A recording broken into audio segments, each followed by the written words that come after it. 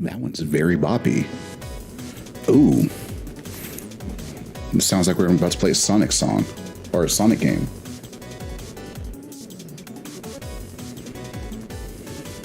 Ooh. Do do do do do do do. Yeah.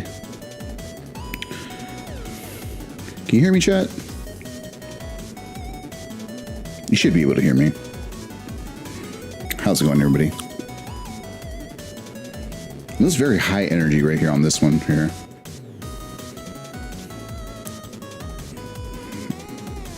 Can hear, good.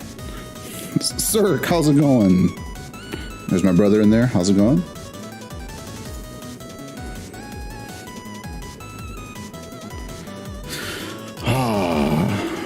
New Gears Day. What? That's crazy. I didn't even realize that. Alright, enough about being a faceless person.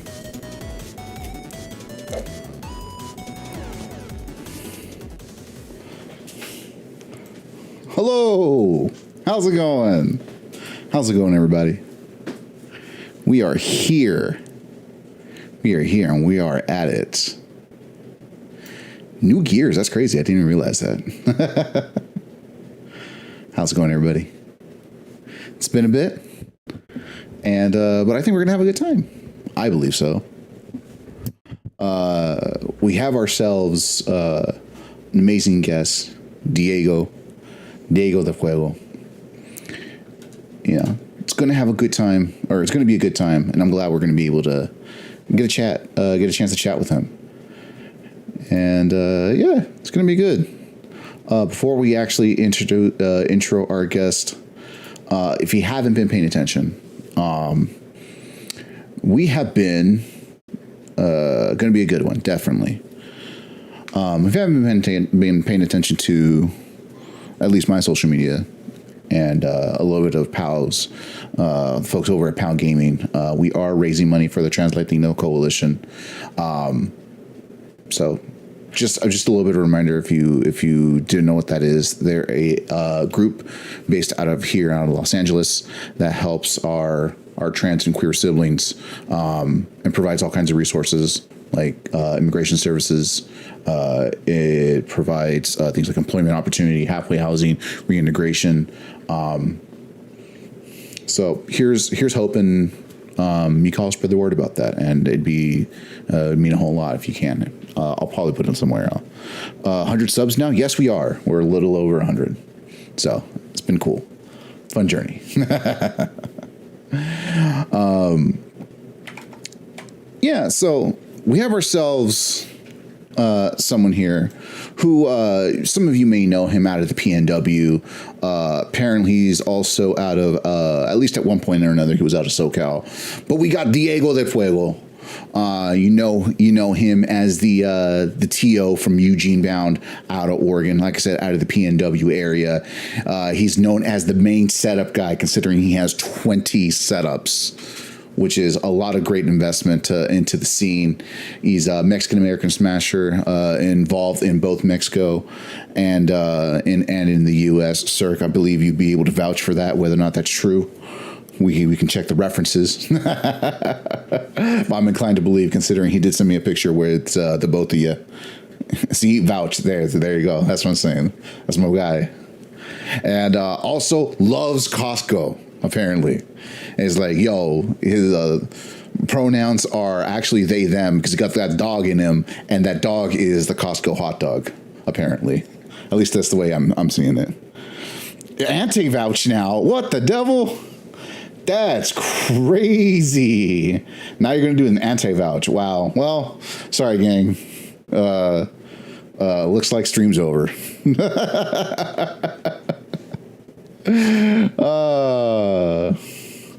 Travioso.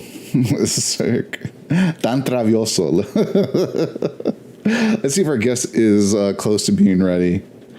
Let's see how they're doing.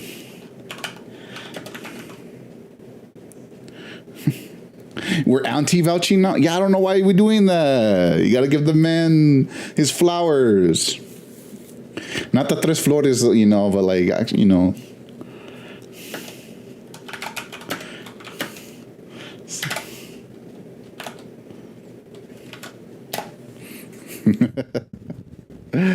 see where we go from here.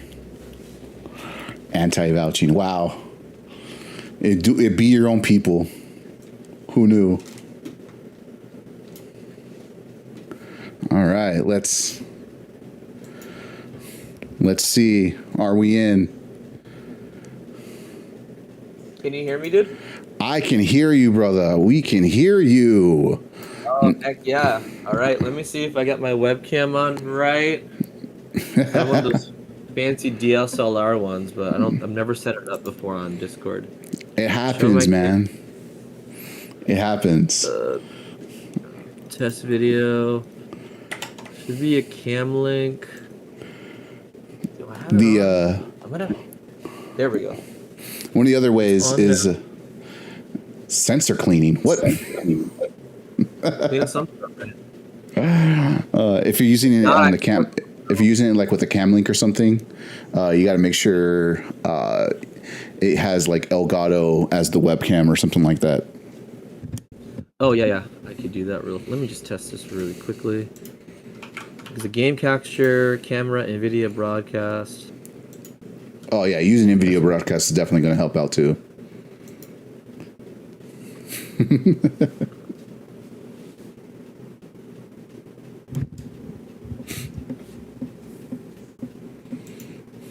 It's black now. Hang on. Let me do one more thing. If not, I can switch to like a traditional webcam. Yeah, totally fine. Totally fine. Yeah, sorry about that. I wish we should have said this a little earlier. It's all right, man. It's all good. It's all good. We're here for it. It's all good. No worries. No worries, brother. No worries, brother, man. That's the fun of doing it live, right? You got to be your own IT. Oh, failed to start camera. At least that's on my end. Are you using Elgato capture card or are you using something else? Oh, we can't even hear you now. Sorry, I stepped out trying to look for my webcam. Yeah. I have a 4K Elgato cam link. That's what it's called. And I've never used. Maybe if I unplug it, plug it back in. You know, that is the classic IT solution. Unplugging it and plugging it back in. It's usually the best route to go. Okay.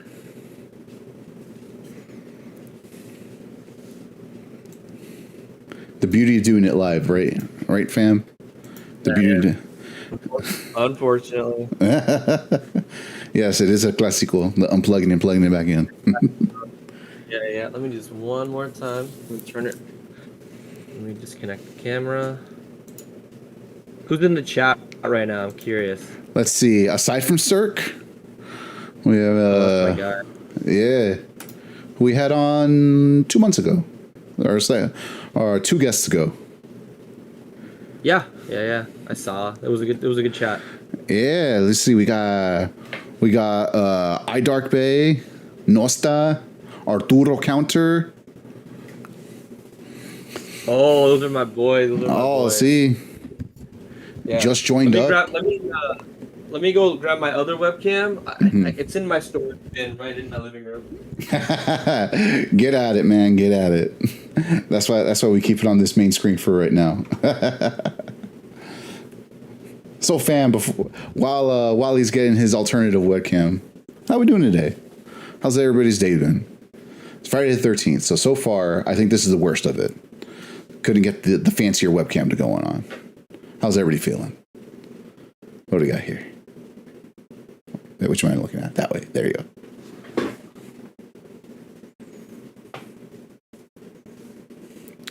Signed up for a loan? Yeah, them technical difficulties. Be that way. Signed up for a loan? That's crazy. On Friday the 13th? What could go right? 280K loan? Sounds like a mortgage, not a loan. All right, I plug in another camera. Oh, let's see. Let's see if this works. It works. Okay. Hey, we got him. All right. Perfect. We are good. Man, it would have been nice to use my fancy DSLR camera, but I decided not to look today. Literally, like, look at my setup. Look at my setup. So, Yeah. Oh, here see, it and you got the Canon and everything. Wow, that's crazy. That sucks.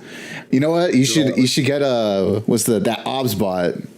You should get that OBS bot. I think that would be a good what's it called? a backup. Yeah, a good backup because it's like a 4K 60 cam webcam, but like it also is the PTZ, so it'll follow you, so you'll always be in frame. So I think that'd be a good one to try out. It's only like you can get one for like $100 now, or you can get like the extra cheap one for like 70. So and hey, 4K. Absolutely. Not as good as like a DSLR. I mean, I got a GoPro Hero 8 attached to a capture card that way. So this is the quality we get out of it. So we in case you didn't know, we went to the main screen. We're back. The chat was celebrating that you finally made it on screen. Oh, how's your day been, man? It's a Friday the 13th. Did anything terrible happen aside from the webcam failure? I mean, I didn't even realize it was Friday the 13th, to be honest. I'm a teacher, and today was the last day of school, and everything went well, honestly. What? That's crazy. It's crazy how things go well on a school day. And there's Sir gets a Pinche Diego. Yeah, I just I'm on here now, so I get to see the chat as they go. There we go. Really happy to be here. Yeah, it's hilarious. Everything but the webcam worked today, and the one time. the one time I really needed it. I've only used this webcam. I've only really used this webcam for something really important one other time, and it was actually when I was interviewing for my teacher position. Oh, it was when we were still doing like online Zoom school. Yeah, and I had the interview for like 8 different principals. Jesus Christ. Yeah, it was scary. But one of the questions was like, how to use technology in like your career. So I showed them my setup. They're all like, what the heck? This guy's a teacher and knows how to do all this and that.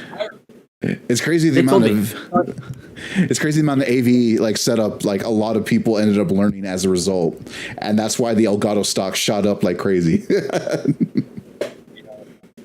With this interview, they said we'll let you know in 2 weeks, and they let me know in 2 hours, and I was like, wow, that's 5 years ago today, Impressive. When COVID was happening, I still had to go in because there's only so much you can do from with security work. Because I work as a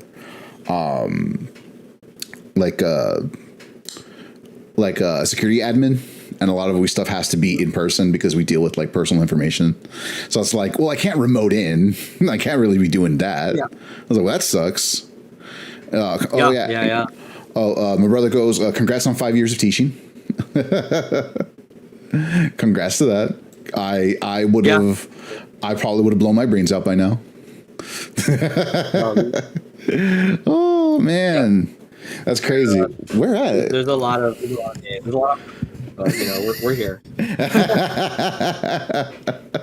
You know what? Now that you say that, it gives a lot more context to what you posted the other day of like, yo, best last day of school ever. And it's like 20 or like 15 switches on the power strip set up. That gives a lot more context to why that is. Anyway, fellow Fems and Dems, how's it going? Australia is a drug who plays, and we have Diego de Fuego here. Hooray! Woo! We did it. We're here. We're here. We did this. So I gave everybody the intro right here. There you go. Woo! Put woo in the chat if you want to. It's kind of funny how we came in contact, right? Because it really started from it was actually Yin who reached out to me, and told me, he's like, "Hey man, do you know Diego from from UG Bound and PNW areas?" I'm like, I've seen the name. He's like, "Hey man, he wants to hop on." I'm just like, "Yo, I definitely want to know, I definitely want to talk to TOs and people who provide setups and stuff, because that's a pretty vital part of the scene, like that a lot of people, like some people, I feel like they take for granted, and they don't realize like you can't have the actual setups, then you can't have the actual tournaments, right? You can't actually bring people together to do the thing. You end up having to try to like scrounge up enough, and people are like, "Oh, I think I can bring mine," but they'll have like an old LCD monitor from like 2009, and like, no, the setup's fine. And that'll be their setup. Yeah. So I kind of want to start always the very beginning for a lot of people, and I feel like that's always a good kind of like starting point to where your journey is, not just in your involvement as a TO, but your involvement in the scene in general. Like from day one, what would you consider like your day one being involved in the Smash scene, and what led you to your journey to eventually being, like a respected TO, in the PNW region, but also from what you tell me, how'd you end up in the PNW region in the first place? Yeah, I mean, I could start with the very beginning. Essentially, I've always loved Smash. I've been playing like casually since I was a kid. I didn't have a GameCube growing up. I had a PlayStation 2 like everyone and their dog. And so I didn't get to experience Melee at all. What I would do is we would sometimes rent Super Smash Bros. 64. And we would play that, or we would borrow it from like a friend's place. But I never really had Melee. It wasn't until Brawl came out. I know that, on the Wii you could play GameCube games, but I never experienced Melee like at all as a kid. But I would play Brawl. I loved Brawl. I actually went to a local Brawl tournament when I was 9 years old, and those same TOs, when Ultimate came out, they were still around, funny enough, but they were like on their way out. And I remember one day, the thing about these two TOs is that they were a set of twins. They were a set of twins that they were a set of twins that I would always see them around town. They were always at like the stores, always always down. They pretty much were always in downtown Eugene. I would run into the bus station, or I would run into them at the library, or like the grocery stores, and I'd always be bumping into them. And I remember that it wasn't until Ultimate came out, my local GameStop had like a 9 p.m. early release. And when I was there was a lot of Smashers there, of course. Some of them were just casual. Some of them were like already like Smash 4 players that were just there for Ultimate. Yeah. And I happened to meet the local Ultimate or Smash 4 TO moving on to Ultimate. And he was telling me like, dude, you should come out to my tournaments. We host them at the university. And I knew about them, but the thing is I never went to the Smash 4 tournaments at all, because ironically, I always worked when there was a Smash 4 tournament happening. Crazy sucks. Never went to So I never got a Smash 4 either competitively, but it wasn't until Ultimate came out when I said, screw it, I really love this game, I really want to be part of it. My cousin from who lives in SoCal right now, he was also a really big Smasher too, but he never went to anything because he never was motivated. Like, he lived actually right next to BYOG. Shout out to JL, by the way. He was right by there in Whittier. And, shout out to JL. So anyway, my cousin, I love the dude, but he never went to anything. He was just always good at Smash, so we would play online a lot. And it wasn't until like the Ultimate tournaments at our university started to like pop off and start again. So I started going to that. I went to like every single one, and I was like, well, how can I get involved? I bought like a setup to bring to the tournaments. Next thing you know, I bought another setup, and then next thing you know, I have like 25 setups at my house. You know? At any given time. Yeah. No, I'm a big Nintendo collector. As you can see, I have a lot of different posters and games and amiibo. Big amiibo guy. You know, I have. It looks like you have the whole set. Yeah, I do actually. I was really proud of that. I got the whole set about a year ago now. Actually, I got everything. So. Woo! I think all I have is I have my Bowser. I have Terry. I have Kazuya, Sora, Joker. You can't see it because it's a little bit off screen. Mewtwo, Hero, Chrom, PT, Snake, nice. Wii Fit, and Min Min. That's nice. Who I got. So you got the. It looks like you got the ones you really like, though. That's awesome. Yeah, I got most of the DLC. At one point or another, I tried to play most of these characters. The Bowser one right here is a little bit extra special because Bowser was like the first character I really learned how to play Ultimate off of. I don't know why I don't have Min Min down here, but Min Min was the first character I used to get into Elite Smash. So. Yeah, I have a Min Min box concealed, so I there was a time where I wanted to get open box and sealed, but then I was like, I don't have the space for both, so I prioritized getting just open. I am though. Yeah. You know what you need? You got to get these IKEA pegboards right over here because they have the things you can 3D print where you can have amiibo stands. So if you just stack it up like that, you'll have so much more space to get them because it's stacking vertically and popping out. Perfect. Oh, that's awesome. This is what I have, these little things on the wall, you know. Yep. Got a bunch of sealed there, so it's a start. Maybe I'll get some pegboards eventually, though. I've always thought they were pretty cool.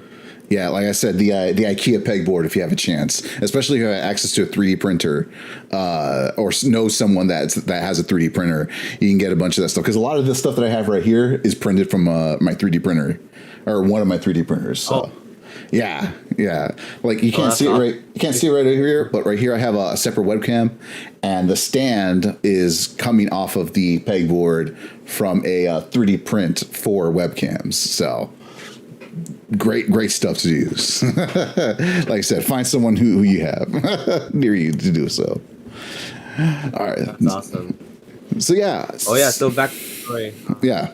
So where was I? So I got $1 tournaments. I got a bunch of setups. I would eventually. That same guy I saw at the reveal at GameStop. There was a lot of other Smashers there at that day too that were getting the game early, and I got to meet them as well. And later down the road, you know, I would see them at all these local tournaments, and they were really cool people to hang out around. There was a lot of people in different age gaps, which were really like. There's people that were in college, people that were in high school, people that were like former top players, like entering their like late 20s, you know. So there was basically a group within a group, which is great to see. You know, see the diversity in ages. Different people being in. Eventually, you know, what happened is that I was going a lot, and the head TO said, "Hey, do you want to just try out doing leadership stuff? Like, you have a passion for it. I could definitely see that." So I was like, "Heck yeah, I'd love to be part of that." And you know, I was running pools at the local. I was running it some days. There was a big learning curve at first. There was a lot of things I didn't know about TOing that nowadays I look back like, shit, how can you forget to like seed a bracket? Or how can you forget to like, you know, make sure your friends don't pay their homies round one, you know, shit like that, you know? Yeah. The basics. But, eventually there was another local in town that happened also when I happened to work every single day. That one was on Sundays, and I was like, I remembered like it started every Sunday morning, and I wanted to compete. You know, the one university local wasn't enough for me, so I said, okay, you know, I had my own space at the time, and I had my own place. So I said, why not just host my own house tournament bracket every weekend? And so what we would have is we had the university local. We had the local at a comic book store, and then we had my local that was running out of my house right after ended. You know? Nice. We had so many people coming over weekly. We had like 30 people at one point coming every week to my house. Yo, for And, that in the backyard, whoo. Yeah, no. We had it in the backyard some days. We had it in the front yard. We had it in the living room. We had so many people come by. Yeah, And it was yeah. awesome seeing a lot of people just playing Smash with us, you know? It wasn't real to me that, you know, that this meant a lot until I had people visiting from like out of town wanting to come to my Sunday look. Like, I remember one time we had a dude that was visiting from Texas stopping by, that wanted to stop by. And I was like, heck yeah. I mean, I don't know you, but come through, you know? Hell yeah. That's crazy. Yeah. It's crazy how like those little baby steps that you don't realize are like gigantic leaps forward culminate like that. Like seeing, oh, I all of a sudden have this many setups, might as well just start doing the house tournament, and now the local spot is the backyard, and having that many people on there, that's pretty intense. And like to think about it's like that many people who are also doing it gaming. Like in high school, I went to backyard concerts all the time. So backyard gigs. So like seeing like local punk bands, local ska bands, local hardcore bands and whatever. And it would be like 50 people in the backyard. And it's like the amount of chaos that ensues from that.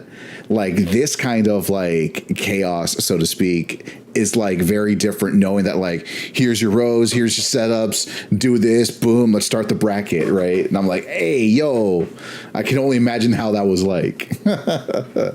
Especially that first one where like you set everything up and people just, you know, pay at the door and go to the backyard and start the setups. Yeah. At first, I did it like unpaid, and I remember one time I was like, "All right, let's try paid bracket. It's gonna be like a $2 paid bracket." Yeah. And you know, even though it was just $2, we had some people that were jawning about it being No $2. They're like, "That's ridiculous. I don't spend money." We had like two guys. I remember those guys are no longer in the scene. And I remember one of those guys left his bike at my house and picked it up like 2 years later. Oh my god! But he was complaining about $2. No He was complaining about shot. $2. Like, You he could picked it up 2 years later. You could have literally sold his bike, and then I'd be like, well, let's screw you. That was, you're a bigger man than I am for that. Oh, if I remember correct. I think instead of venue fee, or I think at one point, since we had so many people come by, I started telling people they could only come if they bring snacks. And you know, some people you bought like a 24 pack for everybody. Some people said, no, I'm not gonna bring nothing, so I'm not gonna take nothing either from anyone else. So one of those people. Yeah. But you know, it was fun. I love doing those house tournaments. Yeah.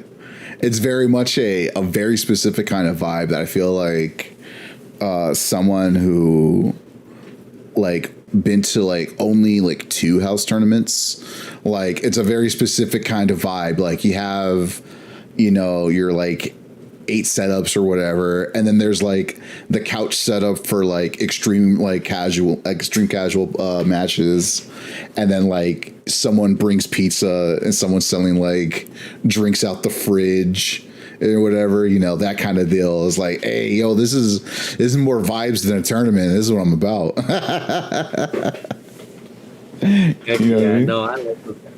Yeah, no, I honestly wish I could host them more often, but you know, life's always so busy, you know. And the thing about W is that we have so many tournaments having back to back to back. It's hard to like make one that, you know, has everyone there.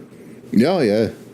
Especially like when, like, if you're part of a region that has to like, in order to accommodate it the best, has to be like in a traditional venue, right? Like there's only so many times that like, you know, the house tournament works if like your scene like can only really participate in a regular ass venue. Like and it also depends on the like overall region too, or the sub region. Like the only reason that house tournament worked over here was because north of Los Angeles, the tournaments are kind of spread out. Like High Desert is considered like a 30-40 mile radius, and that's like one sub region, but like there'll be like one or two tournaments actually happen. So when the concentration of people show up to like a house tournament, it's like 15, 20 people at most. That's like literally everyone from the area. And that's really about it. Yeah, right. Compared to like going down to like LA, to South LA, to Whittier, El Monte, the Valley, Ventura, like those subregions are much more concentrated, and like try to have something there. Like it's not going to work being able to throw it in the house unless you have like a 4,000 square foot home or whatever on a half acre of land within like the city, which not too many of those properties kind of exist. You know what I mean? Oh yeah, for sure. Yeah, no, but yeah, house tournaments are cool though. I know that San Diego had one recently, and I can't say how many people were there, but I heard it was a good time. Oh, I mean, again, it's a very specific kind of vibe because it's like it's basically a kickback, you know, more like a kickback with like a semi-serious like bracket happening all at once. Like, I also think the timing of the time of year should be very important, because if it's like during the heat of summer, and like you have 40 people, or like not even 40, like 20 people, 24 people in a house, it don't matter how good your AC is. You know what I mean?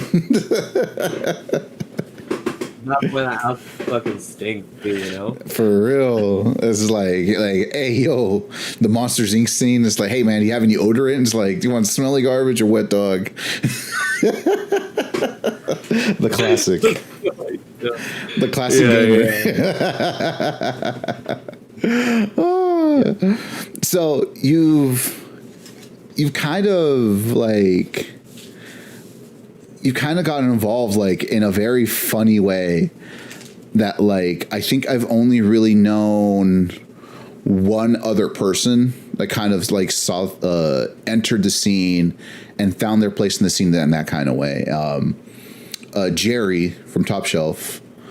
I know Jerry. Yeah, Jerry's a great kid. A kid, but he's like in his 30s now. I don't know why I'm saying that. It's funny. I knew him back in high school. Like he was a freshman when I was a senior, when we went to the same high school.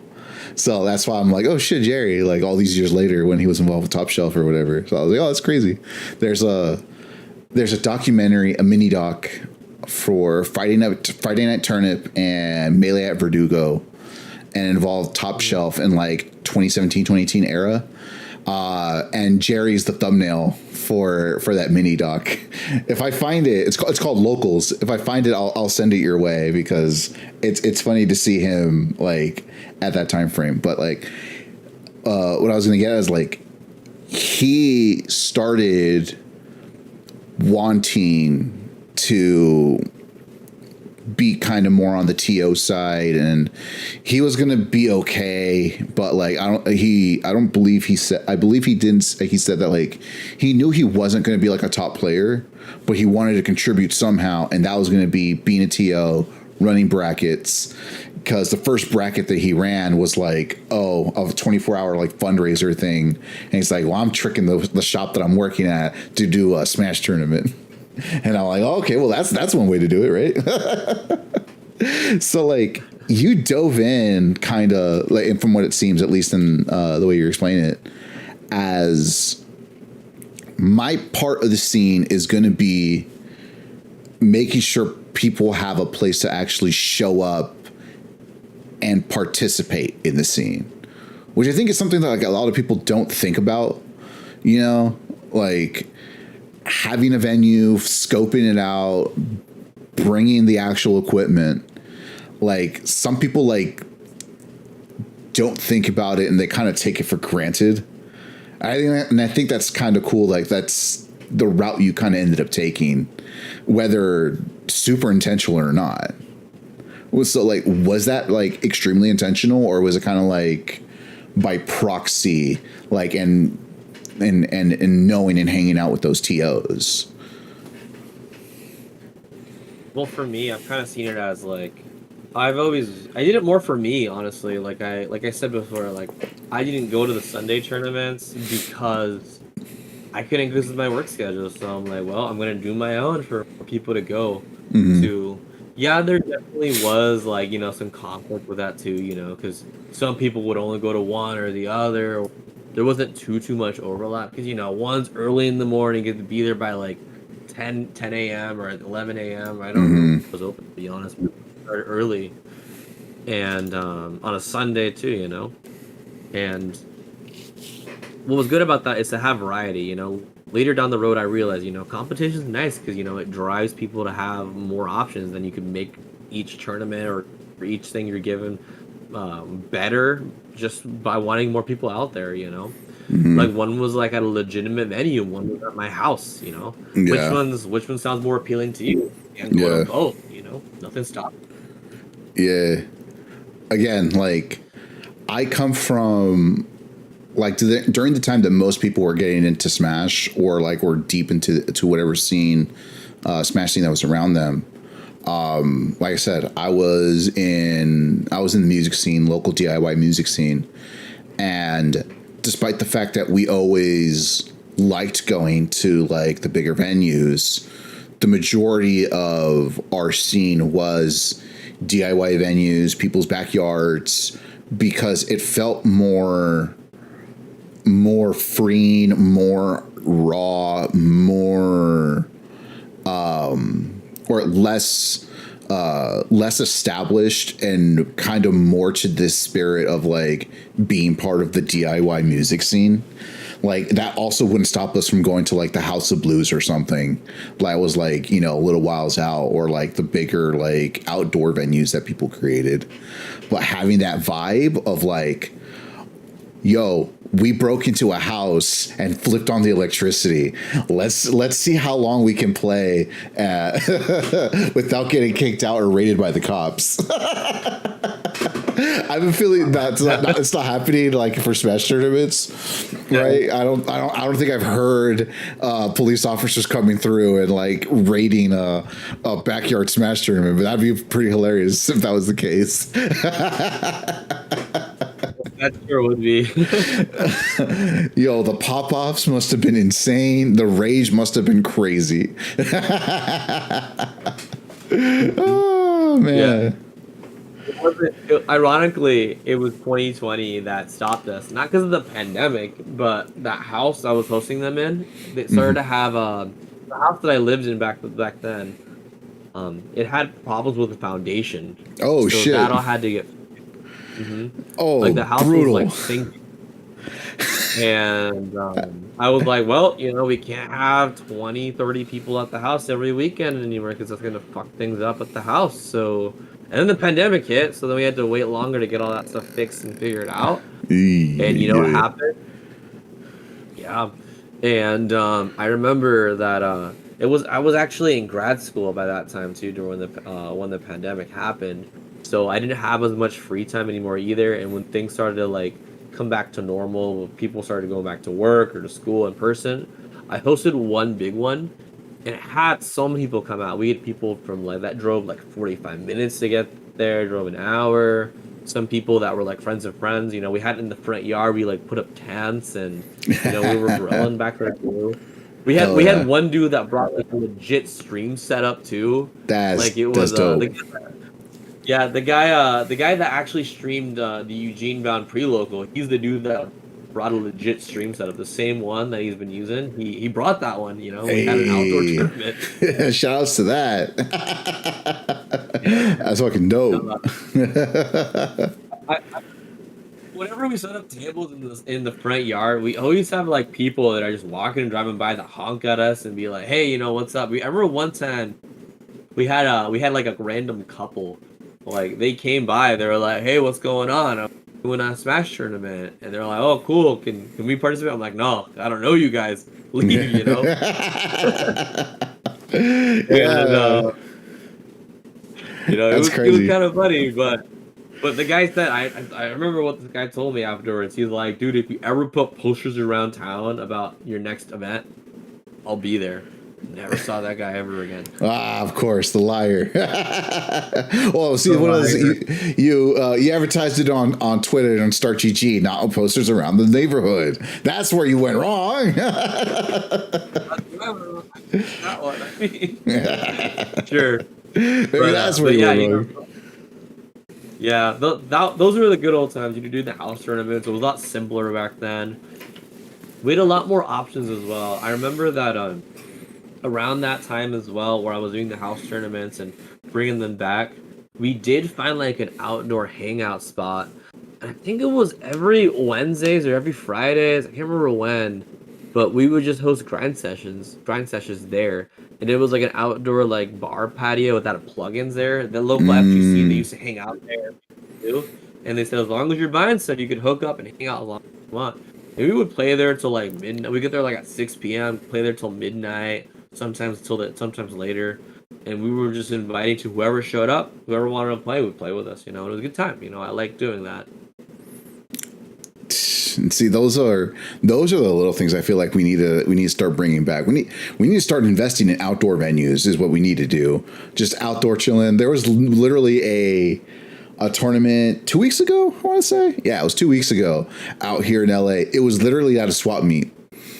I was like, Oh, hey, I heard yo, about that. The backyard. yeah, exactly. I think like a Trey's one or something like that. I don't remember exactly who, but that Yeah. was dope. I was like, hey, yo, the freaking just going there, fucking going to a flea market or to the swap meet, and all of a sudden you're hearing people raging and busting their controllers.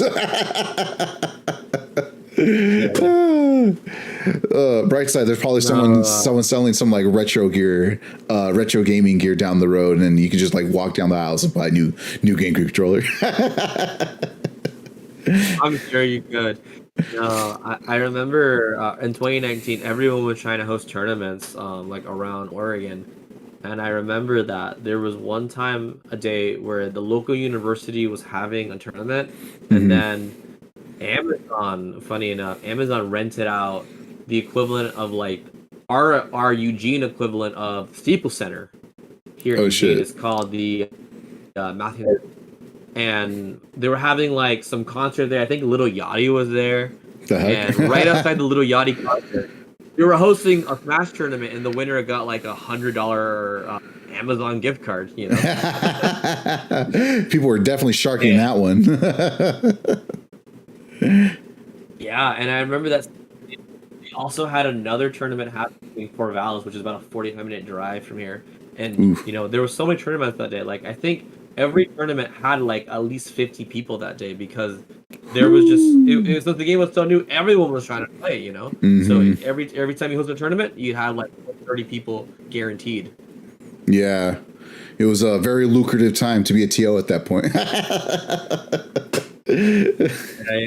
I couldn't see people were all paying though, but Yeah. if you made it free, people would be there. Yeah, big true on that one.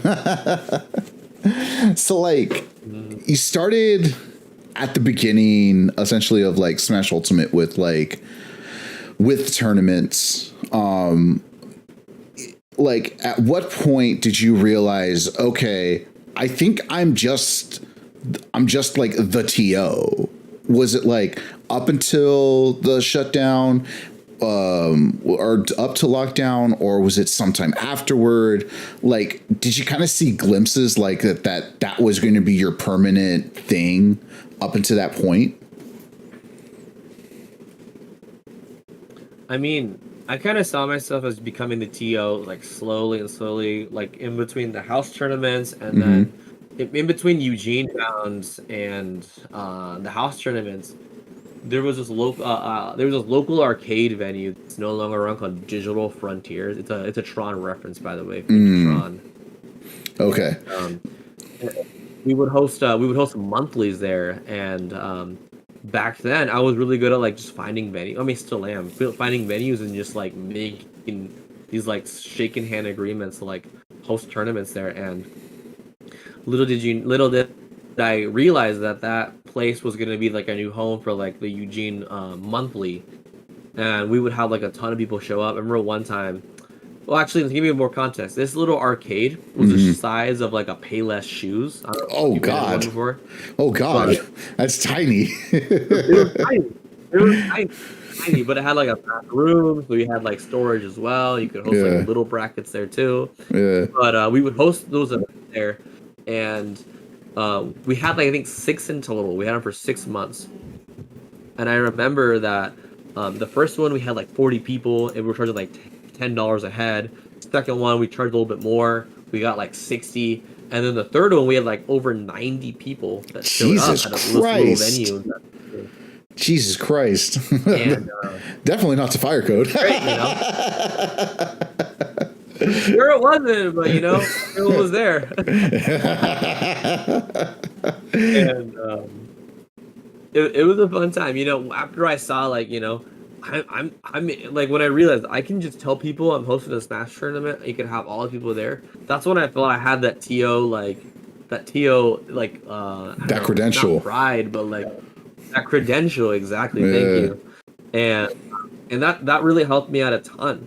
You know, later on, you know, when when I did this, I would gain more experience every time I did this. I would learn about what it would take to get more people out here. Since I had the setups as well, whenever there was other events happening around the PNW, I would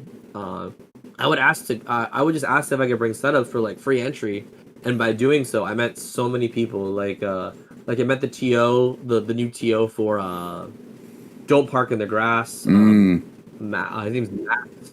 Before that, he used to mainly run. His main tournament was Domino Effect at UW in Seattle. So I would meet him, go to his tournaments as well too. Don't Park in the Grass as well, absolutely. And I would also help out with the big tournament series we had called Back in Blood. I don't know if you remember that at all. Yeah. I remember. I think Back in Blood 5. I think 5 was the last one. It was where Spargle won, and so did Cody Schwab, and that was Cody Schwab's last tournament with CLG before CLG dissolved. If I remember correctly. Oh yeah. You're thinking about Major Upset. But I'm thinking of Major TO, Upset. Yeah. Same guys. Same folks. Okay. I knew I was trying to get them for something. Yeah. That was the one. At Back in Blood 5, Monty got second. Yeah, that was like his like breakout for like on the national stage, and that was like a C tier or something, or a B tier. I don't remember exactly what it was, but like that was his Cinderella run, and I was like, hey, yo, I knew that guy. I met that guy like a year and a half ago. He was talking about how he had a pocket Dr. Mario that he thinks will do very well, which I have yet to see. I would have not thought that about him. He said he has a pocket Mario. I was like, pocket Dr. Mario. I was like, well, I need to see this. He's claimed this. I have a YouTube short that says it. So let's see if it's true.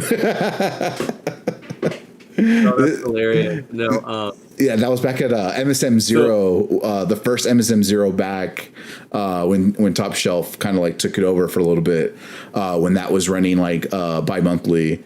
I was there for the first one, and he was one of the people I interviewed just like while I was there, and I was like, oh crap, this is crazy. Oh, that must have been. Yeah, I knew all about it. There was about like 6 of them, right? Like the first one had Leo and Big Boss there, right? If I'm not mistaken, or it had like 200 people, right? That one had 200. That was basically a regional. It was. I want to say it was Kairos and Peckham. It was Kairos first, and Peckham got second at it. That was the first MSM Zero back. It had the whole like crew of Top Shelf with the mixture of like Vance there. Yeah, so the folks from Club Smash, some of the folks from Land Hero. Cirque was there. I actually, side note, Cirque. I actually have I remember in the background. I have you in the background of a picture of Captain Andrew taking a picture of me, and you're also in the back of it. So I have I have that. If I find it, I'll post it, and I'm going to tag you on there, and I'm going to tag Captain Andrews. Like, hey, look, we have a weird moment from many years ago in which we never actually interacted. That's hilarious. No, so during back in War 5, the one that Manchi got second at, I think Ned's the one that won it actually. Mm-hmm. I announced the first Eugene bound, and I wanted to get everyone there. My goal was to try to do an event that's huge. I wanted my own regional. I wanted to like start doing something big, because before, the biggest I got was like an arcade tournament with people. I'm like, yeah, it's awesome, but what's the next step? Next step's the regional. And when I hosted the regional, my I was looking at like inspiration from like all the other TOs that hosted regionals. They would mainly invite people from Seattle, people from Washington, people from Vancouver, BC. As PNW, we claim all of them. We claim them all the way up to Vancouver, BC. And we also, Eugene is like the other end of the strip. It's like the biggest region, Eugene and BC. And whenever we would host the big events, those were the go-tos. But I was like thinking, well, a bunch of these people, they think, some of them would like say, I would ask someone plain simply, do you want to come out? They would say, oh, Eugene's too far. So I started thinking, why don't I just ask the people down north, or down south? Yeah.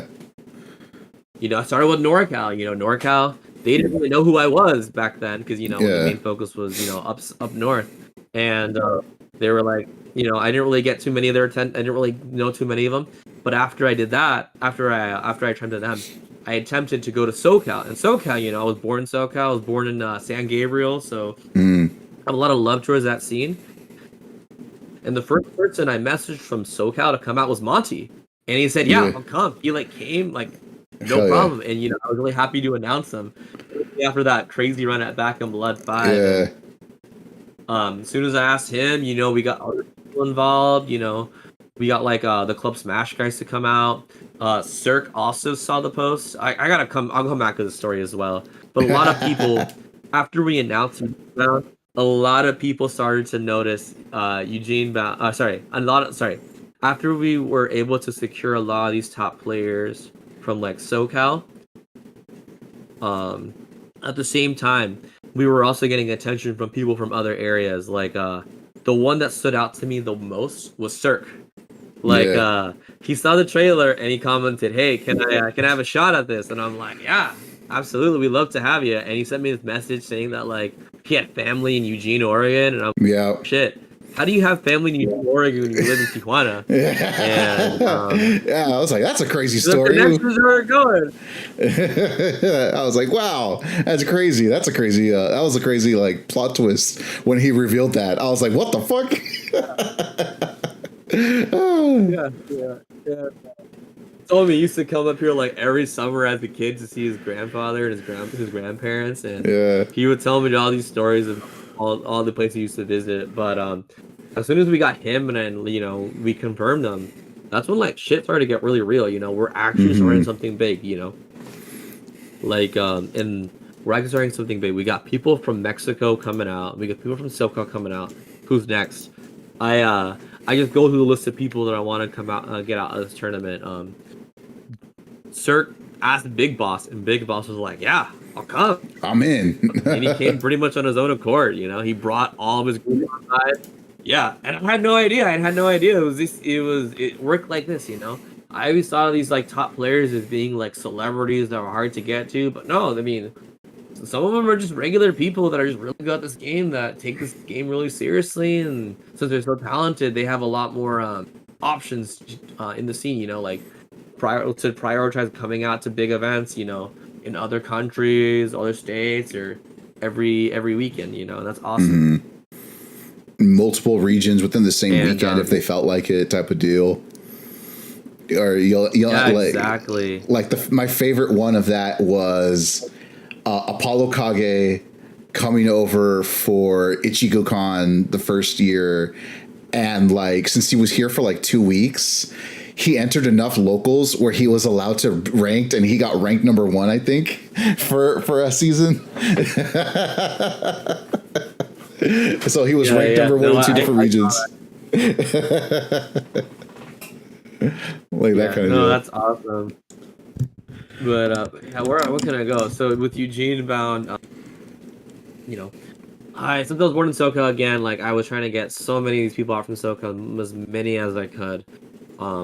Next thing you know, like I was making jokes about how there's more people from California coming out to Eugene bound than there were people in Oregon. So I was jokingly calling it for a while California bound route, some shit like that. And you know, eventually I just decided, you know, this event's big enough. You know, we gotta fly out some of our top players, like from PNW, and I flew out Big D. Big D ended up winning the first one. Yeah. Hell yeah.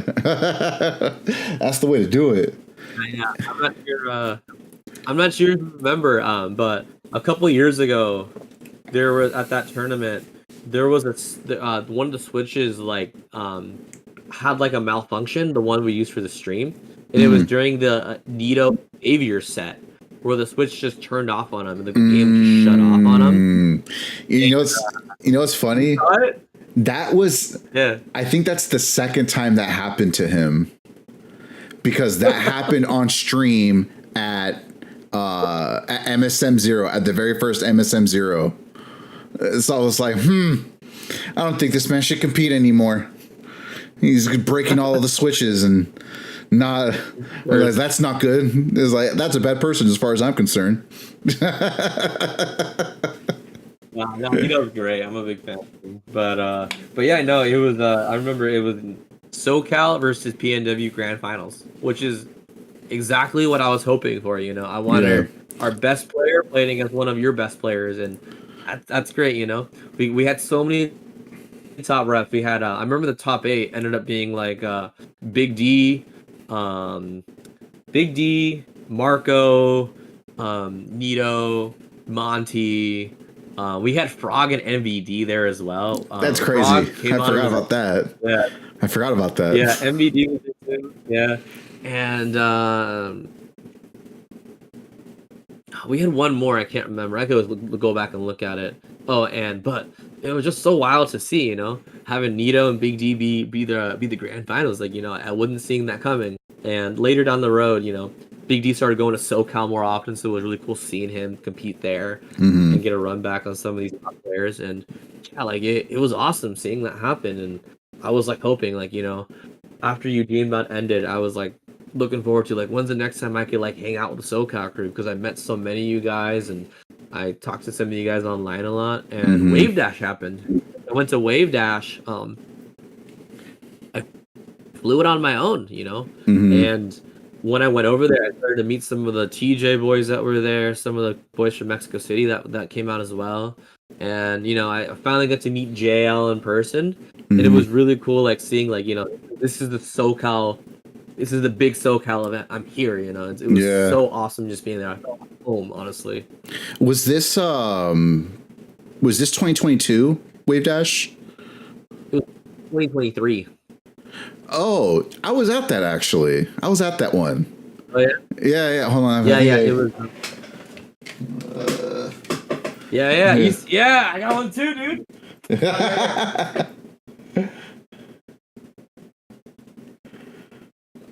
I got it. It's not tangled up, of course. Of course it is. Yeah, I haven't worn this thing in years. But, yeah, same. Here it is. Here. Yeah, it's the staff one, dude. I was working. What did yours say? Media? Yeah, media. I was there. I was doing like short form interviews, like hell yeah, Wave Dash Gang.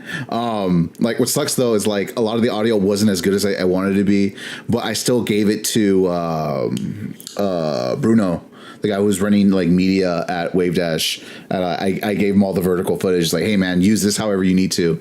I'm here to hang around and talk to people and see where it goes from there. Unfortunately, I was never able to use any of the footage, and now like I can't even use my GoPro anymore because like it burnt out a little bit. It doesn't work with the battery. It overheats like crazy. Now I got a little now I got a little DJI, and next time I go to events involving this, that's what we use.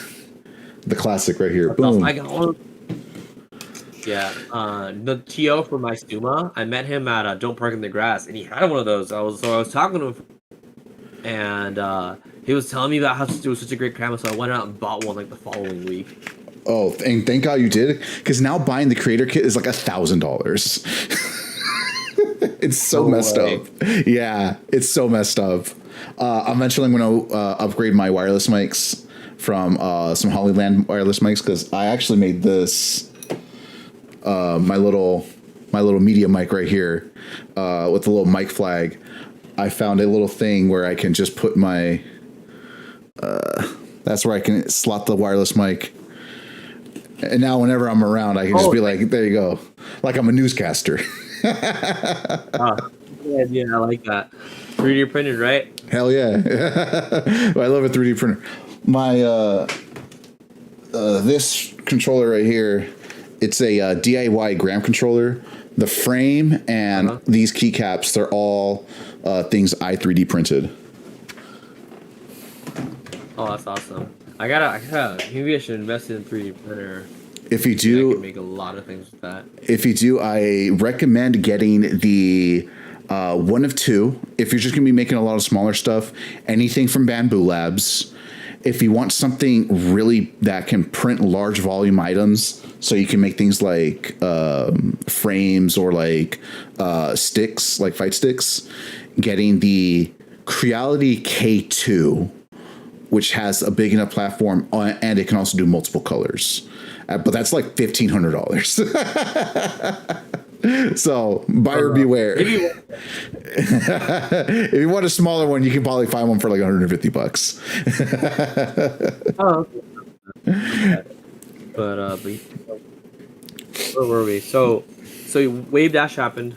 Made a lot of friends. I made a lot of connections. Some of the people that I met at Wave Dash, later down the line, I discovered that they were friends with some of the people from here, from Oregon. Mm-hmm.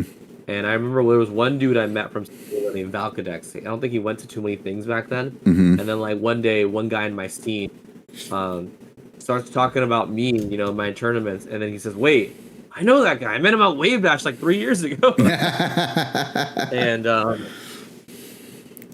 I remember that guy. You know, he didn't go to too many things. Lived in San Diego at the time, and since we made that connection, you know, there's a guy in Eugene that I know. I know the TO for Eugene. He flew out to Eugene, but I'm from San Diego as well. Hell yeah.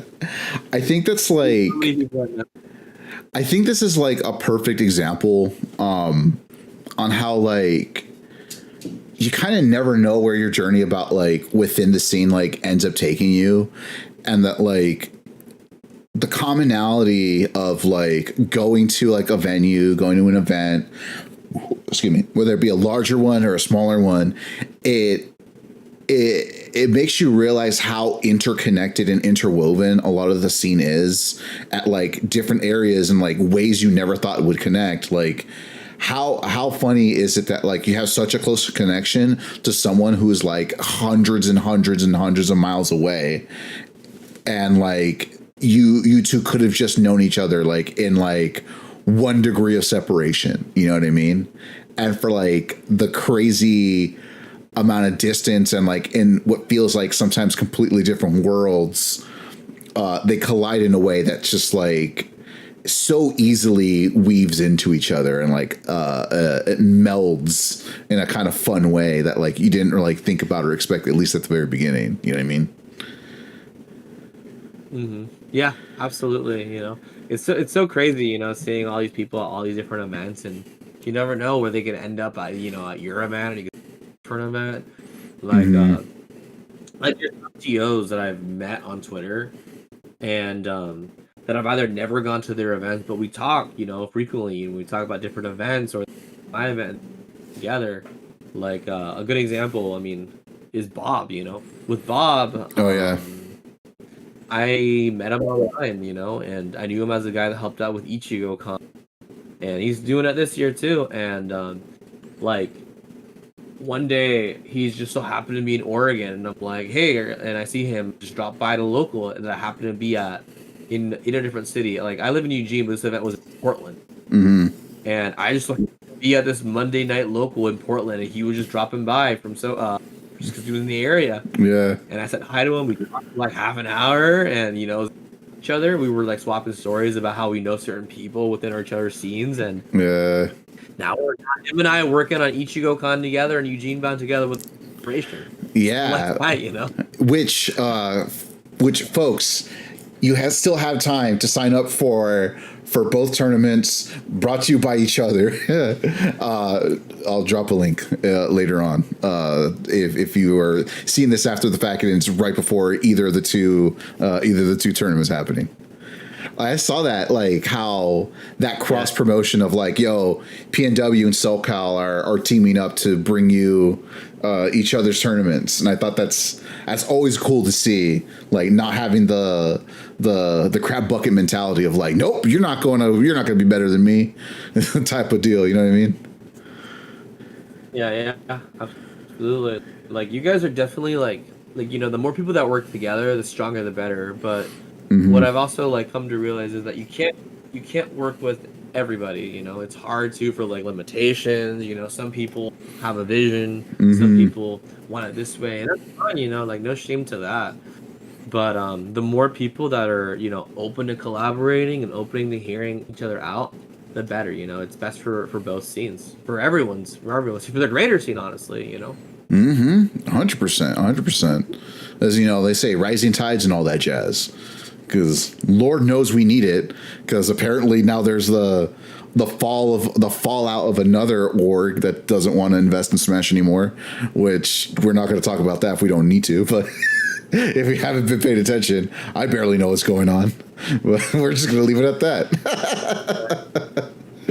Right. First time here right now, so I'm not worried. I'm not thinking about that. I've always been grassroots, so like I'm not too worried about.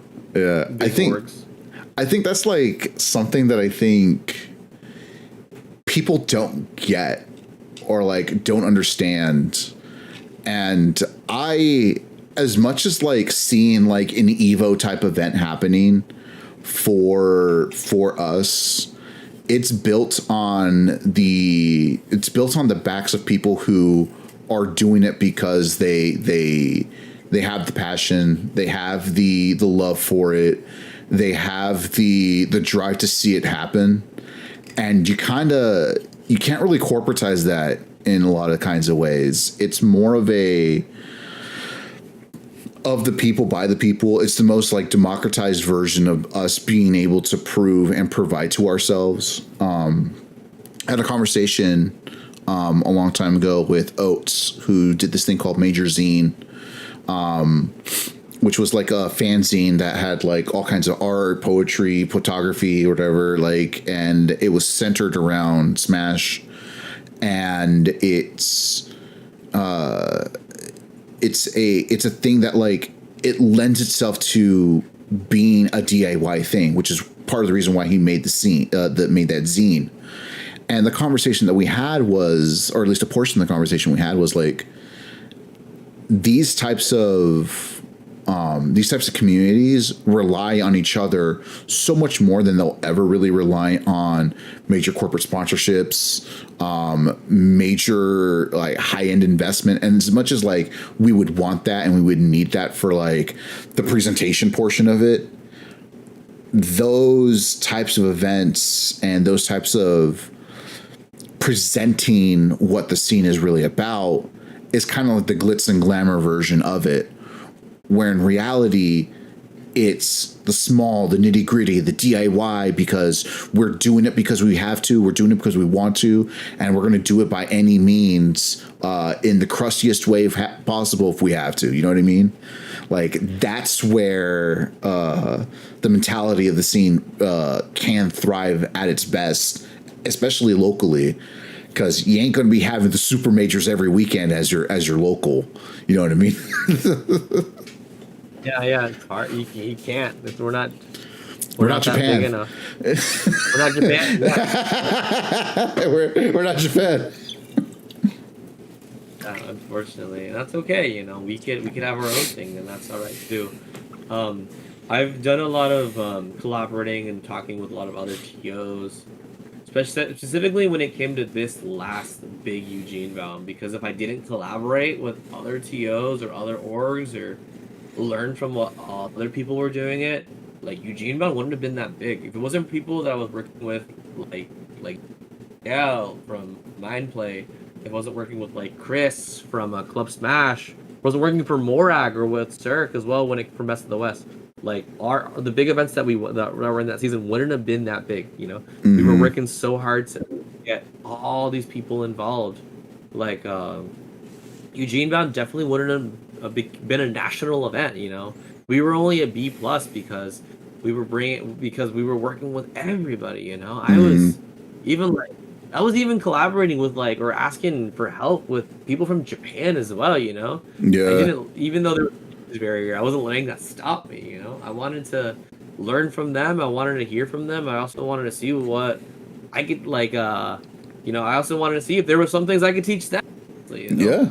Just to see, we all have these resources, skills, and we all have these connections, and it was good, collaborating on that aspect. Yeah, I think that's like another thing that like we have to like keep in mind in general as a scene, that like the scene collapses when we're not there for each other, right? There's the monopolization of where the scene goes and how it's being pushed, and it has its positives, it has its negatives. If you want to have like a big national thing with like major prize pools or major pit stops or whatever, but like it's cool that happens. But if you don't have the people on the ground on those lower levels pulling together the resources, those big events don't happen that way. Like when we look at like let's say the Big House started in like the university, and it was like a couple hundred people at most, and the Big House eventually became one of these staple tournaments of Melee, of Smash, so much so that like Mango has Big House tattoos on his body because it was that important, right? But it didn't start that way. It was that smaller piece that like people had the passion, the DIY for it, or the DIY attitude for it, in order for it to eventually become the big thing. And very likely the dude didn't do it by themselves, right? It's the help of everyone else. Absolutely. Excuse me for a little bit. I have to step outside. My dog needs to go outside. For sure.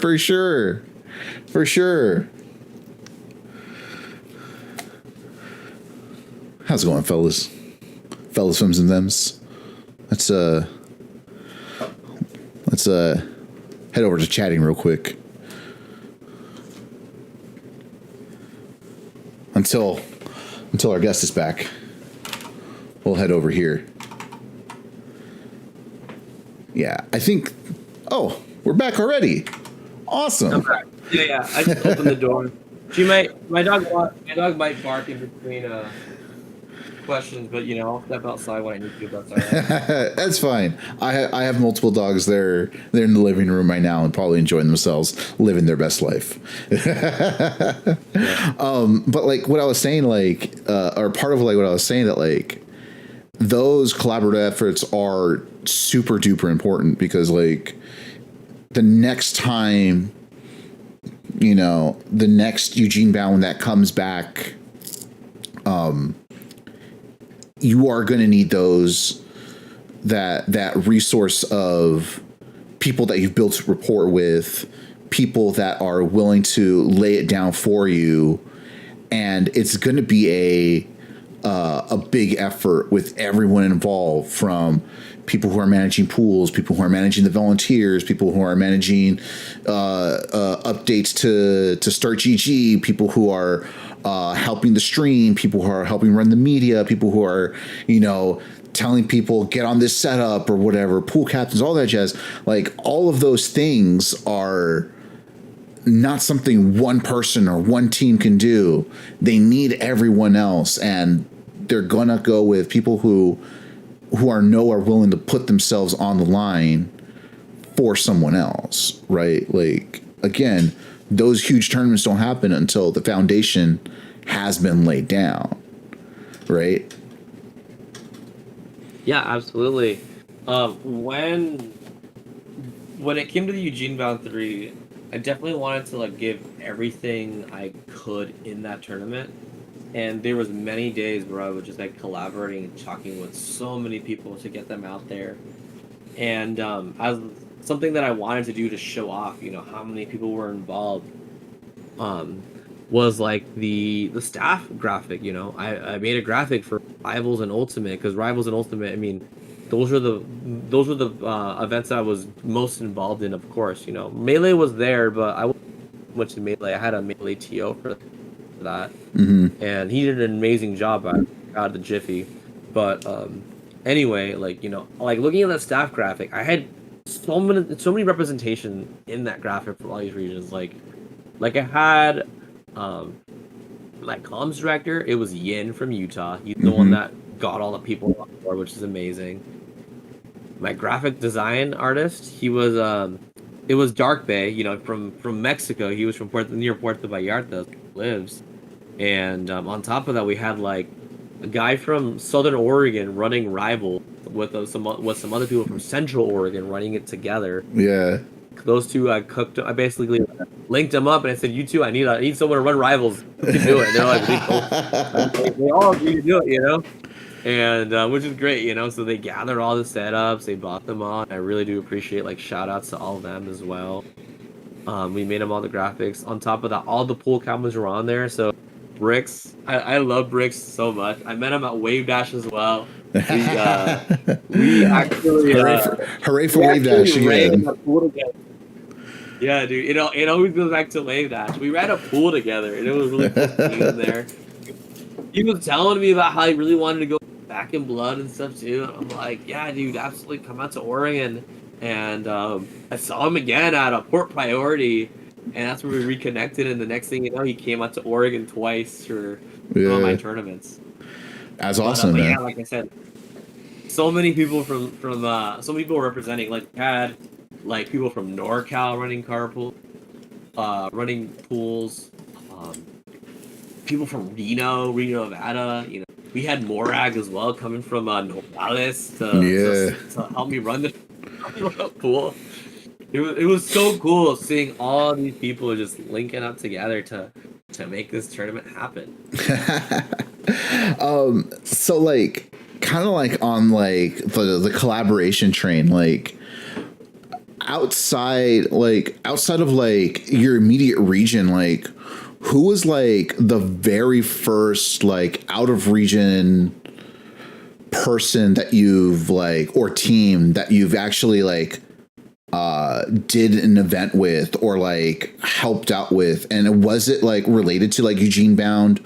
And like what was like that, like what was that feeling? Was like a cold call of like, well, let me take a shot in the dark, let's see if they're willing to answer type of deal? Or like was it like, oh, I've made a kind of connection with this person, let's see if they're willing to help out or whatever? Like how did that happen of like, let me see who's willing to do something and collab and make something happen? That's a hard one. That's a hard one. Like I always think of the first thought I have was with the Melee crew. With them, they've always been around. The main guy lives here in Eugene, but he used to live here in Eugene, but he moved to Portland recently. But he's always around. And with him, I remember that when it came to running a tournament called No Tech Zone, it was a tournament that ended up having to be canceled the night before with like 100 entrants because we had an ice storm happen. Like the whole town got shut down for like a week. Like half the town lost power. It was so bad. But anyway, like us, the Melee scene and the Ultimate scene, they were it was really good seeing them together because they were able to like share a venue, share entrance, have revenue, have class split, stuff like that, which is really great. For Ultimate though, I mean, I really struggle to think about the Back in Blood series because I would go to their tournaments. I would help out with their tournaments a lot too. They knew I had setups, so they always wanted me to bring them out, and I was always happy to do. I was also always happy to do it, and you know, the more tournaments I helped out like that, you know, people started to learn my name and figure out I was a setup guy. And next thing you know, I I'm able to make more and more connections in the greater scene. You know. Mm-hmm. The power of having a setup, man. That's why you offer discounts at your local forum. Yeah, that's true. Like, I also think that's really cool too because having these setups just brought me a lot of connections as well, and you know, also brought me to like places I didn't think I'd be. For example, one time, I was offered to be flown out partially. No, no, I got a better one for you. Okay. When I went to when I went after I got my so I'm a Mexican. I got both passports, or United States and Mexican. I have both. After I got my Mexican passport, I made a grand effort to go to Mexico a lot more often. So I started going to Tijuana, which is where Cirque lives, and he was always able to host me, which I'm thankful for, by the way. And Yeah. I remember the first time I went. You know, I went to a tournament series called Dojo Masters, and I went to one, and as soon as I went there, shit started going wrong because of the weather. It started pouring down rain in Tijuana. Yeah. And as soon as that happened, I went instant TL mode, like save the fucking setups, fucking help reseed the pool, help gather everybody. And I basically I helped save that tournament that day because it just became a shit show because it started raining. And it was also an outdoor tournament. It just went to shit. You know what? That makes a whole lot more sense now. I was like, yeah, dude, rain sucks every now and then, but I didn't realize it was an outdoor tournament when it was raining. Was it like during the summer or something? Because like, I know like when we would go to meet. Okay, yeah, because I know like late spring, early summer, at least in Michoacan, where my mom is from. Like sometimes when it would rain like out of nowhere, just like and it's like you're in the middle of like a category 5 storm for like 5 minutes, and like all of a sudden it's calm for a second. And the same thing from like where my dad is from from León, Guanajuato. Like it was the same kind of deal where like out of nowhere it just hit like crazy. Yeah. No, it's funny seeing the duality of the you know how people react to rain and where it is and all. Yeah, Oregon, it rains all the time. Like some days we could literally have it be snowy, rainy, haily, and sunny all in the same. Yeah, it usually, and it's funny because like over here in SoCal, like we're so used to like relatively dry weather that like when something happens, I'm plugging in my headphones. They're starting to die. I didn't realize they weren't charging. You're good. Like it's relatively dry like most of the year, so like whenever like a little bit of rain happens, like all of the oil that's stuck to like the concrete like starts to lift, so like people don't know what's going on, and then we lose control and then we get horrendous car accidents.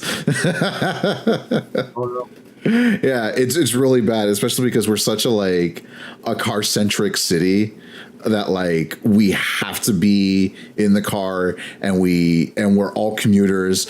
Like most people like live, like you're lucky if your work is like 20 minutes or less from your house. Like it's bad. It sucks. So yeah, I could totally see how like that could get crazy. Yeah, no, but I totally forgot what I was going to with Uninterned. So after I like helped out with like receiving the bracket, or yeah, I can't remember if I received the bracket. I think I got all the DQ. That's the one thing. It felt like receiving the bracket, but anyway, after I did that, the TOs, they were super grateful that they decided to fly me for the next 2 tournaments they had. Yo, So hell yeah. what I realized, it was. I was like, they told me as long as you bring setups, we'll fly you out, and it was amazing. They did Hey, it's it a twice, and great way to rent a setup. Just pay for your flight. they wanted to continue to fly me out. Yeah, exactly. And I was super thankful for it. And there was more tournaments they were trying to get me at, but ultimately, I couldn't get out of work or I couldn't travel because dates can be conflicting or just personal schedule and stuff. That was just fine. But yeah, I loved going to Tijuana. I love the food over there. Cirque took me to a place called Taco Naso, and like I almost cried after eating the tacos there. It was so good. It'd be that way. It'd be that way.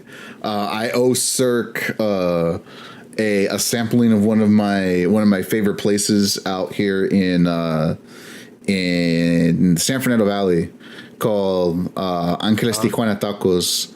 They have probably some of the best out here. I need to get his opinion on it.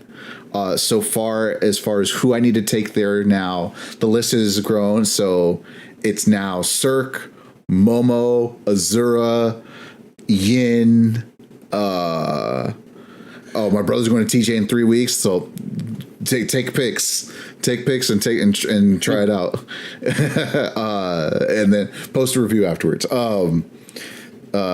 So Yin, Tuesday on there. I'm trying to remember who else. And there's one other person, but like the carpool is now 6 people worth of people that I need to take to Angeles Tacos up in the San Fernando Valley. When I go to one of my go-to spots over there in not Tijuana, in SoCal is what's it called? King Taco. I go there all the time. Okay, is that I'm trying to remember. It's the same spot. There's one on Cesar Chavez. It's a chain for sure. It's a chain. There's one there's a couple in East LA. I think the one at Cesar Chavez is the one that's always open. It's like a the original one location. Oh yes, Angeles Tacos now has a storefront. It was either that or a food truck. Not 100% sure. Because they're just vendors off of the side of the street for like ever. And surprisingly enough, they survived COVID. Not a lot of like street side vendors survived that shit, but they did. But now they have like either a storefront or a food truck. Yeah, King Taco. I gotta go there. It's one of the places I keep hearing about, and I need to give it a shot. So if it's the original in East LA, it looks I'm going to be going to East LA sometime soon. You heard about them during COVID. That's funny. Yeah.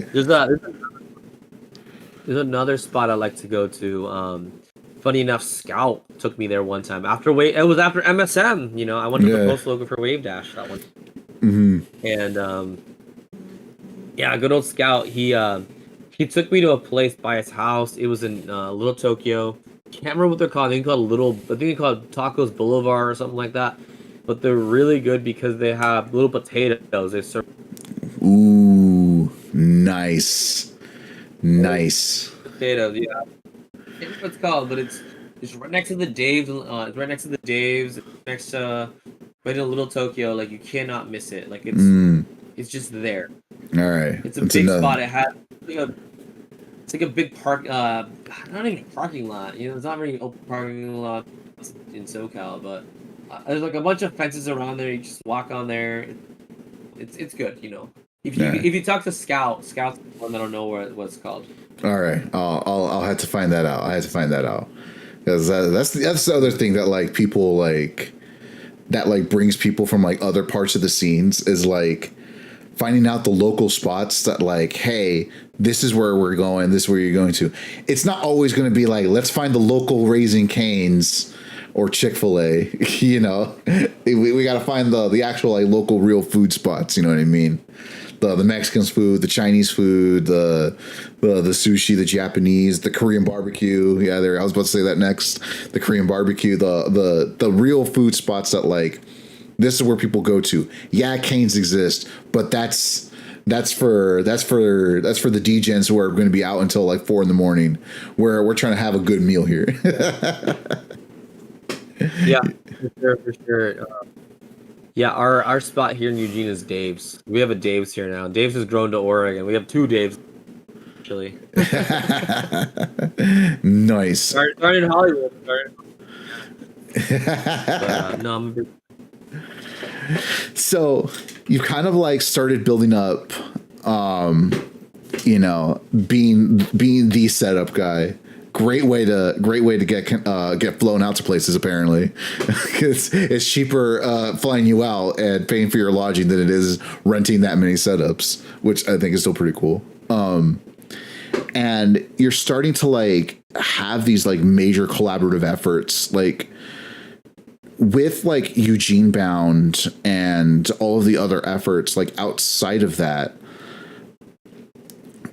Did you have like a moment of like, okay, I think I'm starting to make my impact as a TO, as a person with setups. I'm finally starting to see my place in the scene amongst the people who make the scene happen? Or was there like something a little bit before? Was it something afterwards? Like, did you start seeing those moments of like, I think I'm really setting my footprint here in the scene? It was definitely with the Eugene Bound series, like Eugene Bound 1. That is my baby. Like, funny enough,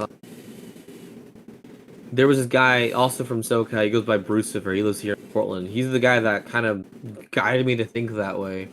And he was telling me that, like, Eugene Bound, that's your baby. You put so much time and effort in that. You gotta. You've done so much, and with that, I see that. With that event, it was the first one was almost a B tier. We were like 50 points shy of it being a B tier, and then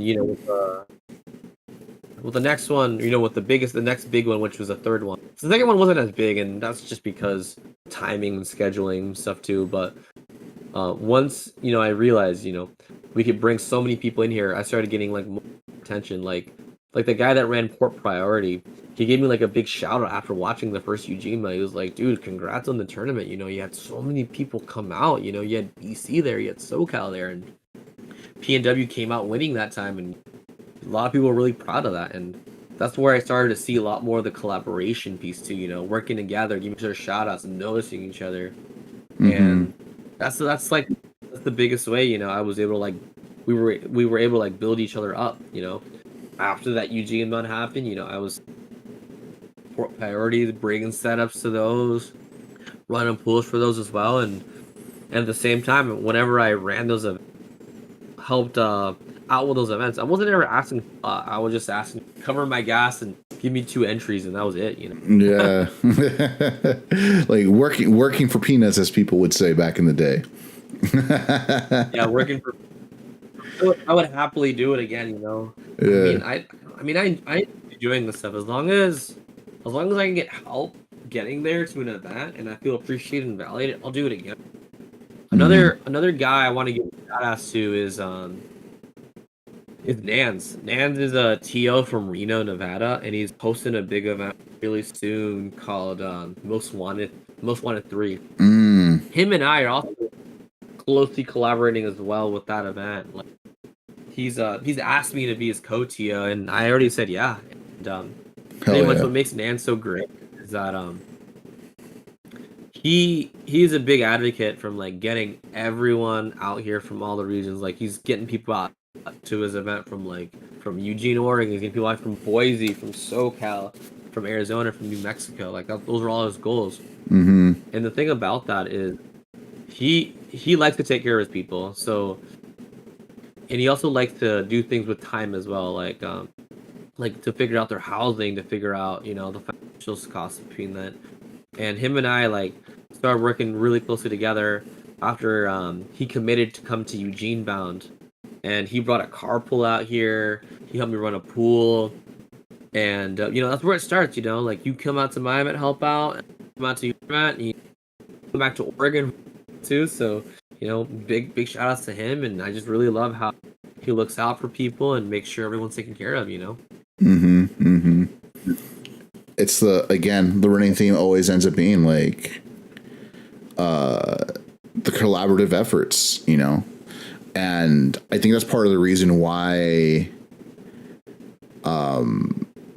That's part of the reason why, no matter how esports like the Smash scene will get and the FGC, there's always going to be the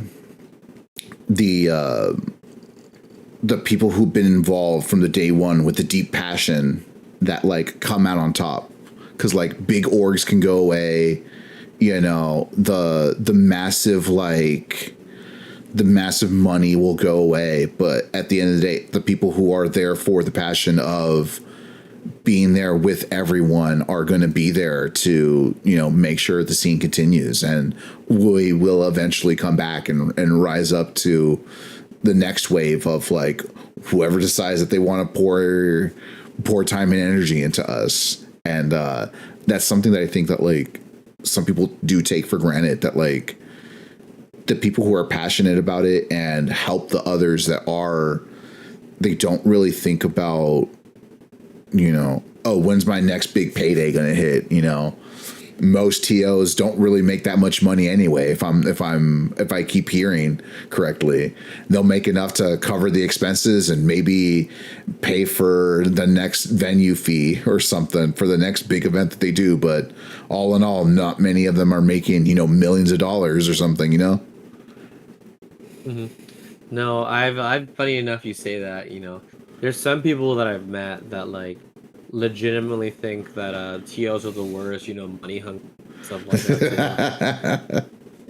Like it's funny seeing that, but a lot of the TOs, no one's making money here. You get lucky if you break even, and like for me, it's never been a goal to like make money, you know. Like some TOs always say, "Oh yeah, you know, I'm gonna do my local and whatever money we get, I'm gonna use it to buy more stuff." You know, that's great, but I haven't seen too many TOs actually do that. You know, people always have that intent, but you know, the way it works out is, you know, you get enough people to break even usually if you get lucky.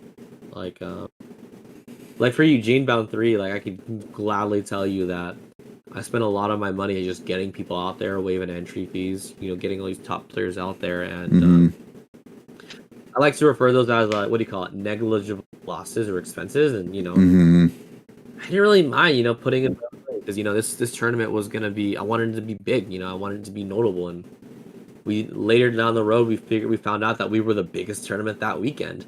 Yeah. You know, flying those people out, that's what they call in retail a loss leader. Like, yeah, you're losing money, but like everything else that comes from it is much more important than the amount of money you're losing bringing them in. You know what I mean? And it reflects in the fact that you were the biggest tournament that weekend. You know what I mean? Yeah, and I was so glad to be that. I was so excited. That definitely paid off because I'm not sure if you saw, but Lumina. Well, first of all, when we were planning the third one, we didn't get too much attention from Luminosity, but like I think the month of, they were finally like giving us like attention. But they gave us like a shout out of like upcoming events like this season. And Eugene Mount Summers was one of them. Like I would have never seen that coming. You know? Yeah, it'd be that way. They were comparing us with Stature and like Gommel, and I'm like, Gene Mount, like what? It'd be that way, man. It'd be that way. You build enough community rapport, and then they'll be like, "Yep, well, time to shout them out." Like, even if like it's that like name recognition at the end of the day that like you start building towards, because like for people who don't know, and I don't know how much you want to talk about it or reiterate it, Eugene Bound isn't coming back for at least a while. Like, but like that name recognition is there for like when it does come back. You know what I mean? Mm-hmm. Yeah, exactly. Yeah, like the name recognition and like all the logos and stuff, you know, they were super important to, you know, advertising the event, of course. After the second Eugene Bound, I was talking to Ash Chris, from Shark Tank, and he was telling me like, you should do a logo as well for your for yourself in general. because the more things you have, the more names, the more recognition you have, you could push towards that. You could advertise that. So what I did is I had one of my friends commission a logo for me, so we could have more of that name recognition. So for example, I have this logo called Flame on it. That was a little kind of blended with the Smash logo. I call it El Fuego Productions, and Yeah. it helps you to slap that on your equipment. You're able to put that on your graphics, and Yeah. all those things helped out. When I was looking at the Luminosity tournament events, they had Eugene Mount hosted by El Fuego Productions. People are actually listening. Hey, people are doing the homework, man. I say, people are doing the real homework. And it's just me. I'm not a group of people. It's just me and my friends. Hosting these events together.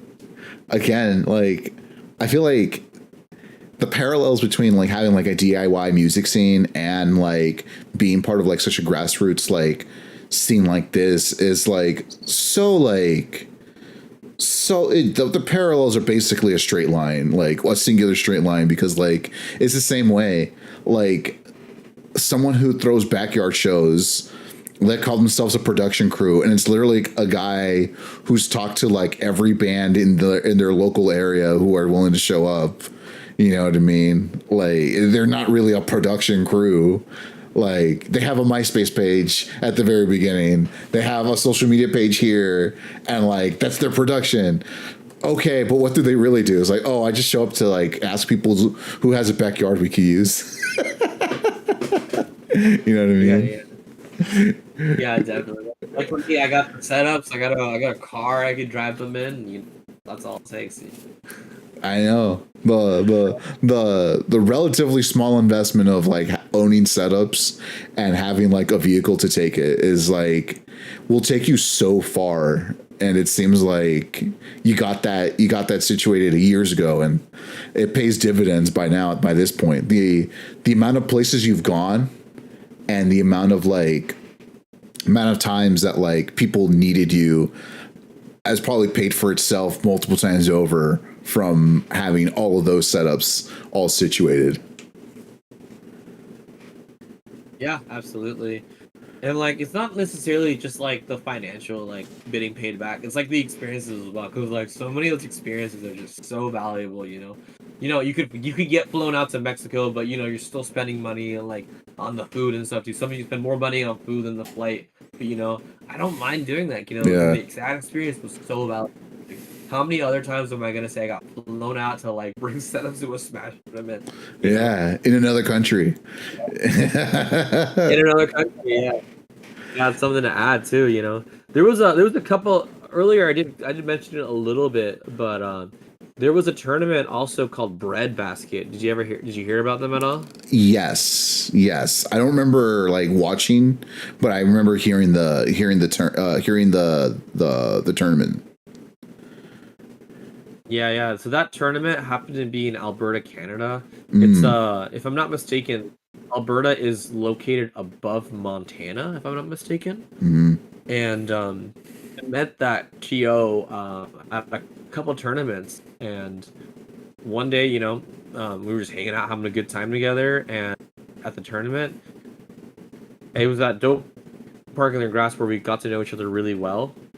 And I remember that he was telling me about how he wants this tournament to be the biggest one Alberta's ever had, which it ended up being, by the way. And he was telling me like, yeah, we have like all this big budget, we could allocate towards the top players and all this and that. But the thing about him is that he didn't have all the connections. So at Don't Park in the Grass, what I did is I started introducing him to all the top players I knew. I was like, dude, just tell me who you want. So I introduced him to like Louis Money, to Louis Money's first one, Big Boss Monty, and then they made that connection. All these people were saying yes because I introduced them to this guy. They're like, yeah, dude, like, we'll gladly go to Canada if you're paying for it. Hell yeah. And a lot of them did, Yeah, hell yeah. Anyway, the reason I bring that up is because out of appreciation, what the TO eventually did is not only did I offer him, those those connections with all those top players and stuff too, But what I also did is I asked him, like, or I offered him a ride because he didn't have a car. I drove there. He didn't.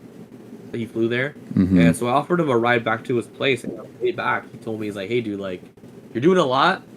How about I offer you a ride to a flight to Breadbasket? You want it?" I'm like, it sounded really enticing. But I told him, dude, like, I would love to go, but here's the deal. Like, I'm not a top player. There's not too much value in me coming for you guys. But they were like, no, you could. So they said, like, you could bring the setup. Like, we'd love to have you there. I guess you got me there. Okay, I'll think about it. But then I was like leaning more towards like, instead of flying out me, you know, why don't I just fly out one of our Oregon top players and they bring the setups for me? Which they ended up doing. Yeah, hell yeah. Yeah, so they had Major. I don't know if you met Major or heard I've of never him. met him, but I know him. I know of him, I should say. Yeah. So Major lives here in Eugene, Oregon, and what I did is I prepared for him to bring a suitcase full of a bunch of setups, and he brought him over to Breadbasket, you know, and they were super thankful, you know, they were super appreciative that with like meeting me, they got these setups, they got these top player connections, and some of those people that they tried to get ended up not coming, but at the same time, because we made those connections, we kept the collaboration going in a sense.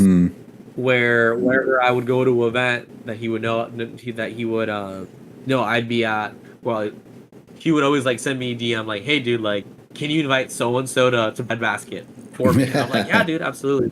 100%. So we got like players like Air and like Nexus, and we try to get Andric there too, but they don't work out. But you know, it's funny, you know, meeting all those people, you know, and I'm always happy to do that for people, you know, because it's always easier to like have someone else ask to go to someone's tournament than being the TO yourself. You know what I mean? Yeah.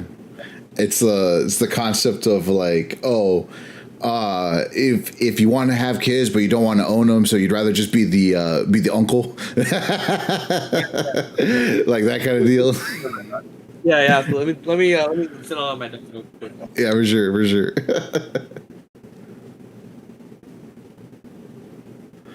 Doggy. It's always nice to see the dogs in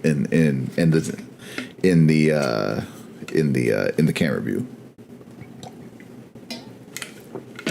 All right, I'm back. So yeah,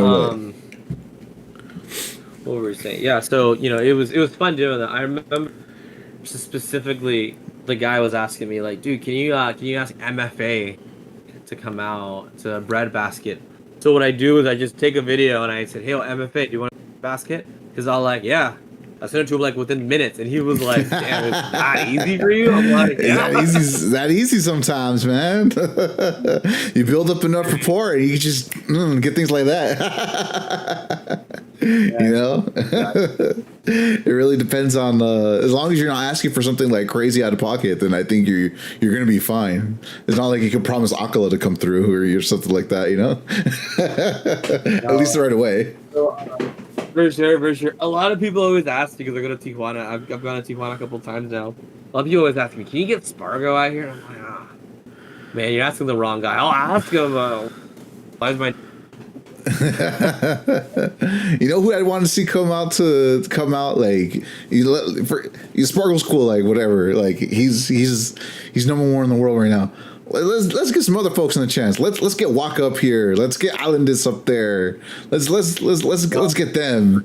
They got that high level of talent. Let's start pulling them out. You know what I mean? Oh, absolutely. No, I'm a big Waka fan and I'm a big Islandis fan. I know those guys pretty well. Whenever I go to Tijuana, I always talk to them. Like I talked to Waka's brother as well, Motomami. They're all great people, and BC as well, the Fox player.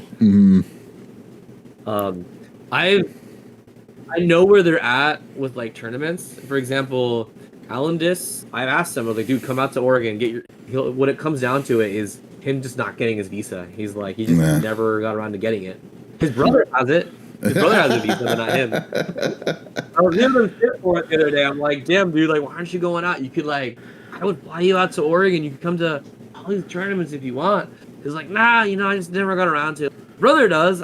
Shit, he's content with that for now. And Waka, with Waka, I actually got his number because he told me he was willing to come out once he got his visa. So I was like, shit, you know, I'll gladly fly you out to Oregon. And I told him I told him as well, you know, that if he wanted to, I'd also be willing to reach out to some of the other TOs over here too to see if they would try to get you out to like a port priority one of these days. And they was like, yeah, no, he was in.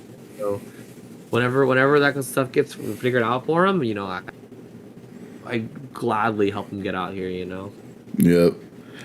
There's it kind of reminds me a little bit of like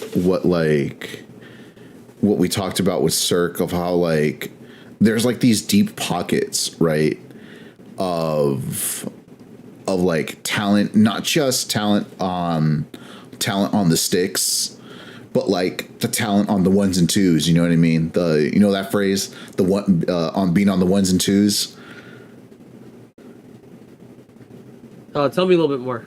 So the being on the ones and twos is like it's an old like radio production idea, like phrase, and the talent, and what that means is like it's the talent that's like behind the camera or on the back end of the radio, where like the production people, the ones who are like running the stream, the ones who are like that back end crew that like no one will really ever see except for their names in the credits, right? Like there's that like high level of high level of talent that exists, but like there's no real way to kind of like get them to like to get people to show and understand that like the big talent isn't just the players, it's everyone else involved in the background that like people don't think about all the time. And like bringing those people up too is just as important as like bringing up as many of the lower or lesser known top players, those hidden bosses or whatever. You know what I mean? Yeah, absolutely. Like I think about the stream crew we have in the PNW, they're great. Tempest, that's our group, and within Tempest they have a bunch of other stream runners. Like the one that comes to mind is Seo. Seo's he used to be like the main guy when it came to all the Back in Blood stuff, and the amount of like things that he's learned and does behind the scenes is impressive. Like I just see him sometimes, it's amazing how many things he's just able to pull off like nothing, you know. And he's able to just lock in and make sure that like all the things behind the scenes just look amazing. And I think like that's like a connection that you have that like, again, that's one of those things that like people don't really think about too much, that like the connections that you're able to make with extremely talented back end people, if you want to call them that. And sure. Like being able to like say, hey, I need to find out who's like your best local talent for stream, who's your best local talent for, you know, for coordinating volunteers, your best talent for blah, blah, blah, blah, blah, who is like for running a major event, like, or a bigger event, like, yes, you can know, but like if you're operating that in another area, making those connections too are almost as valuable as like the connections with like the TO or like a bigger production people. Like those other end talents are very much like just as important, and those people deserve their flowers just as much. Mm-hmm. Yeah, for sure.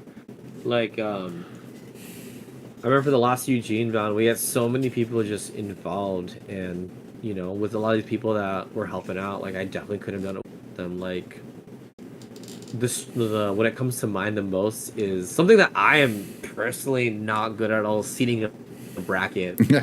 I'm good at like telling you where like people are from, but like remembering all the results and stuff too.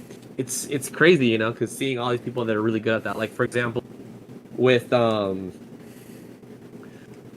seeding the bracket, we spent probably 20 hours seeding the Eugene Bound 3 bracket, and that was terrible. It was terrible, but you know, a guy from NorCal representing, a guy from SoCal representing. We had a TO, a top player.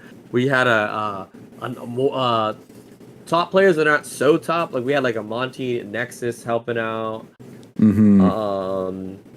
We had just all these people helping out, and we had like a dude from Bellingham as well, Seesaw, help out. It was so many people just making sure like things were done perfectly, and I was really thankful that they were able to see the bracket because without them we would have like I would have fucked it up even worse. I did fuck up the bracket.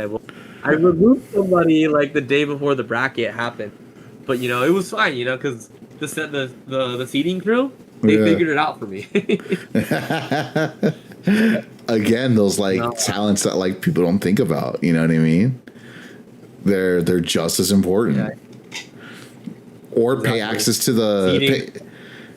I would say, or just pay access to Shu's seating algorithm and let that happen.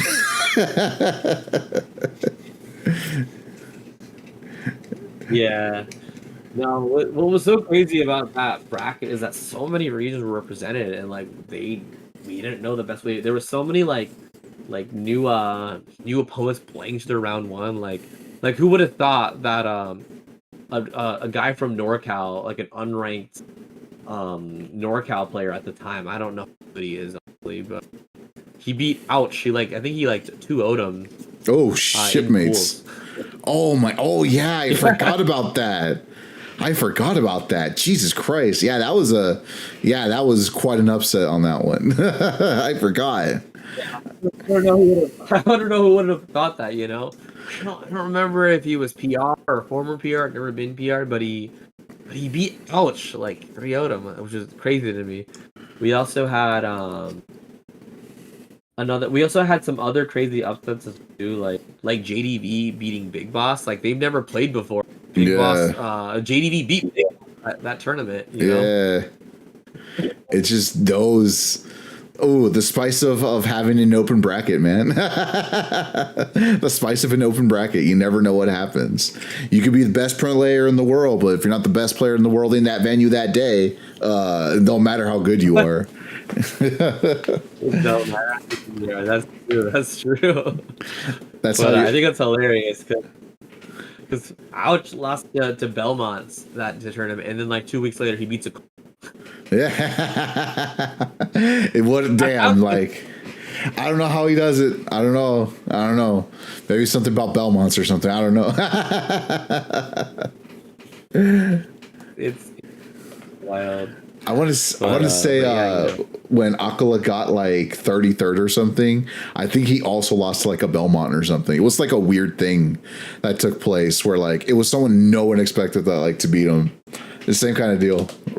Wild talent, or someone just had a really good day, and it's just well, this is my good day here. And then I think 2 weeks later, that guy won Kagaribi, right? Yeah, then shortly afterwards, won Kagaribi. I was like, hey, yo. That's one way to do it. That's one way to improve the storyline, so to speak. Yeah, absolutely.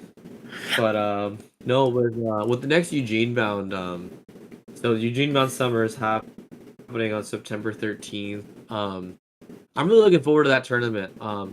I don't know what to expect for everything because when I compare the planning process to this Eugene Bound versus Eugene Bound, I would say that I'm behind schedule just because I've had a lot of been at work, keeping me busy, personal life, which is all. And but on the sides, I have been slowly getting people together.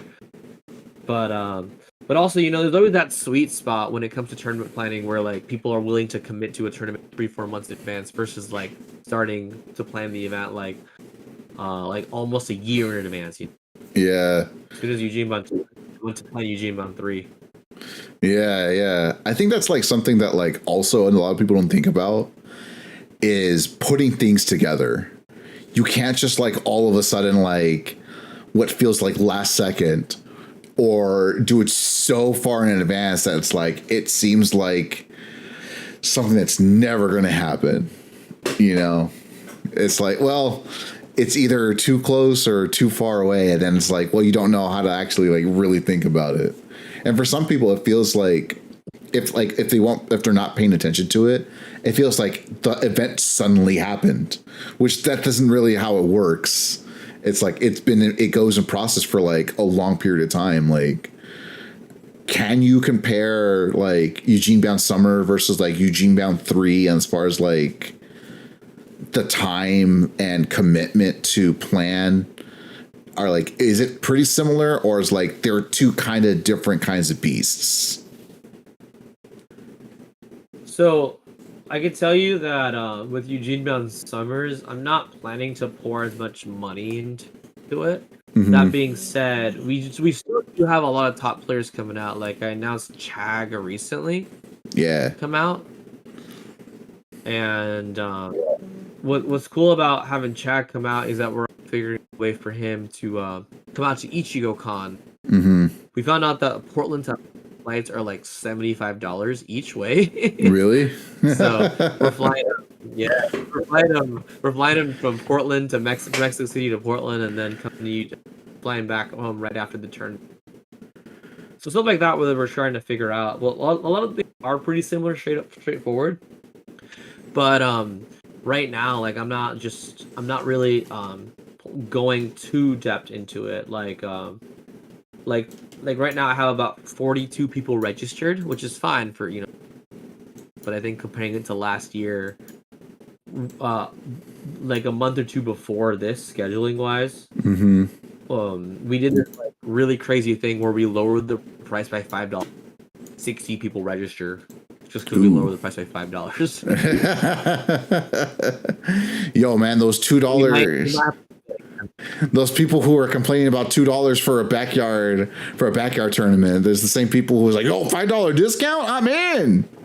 Yeah. Yo, is $5 really the cutoff? I guess so. It's funny. It's funny how that happens. Yeah, we have to do that again too. Because the start GG fees and taxes this time around, the fees are a little bit more.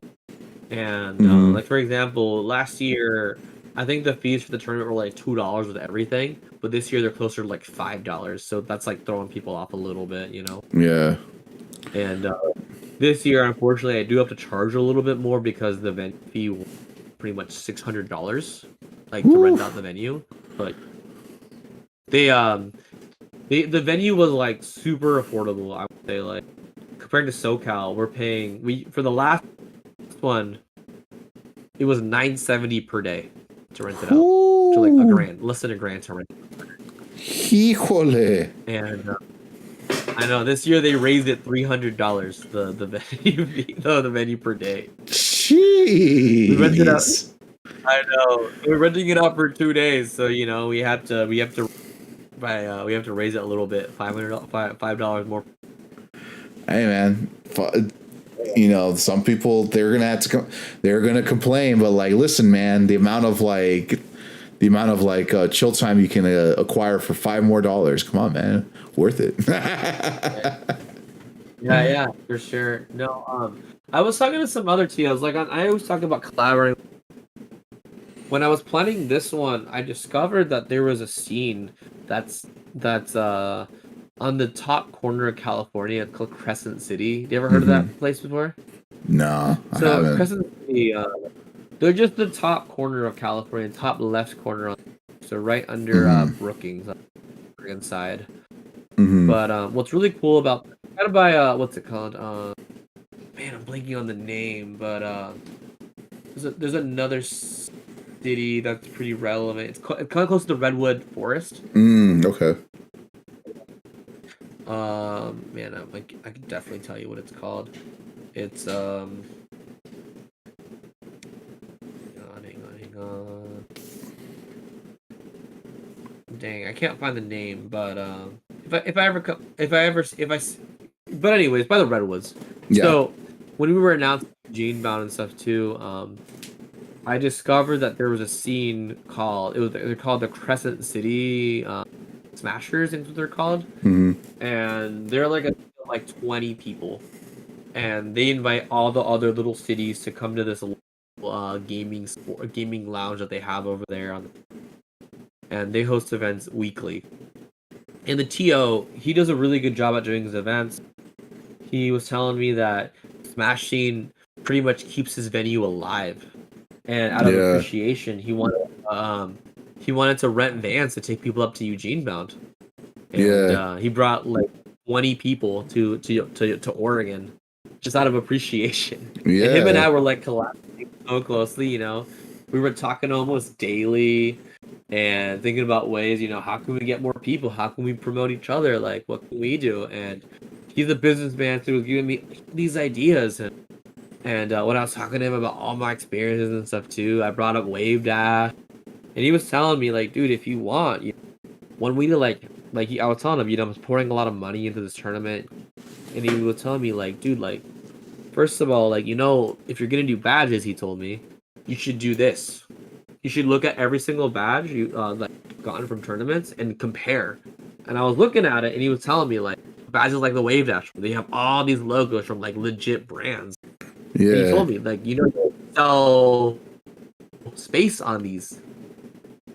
So the dude convinced me to like go to local businesses and just ask for like sponsorship deals. Yeah. And he told me like, dude, like you'll be surprised at how much luck you can get. And I was able to get like 3 sponsorship deals from local business in town for Eugene bound. Yeah. Just for a logo printed on a badge. You know what? I'm gonna look real quick. What else is on here? You got Logitech. You got Avermedia. Oh yeah. He was telling me for that, you know. And if you tell him how many people you have there, you know, you're able to do a lot. On the Eugene bound one, it was heavy inspiration. We'll say, like up until like you know the blocks. Here's a Eugene bound. Yeah. Like, you know, you have the color coded.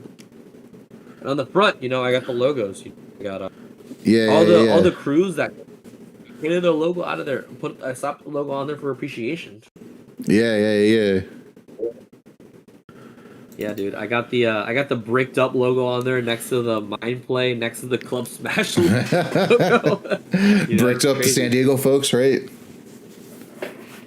Hell yeah, no bricks. I love bricks so much. No. You know that guy. I have a lot of appreciation towards him, especially now. He's like convincing half of it, like all of his scene right now, to come out to Eugene. But amazing seeing all these like all these players coming out from there to come out here. Yeah, I mean, it kind of goes back to like a running theme that like I don't know whether or not how conscious it is, but like the more you like help other people, the more they're willing to help you. And it's like, and it's not for like, I expect it in return. It's more like it's a show and a sign of appreciation for doing something and for being part of the scene that way. You know what I mean? And like more and more, it's more important that we do that, especially if like you come from a smaller region or like you're aspiring to do the next big regional, the next big major in the space, right? Like a funny example of that, I think, is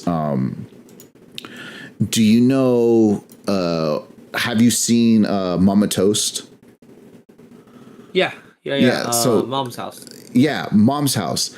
That was like, I wouldn't say haphazardly thrown together within a small period of time, but like she had the idea and like she had just goodwill in the scene for like essentially being, you know, the scene's mom, the scene's surrogate mother. And with that was enough for it to be a C-ranked, C-tiered like event.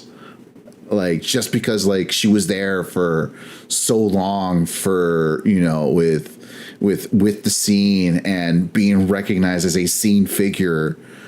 And like when she wanted to do something to give back, people came out for her.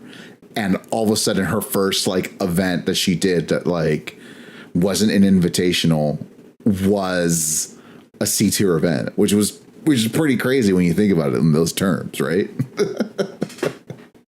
Yeah, No, I saw that event. It just kind of popped off one day. Like I saw that there was an event with like I think Lima was there, Shattuck was there, of course. All the Texas players, all the top players, they were all there. That event, I know that that event happened during like transition to #1, so the new rankings system out there. But Yeah. like, even though it didn't get recognition as it should have had, it did become a C tier. It did get did get posted as well, which is amazing to see. Mm-hmm. One dude in Texas that lived here in a while, Combo, he casted that tournament, and I had no idea he was. And it was Combo. He's a Texas boy, but he was in back in. Now also like another great caster. A lot of these top casters as well that I've worked with, I like at big events. Like the one that always comes to heart is Cirque. I'm always happy seeing him where he's at. Hell yeah, Cirque. Shout out to He was Cirque. the guy that was yeah. Now he's casting Kagaribi and stuff too. Which is pretty insane. I think he said he needs three more locations, and he's done the entirety of the West Coast, like Alaska and like 2 different parts of Mexico, I think, and he's hit every major region on the West Coast. And I'm like, wow, that's crazy. Yeah, dude, he's been talking. Yeah, the first time I went to Tijuana, he was talking to me about how he wants to cast in all these places, and he brought up Europe and he brought up Japan, and then little did we know so quickly. Mm-hmm. Because he did UFA. And I was really proud. Yeah, because he did UFA last year. Like we said, like Kagaribi, like last month, I think, which is crazy because like Kagaribi was last month, and like it seems so long ago now. Yeah, it was just last month when that happened. Yeah. And he was there for that. I'm like, he accomplished a lot of his goals, and like I think being part of that journey is like good to see, right? Because from what he said, if I remember correctly, one of the first people that gave him a chance, one of the first like group of people was Slicer out of San Diego. Yeah, out of San Diego area. And he like gave him a shot, and I think that was like his first real break into the English speaking casting scene. And he spoke highly of like how the PMW welcomed him to come up every time he's gone there. So like he can was it, I think Crimson had said as like, oh yeah, he's PNW in Mexico. That's his region, PNW in Mexico. Nah, he's more than that. He's SoCal too. He's on the West Coast, so for all I care. Yeah, he's full West Coast. We're allowed to share him. There's plenty of Cirque to go around. Exactly. Yeah.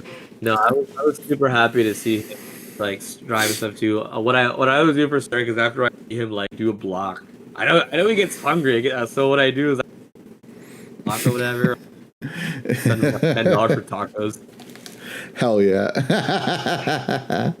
Hell yeah. That's the way to do it. Yeah. A good way to piss him off is to tell him he doesn't like sauce in his tacos. What? Yeah. A good way to piss him off is to tell him he doesn't like sauce on his tacos. Like he eats his tacos with no sauce.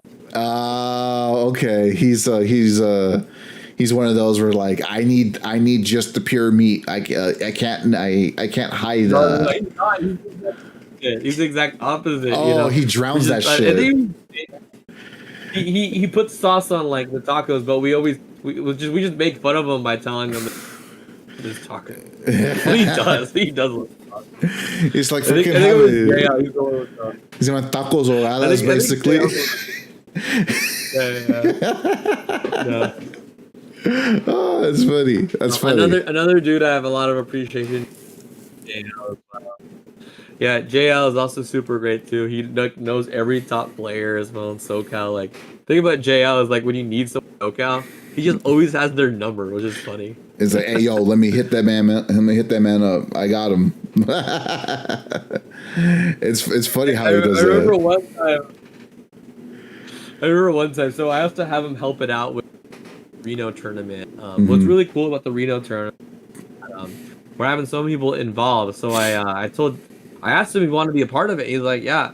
So what he did is we made a group chat with me, him, and the TO. And I remember they were asking like, hey, like SoCal, and like he just drops like this copy paste message with like 10 people's like 10 top players, all their numbers, like the list of numbers he has. Yeah, it's like, oh yeah, seeing, that's funny. He just has that readily available at all times. I think it's funny. That's good stuff. Yeah. He's great. He's great. What was I gonna say? But yeah, no, I have a lot of love for a lot of these SoCal Masters. Big fan of all of them. You know, big fan of all the TO. Froza, and also another one. I'm not really around so much, but yeah, he's doing kind of moved on. He's on doing Pokemon TCG right now, I think. Yeah, he is. But Troy, I haven't met Troy before, but we talked. Really want to soon. Yo, dude, he's a good dude. Something if he hasn't told you, he used to be a dancer. Oh yeah. Yeah, he'll tell you the story of like how that ended up not working out. But yeah, he was a dancer. Yeah, he's a good dude. He's unfortunately he's falling for the Smasher 2 computer science degree pipeline that apparently claims another one every so often. Yeah. Which is a funny stereotype. I'm like, how did that happen? That's funny. But what was I gonna say? Yeah, no. Here, there was a trend for a while that a lot of the Smashers were like working as teachers here for a while, and you know, there's a couple of us that are teachers as well. There's probably like 4 or 5 of us now, but a lot of them are just like, you know, involved in education. Like, yeah.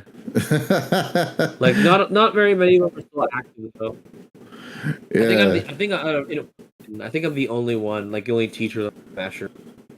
But I met a couple of people in other scenes as well, like in California that are also teachers or were teachers. Like what's his name? Yikes! We talked online one time and he was Mage used to be a teacher, and I'm like, no way, dude, crazy, that's wild. Oh, you mean Guido? I think he's going by his name now. Yeah. Udwig. You know, it's funny. He was the one who threw that house tournament over here.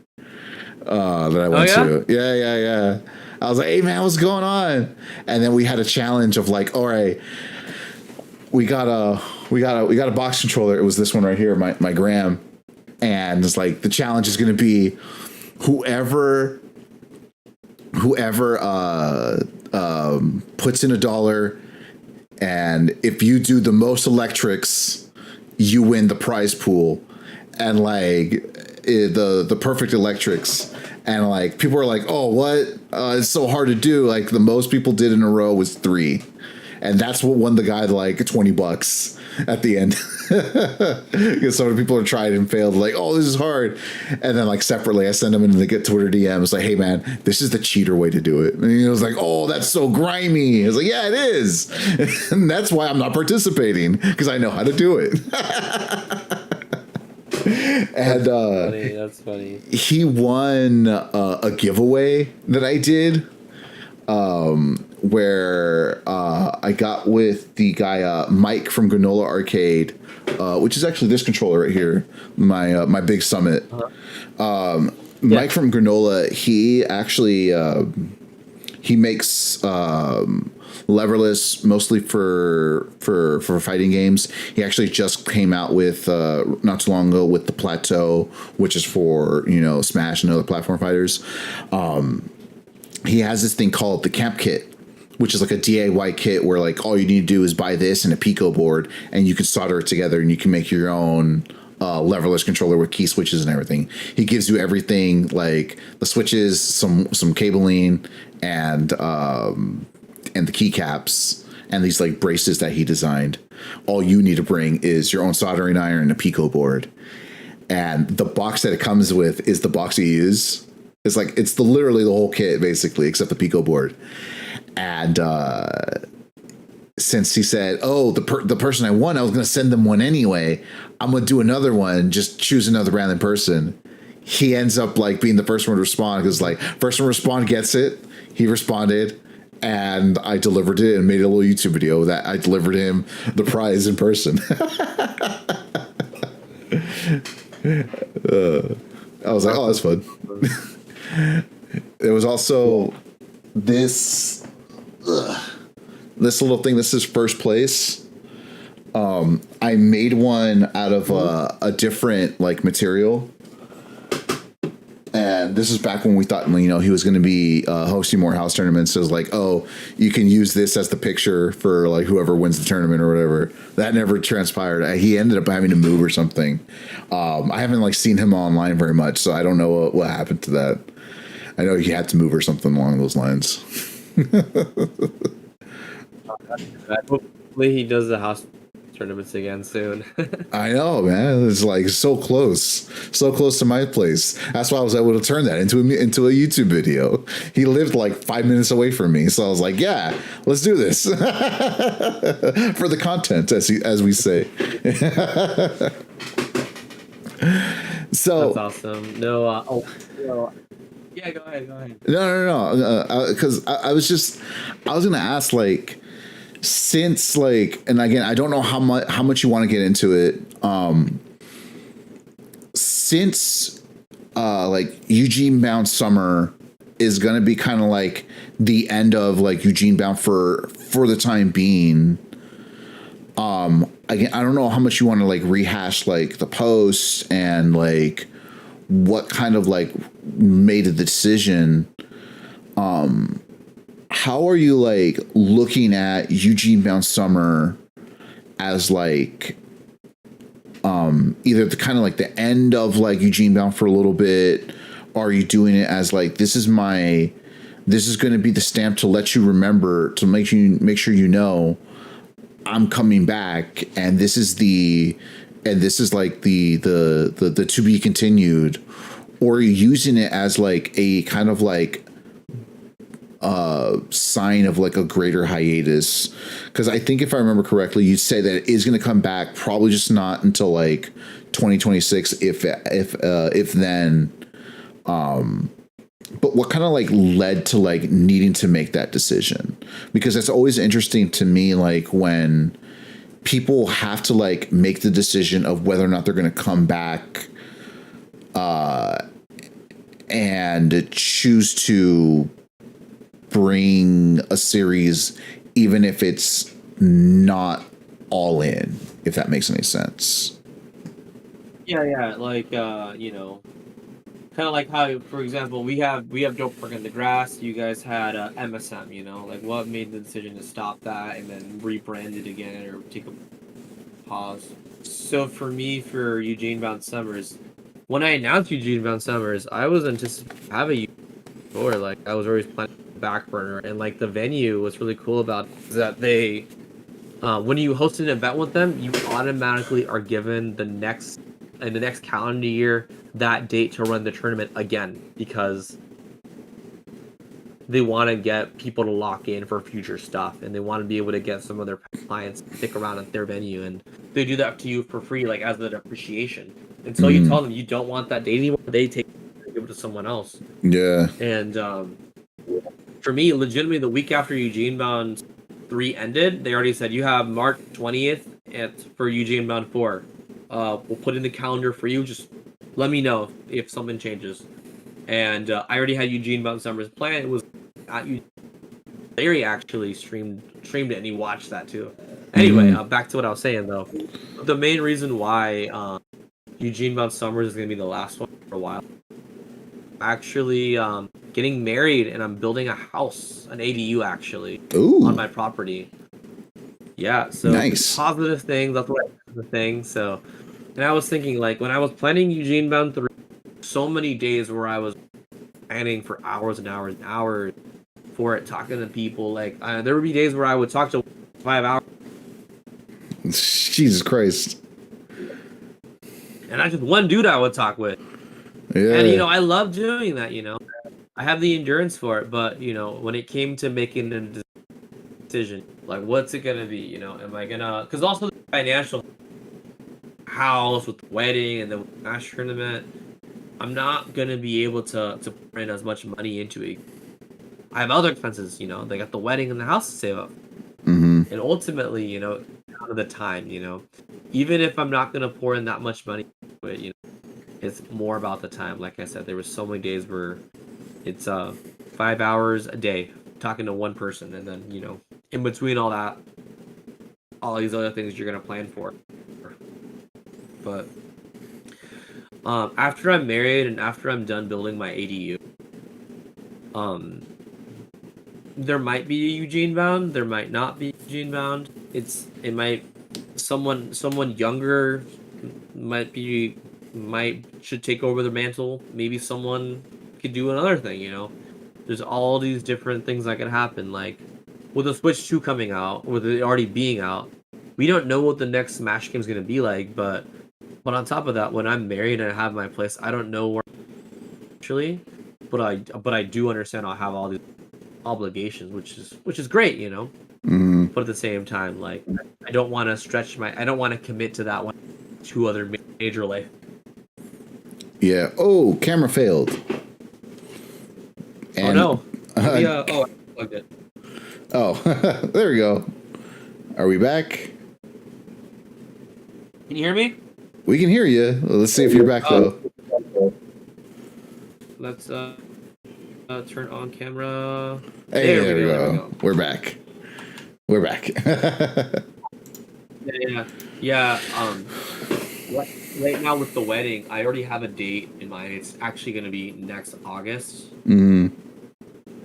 And that takes more precedence. And with the ADU I'm building, that I've been starting with the permits now for about a month or so now, and it's been a hassle. Getting everything, talking to all the right people, making sure all the permits are met, all the research done, and I can't do it all. Yeah. So that's why I'm like choosing on those two things, and after I have all that done, we'll see where I'm at and can decide if if it's feasible to host another Eugene Bound, host another Smash region. It's a matter of like that intersection of time, money, availability, right? Like if you don't have all the nexus of all of those in harmony, it don't matter how much you want it, you can't do all of it if all the ingredients aren't there. You know what I mean? Yeah, exactly. Like if I could, dude, I would be going to all the tournaments that need setups. Like if they fly me out, house me, same thing. I gotta work. Flights, time, energy, other commitments I have. Yeah. Like I have my life here. It's hard to travel every weekend. Mm-hmm. It's not like you can consistently work remotely when in that regard, right? There's much to be expected of you, shaping the minds of our youth. Yeah.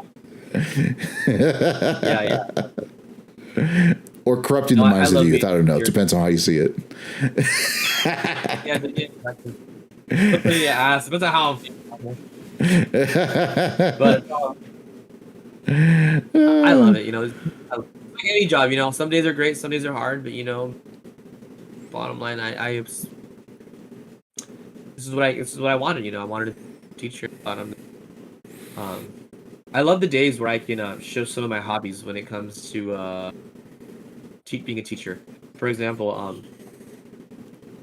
whenever we have class parties or whatever, I like to bring my Switches. What I used to do is I used to invite other grades to be the person that hosts the party. I remember my first year as a teacher, whenever like another class wanted to have like a Switch party, I would gladly bring the Switches to their classroom. Mm-hmm. Hey, you know? Yeah. Hell yeah. Oh I made a man. lot of that year. Yeah. I bet. You know what? You know the Wiz, right? Yeah, I love the Wiz. Him and I have connected a bunch. He has the class in the United States. He's amazing. Yeah, I was gonna say like you should bring him up and like try to intersect the use of those switches and see if you can bring what program that he has to your school. I don't know what grades you're teaching and if it's feasible or not, but that'd He's be pretty cool. grade. Oh, second grade? Oh, Yeah, never mind. yeah. You know, you could definitely do it for like middle school. I know that right now at school they're like legitimately doing esports classes now, like or esports after school programs. Mm-hmm. So it's definitely like a desire for it. But when it comes to Smash, like a lot of like universities and other schools recognize that there's not really any money Smash side. Yeah. There are some schools that definitely notice that, but like Fisher College or one that or the college that JJ goes. Yeah, I forgot what it's called. But anyway, but with some of the high school, you know, if like you know like the next Smash game pops off and they like schools are legitimately interested, I wouldn't mind changing some of my careers or spending some building like legitimate esports programs in schools. But with the Wiz, like him and I have chatted about some of the things he's able to accomplish. Like he doesn't just let them play games and grind all day. He like has them like make logos. He has them like learn how to run streaming equipment, and then he have like right, like how to be production and all that jazz. Yeah, it's amazing. And on top of that, he makes them legitimately right. Yeah, that dude's awesome, dude. I'm glad he got in. He got into the scene because he was able to like get that like you know, father figure energy and bring it into like an aspect of like gaming that like a lot of people don't really think about too much. And like he's however old he is, but he also like understands that like this is like a beautiful outlet to like get these kids to like understand like the complexities behind running a tournament, running a production. What are the things that you don't think about that are super important to make something look like it's high end or professional or whatever, you know? Like he's done an amazing job like breaking those things down and making an extremely teachable thing. And like he can give kids the opportunity to have skills in fields that they probably didn't think about when they were talking about like, oh, I guess I could just play video games all day and this extra course. Like, no, there's a lot more to it, and it can grow to be a lot more than what people initially thought. Yeah, and he was telling me that, you know, having his kids, you know, do all this and that with his class, he actually got them to have like full ride scholarships.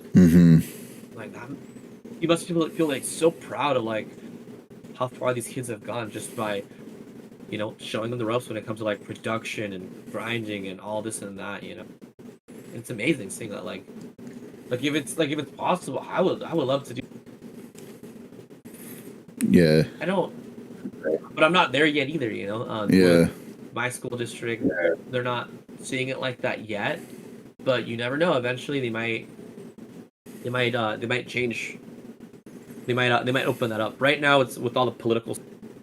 It's all cuts here, cuts there, cuts wherever you can, and yeah, it's crazy.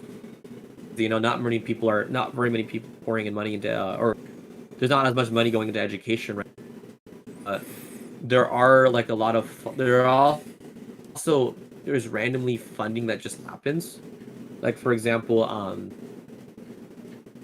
like sometimes like churches or like different organizations say, hey, like I want this thing to happen. We'll be able to give you a grant of this much money for you to try that out. Like I know that we have we have a thing at my school called Baile Folklorico. It's like the Mexican traditional dancing.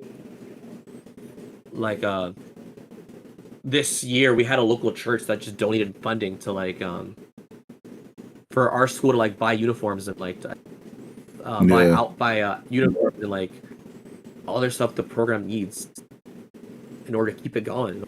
Awesome. It'd be amazing to see if one of these days we get like a big donation somewhere to like have a program like that happen in our area. That'd be sweet, you know? Yeah. I think too, like with the Switch 2, like I had joked earlier with like some people that like the Switch 2 is literally the perfect device because Street Fighter 6 is very well optimized for the Switch 2.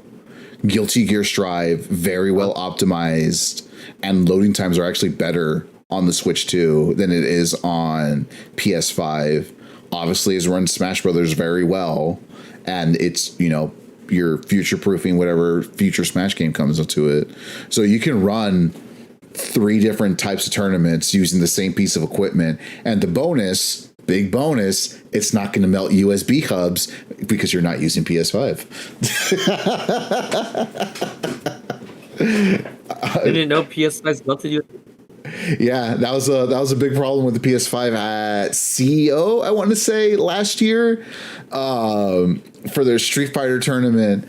Like a handful of people, like their controllers were ruined because the USB port overheated so much it melted. And like it ruined the cables for their fight sticks. Oh, and at Evo Japan too. Oh, that wrecked it. Evo Japan. So the guy who won Arc World Tour, Red Ditto, out of SoCal, made it to grand finals. It melted during Street Fighter 6. Yes, that too. So Red Ditto made it all the way to grand finals, and he would have won. But the PS5 overheated so much, it started eating his inputs on his controller. So he was getting misinputs, like inputs weren't happening. And like that was a direct result of the PS5 overheating. Like Daru Ino, like I'm not like that doesn't take away the fact that he won Evo after like competing in Guilty Gear for like over a decade and a half or something like that. But it's still kind of messed up that Red Ditto, he could have been the Arc World Tour champion and Evo champion back to back. Unfortunately, that didn't happen. But GG's go next.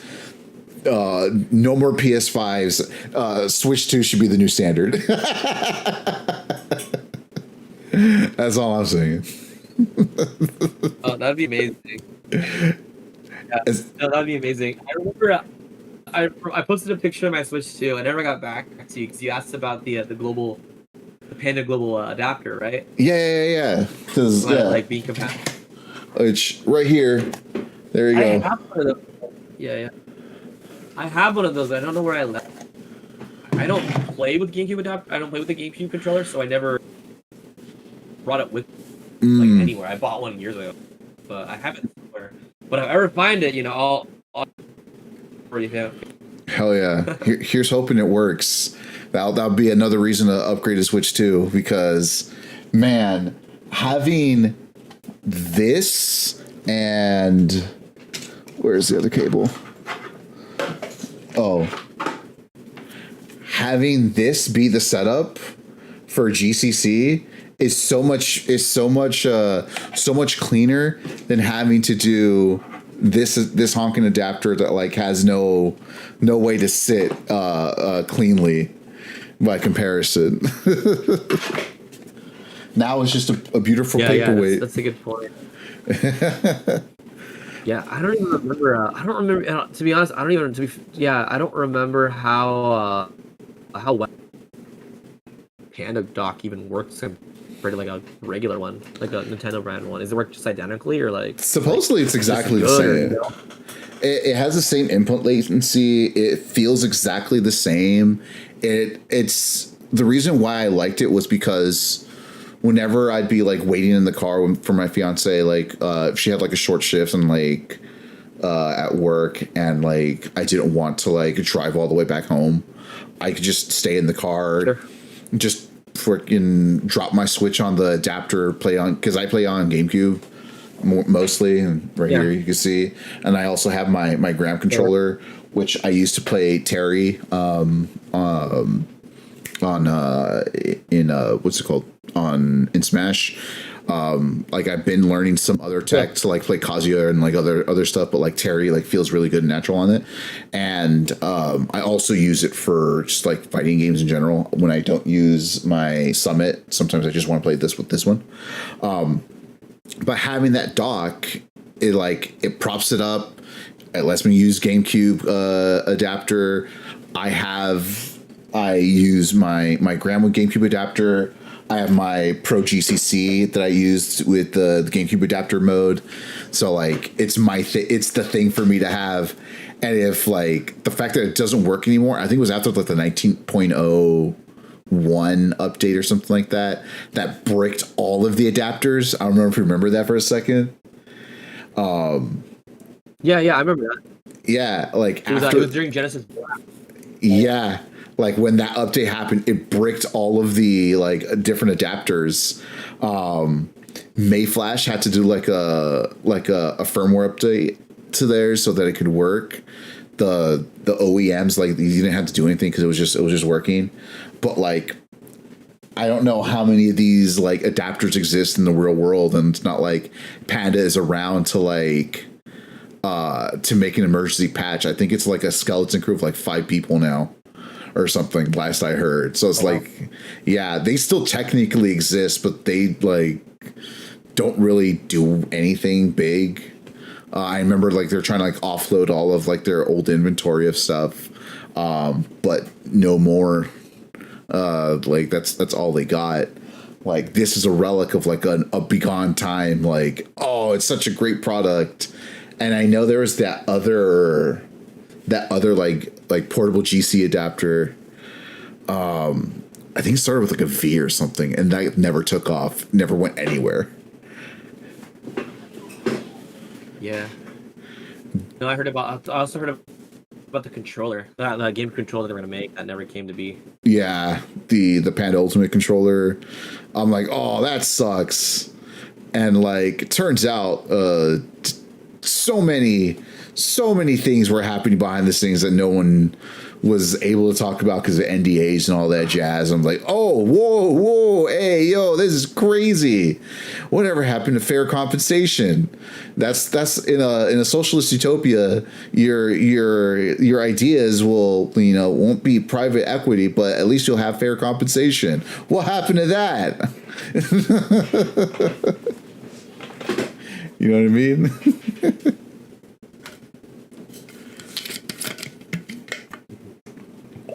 Yeah, that's true. It's been that the whole Panda stuff that was like 3 years ago, and it's crazy. It's wild how that happened. It's wild how that ended up being, and it's like, who knew it was gonna the tidal wave of everything that happened afterwards, Yeah, absolutely. No, they were really going someplace with Nintendo's partnerships and with Melee too. Like, who the heck saw that coming? Yeah, it's rather unfortunate, but we're in the space that we're in now, and it's like, no matter whatever money investment, no matter what this, that, or whatever investments, like we're constantly in the boom and bust of not just esports, but of Smash in general as a very grassroots style of gaming, where you have the real community of the people who go to the thing, who interact with the people who are about that life, like in the real world. And then you have like everyone else, right?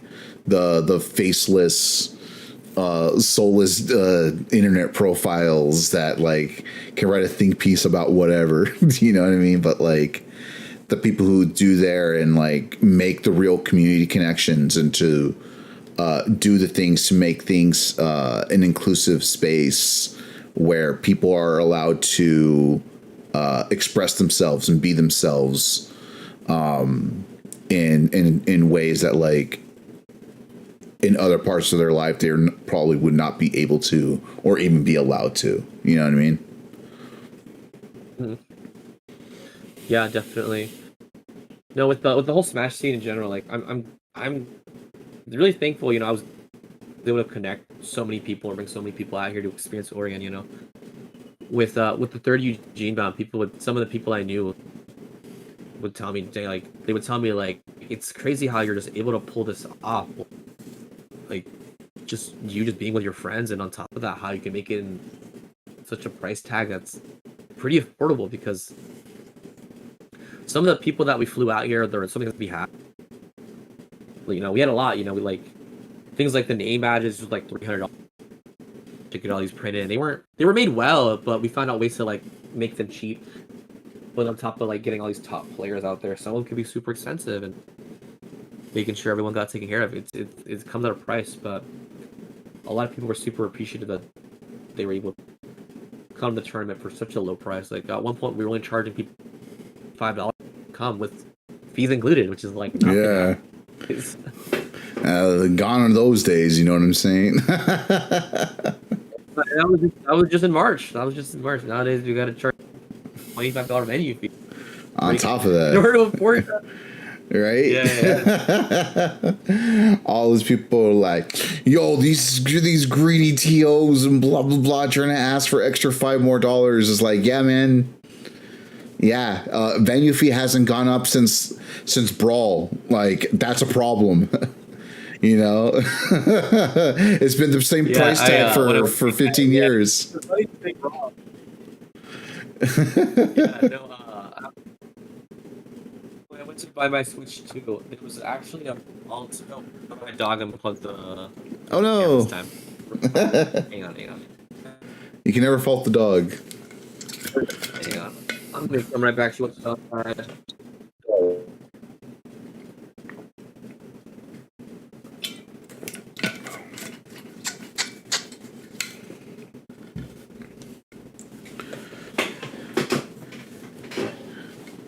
And we wait, chat.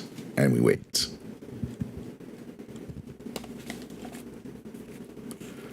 All right, I'm back. I'm turn on the camera. And yeah, that's funny. My dog.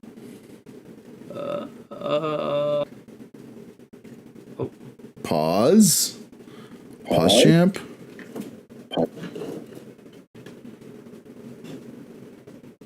We go. Nope.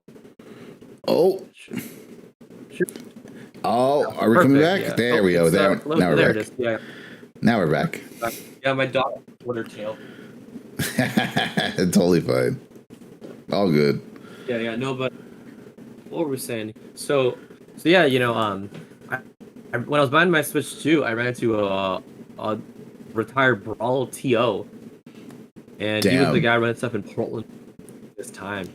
He moved to Montana during Smash 4, if I'm not mistaken. Then he moved back to Oregon like a couple months ago, and I reconnected with him because I didn't really know him too well, but I always knew of him.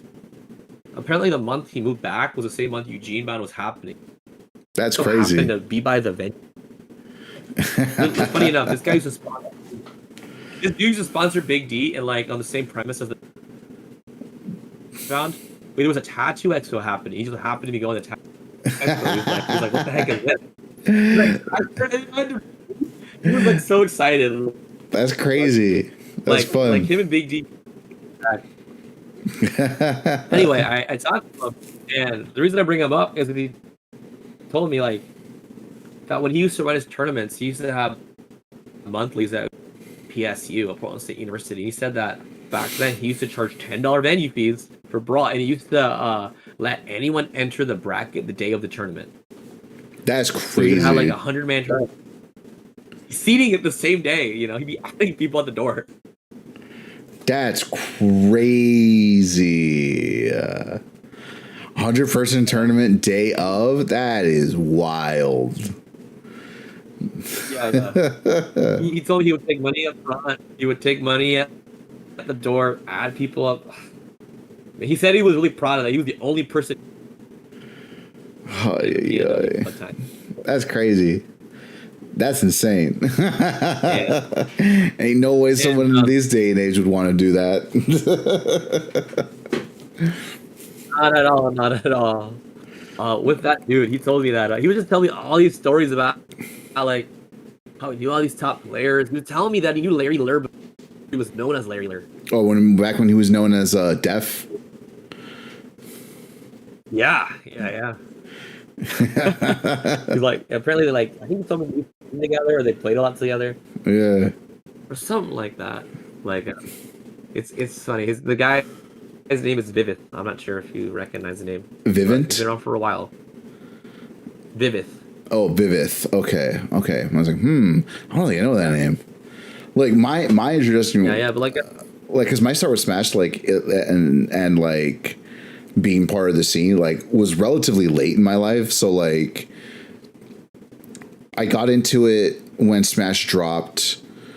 I started watching Melee tournaments. I didn't really watch too many Smash Ultimate. I think the first Smash Ultimate thing I watched was Ultimate Summit 2. I think. Yeah, it was Ultimate Summit 2. That was what I saw. That was the one. It had Mango, Armada, Leffen, Leo, that first generation of Smash Ultimate. That was what I remember seeing first, but my first in-person thing wasn't until the post-lockdown era, because the first thing I was going to go to was in March of 2020, the week before everyone had to get locked down. The first thing I went to was it was called Brinstar Depths. It was what they use is what Dreamcatcher Gaming used as a series and an excuse to bring in people from different areas. So Brinstar Depths, the first Brinstar Depths, they brought over Icy Mist. Then it was Venom, where they brought over Jackal, because he's a wolf, and then Venom, the ship. And it was that for a while. I forgot what they called it afterwards, and I don't remember who they brought out, if they even did. But yeah, so that was the first one I went to, in 2021, when the COVID restrictions were lifted and we're allowed to have in-person tournaments and whatnot. Yeah, so a lot of the big names that people know who have all the history, no idea. I just know the name. I know that person was important in the past, and that's really about it. Yeah. I don't really know too many of them. Yeah. Tell you or whatever. I know that a dude got grand finals of Genesis last year. Really, that's all I know. Yeah. There was I think it's funny because in SoCal, the Valley was one of the more important scenes, especially in the near Golden Age and post Golden Age, but right before the Five Gods era. Hugs, he's out of the Valley. Fiction, he's out of the Valley. In SoCal, near the Valley and that part of LA was really important. Friday Night Turnip was a very important local Verdugo that ran for an extremely long time. Now we have J Mook here, Pew Pew U, even though he's he doesn't compete very much. We still have Fiction out here, right? Huh? Did you have Josh Man? Is that SoCal? Josh Yeah, Man? Josh Man. I don't know if he's still out here, but yes, Josh Man. No, I actually no, I think he is still out here. Josh Man's was out here for a while. I want to say Axe moved out to LA recently, or he planned on it, so he's no longer out of Arizona anymore. So like the talent pool is starting to get pretty up there. Like the folks from the Yard, obviously, they're they're there. So Aiden, Slime, I don't think Ludwig goes out to tournaments, but like Nick, like all three of them, like they still compete regularly. Like every now and then you'll see Aiden's like name in like a top 8 at from like a local tournament or whatever.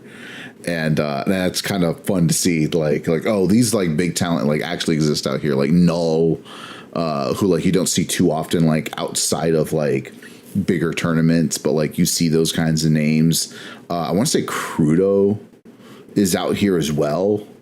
So like this part of SoCal like starting to have like that higher concentration, and I think it's funny that like it's happening in Melee, whereas like compared to like in Ultimate out here, like all of the extremely huge names that like came out of SoCal, like Void, Larry Lurr, Charlie. Yeah, Charlie, like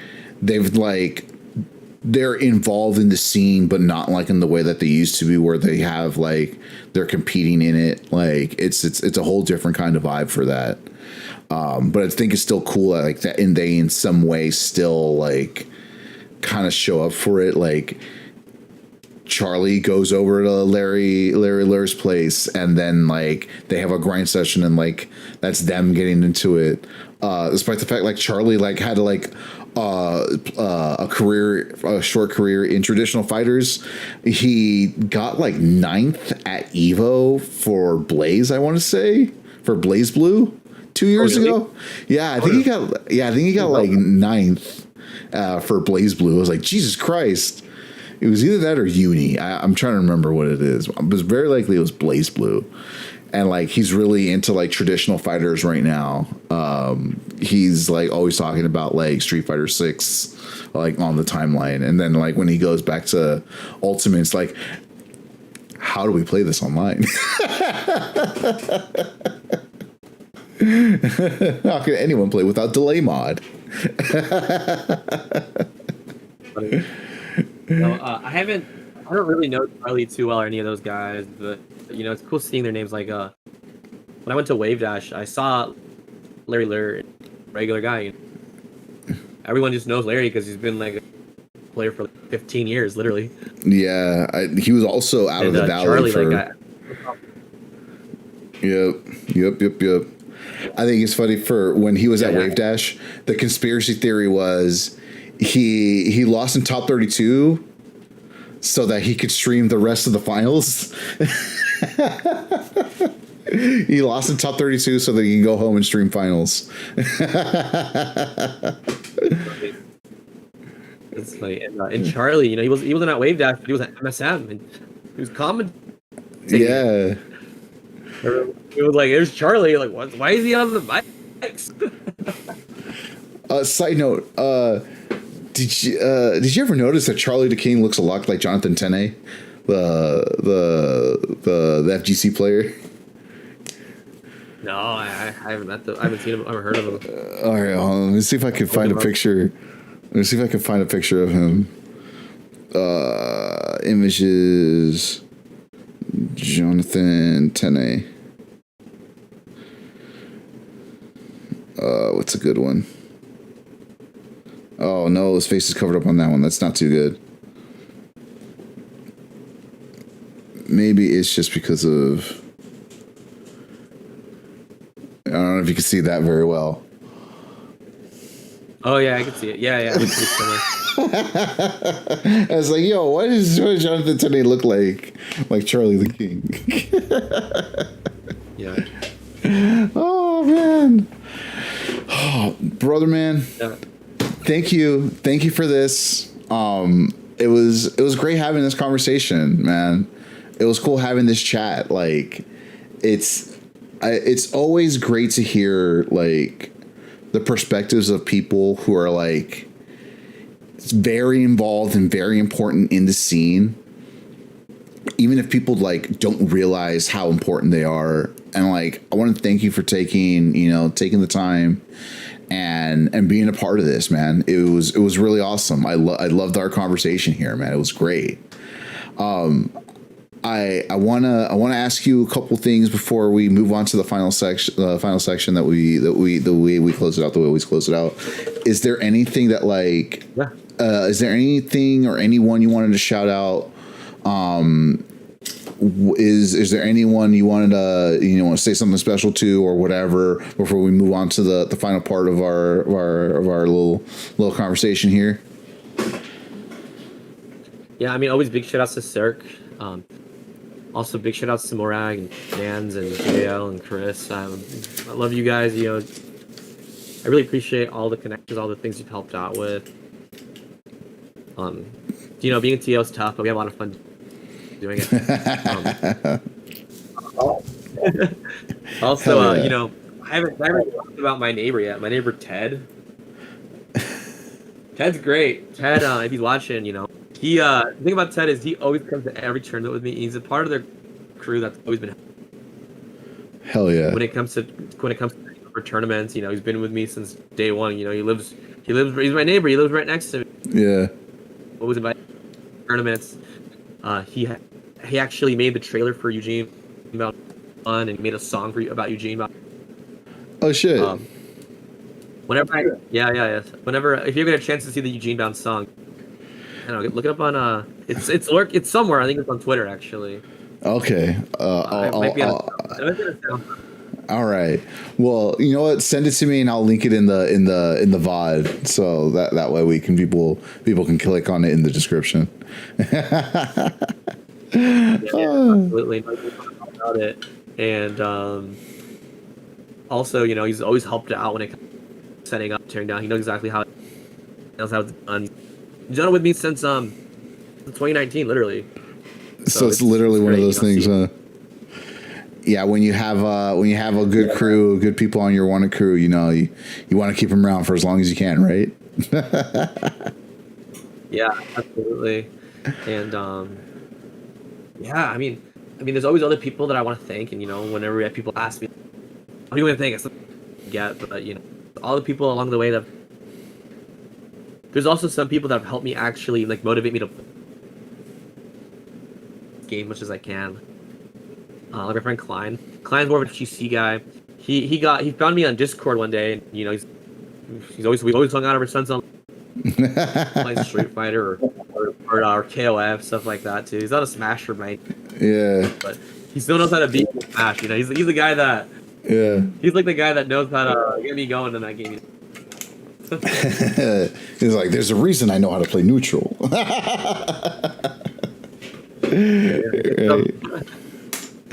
All right, man. So let's move on to our final segment right here. And the final segment is the same thing we do every single time.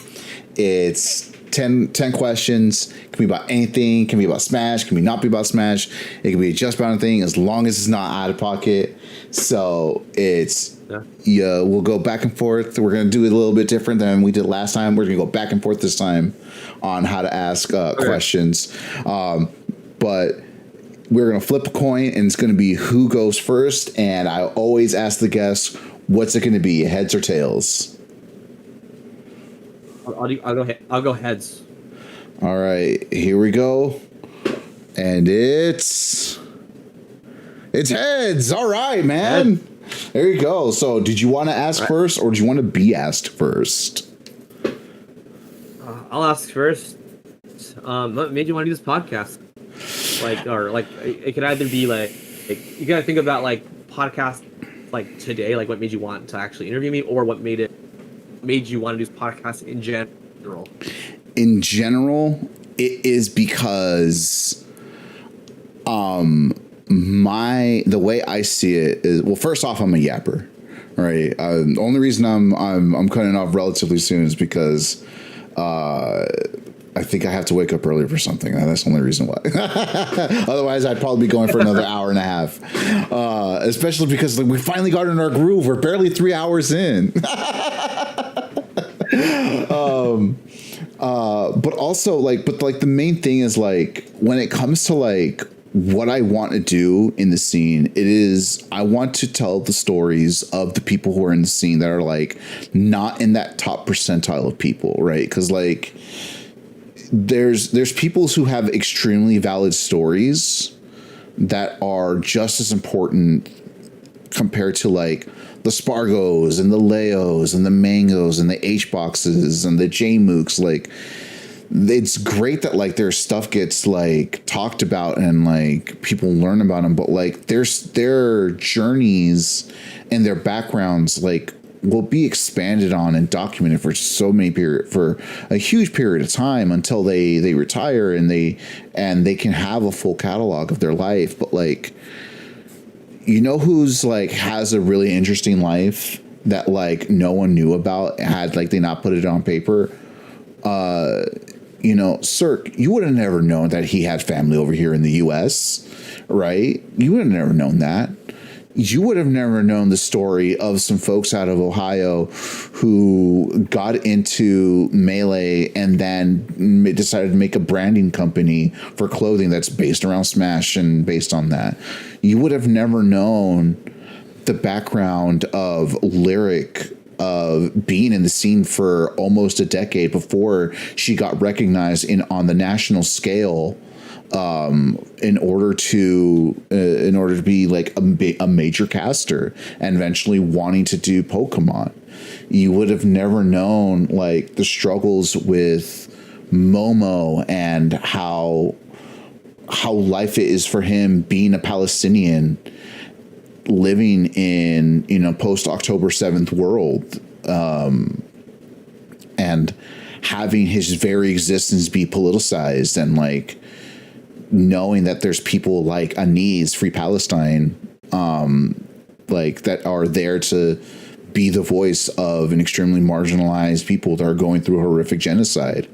You know, these stories are just as valid and just as important to be told and said, and I want to provide that forum for people who never would have known otherwise, for like people like you, again, people like Sir, people like Lyric, people who are part of the scene that like maybe people don't fully know or recognize, having extremely important stories to talk about and to tell. And yeah, and that's what I want to bring. That's awesome. That's awesome. No, that's an amazing thing to do. I thought at one point, you know, instead of highlighting just top players, highlight the other people involved. You know, TOs. I mean, some of these pro players are good. I mean, where's what the pro player without the event? It's just streamer, right? Exactly.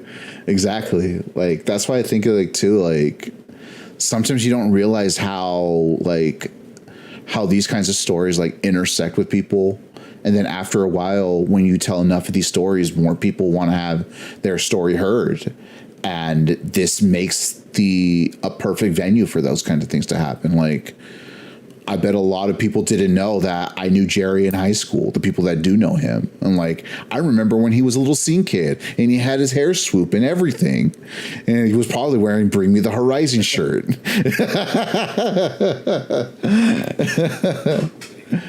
Right? Like those kinds of things are like really really important, I think, to know, because like especially like the Jerry one is like, I knew him as like this little scene kid in high school. He was like a little freshman, and then like lo and behold, he became someone really important within the scene. And like it was when it was announced that he was going to be the ultimate TO for main stage for the last, what turned out I think was the last main stage, because all of this was post Panda, post VGBC Smash World Tour, like all crashing. And like main stage became like a very like, oh, we need this as a symbol of whether or not we're going to make it, whether or not the Smash scene is going to survive, and like getting to that point and seeing it from his perspective, what that was like. And I think about like that all the time. I think about those stories all the time, and like, who's the next person to have an amazing story that otherwise most people will never know. No, that's awesome. All right. So, like I said, we're gonna do this a little bit different. We're gonna do back and forth. So my first question is gonna be, if you had the finances for it, what LA food place would you transplant and buy the rights of so that you can open over there in the PNW? Oh, absolutely. It's a King Taco. King Taco. Hands down, like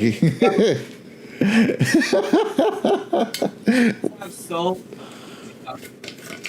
here we don't have like any I don't think we have any right now like 24-hour open places. I think on average it goes around like 7 or 8 p.m. Like, that's taco places. That's whack. That's whack. 7 p.m. is when some of these street vendors open. Really? That's up in Portland. There's this one dude who opens up at the clubs, like he opens like at 10 p.m. but his tacos are awful. Like, and I remember one time I went there and like the meat was like still kind of raw. And I remember one time I asked him because there was nothing else on tacos. I said, how much for He's like, I only got fajitas right now. I got and salmon right now. But if you want fajitas, it'll be $8 a taco. I'm like, $8 a fucking taco? Hell no. That's insane, dude. The devil? Exactly. The heck? Hell no. That person. Exactly, and they were. The only guy open. He had, but like, I had it one time on Halloween, and not my favorite. That guy's smoking Fent or something, man, because ain't no way that's worth it. Exactly. But King Taco, great. 1000%. We have a lot of like late. Yeah. We have a lot of like late nights. Like this place is open late. We have like days, but like nothing like not Mexican. We have a Victor Rico's over here. I mean, it's not like the same LA food truck. Something about being part of that LA scene, man, is good. All right, man. Go ahead. That you also wish what? Have you ever hot dog trucks? We don't have those here. Oh, like the yeah. bacon dogs. We don't. Yeah. No. We haven't got concerts, but that's about it. Yeah, no. You gotta have the lady that's making it, wrapping it with the bacon, and then freaking with the griddle of all the veggies on the side with the onion, the jalapeno, and all that shit. Yeah. That's what I missed about SoCal. Question for you: you've seen the show Lost, 2004?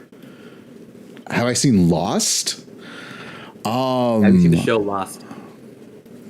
No, I think I've seen like random like clips from like late into the series that like have zero context to me. So I might as well I might as well be watching noise. Like it makes so little sense to me. I'm like, yo, this is like season like second to last season. Like, what's the context to all of this that just happened? I don't understand it. So no, I have not really seen Lost. No, I saw that show like as an adult recently. And a lot of my coworkers have seen Lost in different parts in their life, and like I was like asking people like, "What do you know about that show? Have you seen it?" Like, there's so many like diehard fans about that show, and like the ending is really controversial. Yeah, I just know that like some. No one really... Yeah, like supposedly, like the show's like at the end of the show is supposed to be like, oh, this is supposed to represent purgatory or some shit like that. I'm like, okay, whatever. I don't know, but I've never watched it. I don't know if it's like worth. I don't know if it's worth going because it's like a monumental like what 12 seasons or something like that. 6 actually. What? Only Really? 6 seasons, yeah. I watched it like in a month. That first episode, dude, I'll tell you, it'll keep you hooked. Like they actually crashed a real life plane like that first episode. Holy sh! Oh, okay. Well. I guess I had to. Like, real life plane and on top. Okay, you know what? No, it's like that. It's worth it for that. Just for that. It's worth a lot. Okay. After that one episode, it changed. The whole show changes, but just that one episode, it's incredible. Like all those actors, basically the dude who approved that plane crash, he got fired because they didn't think the show was gonna be that. But then it became like a hit. Like all those actors were like no names back then. Yeah. Some of them are still relevant, but like a lot of them, they're like, why the fuck would you clash a real plane? It's like a brand new show. We don't know how it's gonna do, and it took off. But like, I highly recommend. You gotta watch. That's crazy. All right, I'll put it on the Netflix or wherever it's streaming. I'll do that. All right, so it's on everything. It's on the everything. All right. All right. My question for you. If we're gonna go, I'll ask a TV show related thing. What about? Have you seen Mo? Mo. I can't say I've even heard of that show before. Yeah, it's really short. It's I think about 20 episodes. It's 2 seasons. It's about it's like sort of a bio, but like not really of a comedian. And it's his struggle to gain asylum in the U.S. as a refugee from Kuwait that was kicked out of his home in Palestine. So it's his like journey to like getting asylum and his relationships with people, and then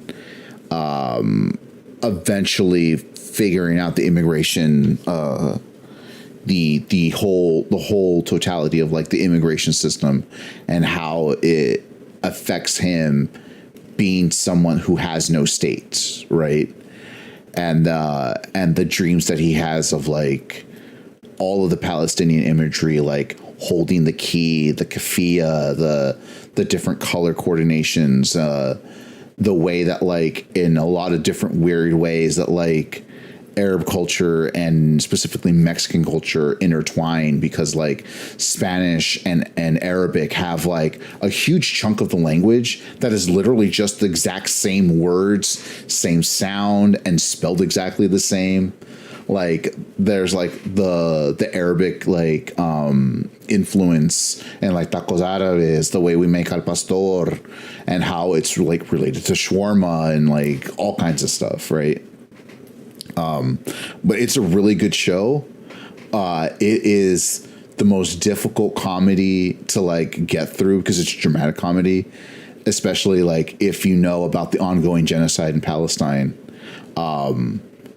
I think it's a good way to get people to understand what happens and the experience of the Palestinian people by watching a guy who's just being a bumbling idiot while being too proud and going through the asylum process. Oh wow, that sounds incredible to watch. With everything that's happening right now, it's good to learn. I mean, I can't say I'm not learning, but I am learning with watching the shows. You get exposed to like what the life is like. You get to see through a different perspective. It's always because like being a person of color in the States right now, like a lot of people are fucked right now.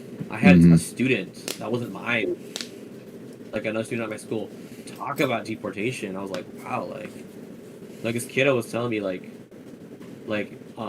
if she travels, even if she travels, goes to the border, like something could happen. And I was like, shit, you're right. I experienced that for myself.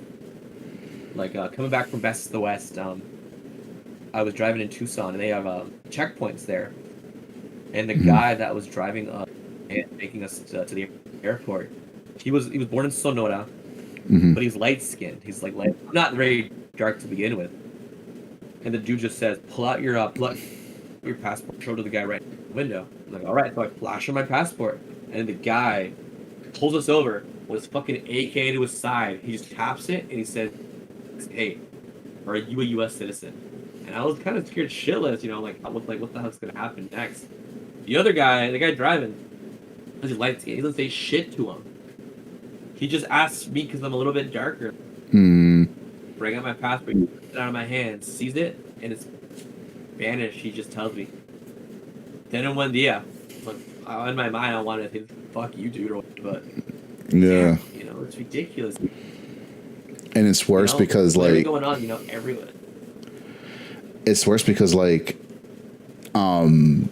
within 100 miles of any border, in the United States, because of the overwhelming powers of the Department of Homeland Security, anything within 100 miles of a border is technically a constitution-free zone. So if the I forgot what they're called, but the equivalent of Border Patrol SWAT team can come in and do like no-knock warrants, like with very minimal approval and very, very low level of evidence to need to do so. So like that's not that big of a deal in on the northern side, but like everything in SoCal all the way through New Mexico, Arizona, and Texas, like if you are within 100 miles of that southern border, you technically live in a constitution-free zone, and like your rights are very very compromised just because of the massive overreach that the Department of Homeland Security has. And it's like you see that like immense lack of empathy and humanity like being done to the United States, within the United States, along very racialized lines, and like the consistent breaking of the Constitution is happening in front of us. And it's like, if you want to tie it back to like how people are understanding, perceiving this through media, like Andor, that Star Wars series, a lot of people who are watching it are understanding the reality of what's happening in SoCal right now and all throughout the United States, where these massive anti-ICE protests, that some of these people through the show Andor are understanding the ongoing genocide in Palestine and to the Sudanese and to the Elam Tamils and to the Congolese and their consistent ongoing struggles and living in apartheid and genocidal conditions. And so much so that like it wouldn't surprise you that like the reason that they know that is because I recently found out Diego Luna, who's not only the main character but also an executive producer, he did want heavy-handed examples of how colonialism comes inward and destroys the people from the inside, because the idea is fascism is colonialism turned inward. And he saw that and he experienced it because he lived for 10 to 15 years as a Zapatista. And he wanted to make sure those lessons were allowed to be absorbed to people. And so many people are seeing these forms of media and understanding the harsh realities of the world that we're living in right now. So like, even though like at the end, like watching Andor isn't going to make you revolutionary, watching Mo isn't going to like convince people to all of a sudden become fully anti-Zionist, but it is like that great introductory stepping stone so that like people can take actions and do things and organize and be part of communities that are willing to make those changes. Because that poem of First They Came For It already happened. We've already hit off like 2 check marks. They've started arresting, lawyers. They're trying to arrest union leaders, the trade unionists. That's literally like the second part of the line is they came after the trade unionists. I believe his name is David Huerta, who was observing the anti-ICE raids, outwardly was targeted, and they locked him up on no charges. And who knew whether or not we were going to see him ever again? And like, this is the world that we live in. And my only hope is like things like this, like make people realize that that probably the reason why people should watch A Bug's Life, it's because it's true that at the end it's about communal power versus the power of people who impose their status over others. The speech of like the ants outnumber us 100 to 1, and once one realizes they can stand up to us, then they could all stand up to us. And that became a trending thing, and seeing people coming together, organizing the anti-ICE raids and pro-Palestinian movements. And it's like, yeah, that's just like basic like lib media, but like for some people that's enough of what they need in order to really want to really make real change in the world, Yeah, absolutely. No, it's really cool seeing that like all represented in the media. Like, I haven't seen Bug Life since I was a kid, and it's a good reminder. All these lessons that are taught, for kids to understand, for adults to understand too, and it's inspiring. Yeah, Definitely. On the opposite end, there was a silly meme that I saw, the Star Wars Reddit. It's like, guys, keep the politics out of there. And then the Andor subreddit, and it was like a speech from like a fundamentalist imam who said, "Oh, strap my body to a rocket and send me to Tel Aviv, for I'm ready to meet Allah." I'm like, whoa.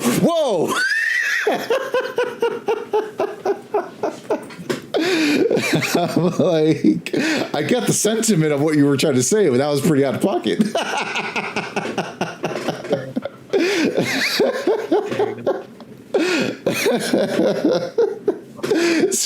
So what's your next question, man? So I was thinking, are you into like any JRPGs by any chance? No, not really. I was never like a JRPG type of person. My gaming was like very minimal. The closest thing to JRPG like that I really enjoyed and playing over and over again was playing Pokemon. I'm like, that's not really a JRPG. That's Pokemon, right? Like a lot of the gaming that I did was very like multiplayer focused with like, cause it was what me and my brother would play growing up. So we played, whatever fighting game that we had, we played whatever, like racing game, like anything that's like multiplayer. So that way we can both play was what we did. So JRPGs was never like something that I would sink time into. And during the peak time frame where I would probably get into like JRPGs, again, I was involved in the local punk scene and music scene, so I would be doing that rather than gaming. Yeah. No, for me, like the biggest JRPG I've played like as an adult, like when I say adult, I mean 18 or older, really. Persona 5. That game, I fell in love with that game. From the picked it up. Yep. I was so. There was a podcast I listened to a while back called New Player Has Joined, and they did. They would talk to people they would talk about their favorite video game, but also just not talk about it, which is it's a great way to just like introduce people and whatever. And they did have a Persona 5 episode, and it's like it can get real crazy really quick. And the multiple endings of it, like, it really just depends on how you play the game. And from what I hear, like, it's really one of the top games of all time as far as like JRPGs and stuff. Yeah. I love that game. All right. I want to replay it against you. Right now I'm trying to play Metaphor, but there's so many games I gotta finish, like Persona 3 Reload. I gotta play this first. Yakuza game. I love that game as well. I played the. It's also a turn-based RPG. It's also a JRPG. There's so many. There's only so many hours in the day to play JRPGs. I don't know how you can get through them all. Yeah. That's true. All right. My next question is going to be. You know, this might be controversial to ask a TO. This is an old timey favorite. Is this cheating?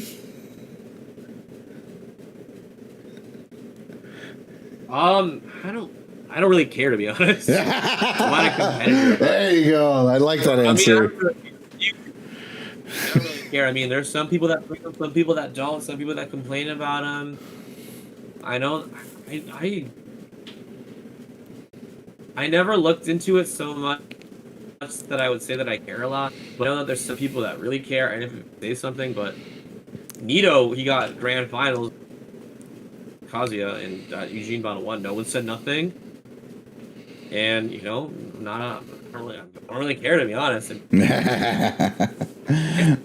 Like, I guess something different, you know. There's only like one box player now, and it's Shadow Smurf or Sock Smurf or whatever his name is. I don't remember. He recently got like, he's also a Kazuya player. I'm trying to remember where he's from. He recently got like second at like a C tier or something. I think it was over like a bunch of people, and I think Onan just like put him in his place. Like, well, there's only so much you could do. Shout out to Onan, wherever they're at. Wherever they're at. I think they're at CEO this week. Yeah, all right, cool. Nice. Yeah. So yeah, all right, cool. The best answer, I think, is like, yeah, no, that doesn't matter. I'm glad. And we can put it on the books going forward. TO approved. Which, side note, have you seen the Orca? The Orca? Isn't that like a new controller or whatever? Is that what you're saying? Is that what yeah. The Orca? Yeah, the Orca. Renee, I believe, is her name. No. She created a controller where it has analog. Yeah. So it's kind of like analog feeling switches. So they're magnetic switches. So like you can light press, and that's how you can get tilts and everything. Yeah, she created that, and I'm like, hey, yo, that's probably gonna be the new standard going forward once it can become open source. Because I think like right now it's like $250. Like when it's on discount, it's like $300 out of pocket or something. Which, like, for what it is, hell yeah, that's super worth. Eventually, you know, supposedly, I don't know if this is a leak or not. It might work with the remapping website that Graham has. So if you go remapp.ing remapping, and you plug in your Graham controller or a controller that has a similar Haybox firmware, you can remap everything without having to go into Visual Studio, which fucking thank God that it exists, because all you gotta do is plug it in and change your SOD settings and change your button like mapping. And it's like way easier to do that than it is to learn Visual Studio, because fuck that noise. I tried that just to get neutral SOCD, and that shit was garbage. Forget that noise. Yeah.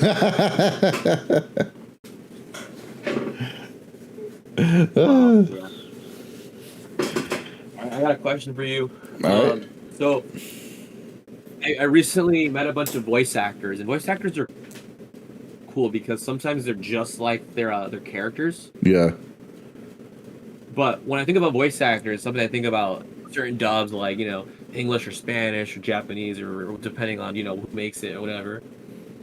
But in particular, I want to know, like an American like me, you prefer Simpsons in English or Spanish, and why? Oh man. I'm a big Simpsons guy.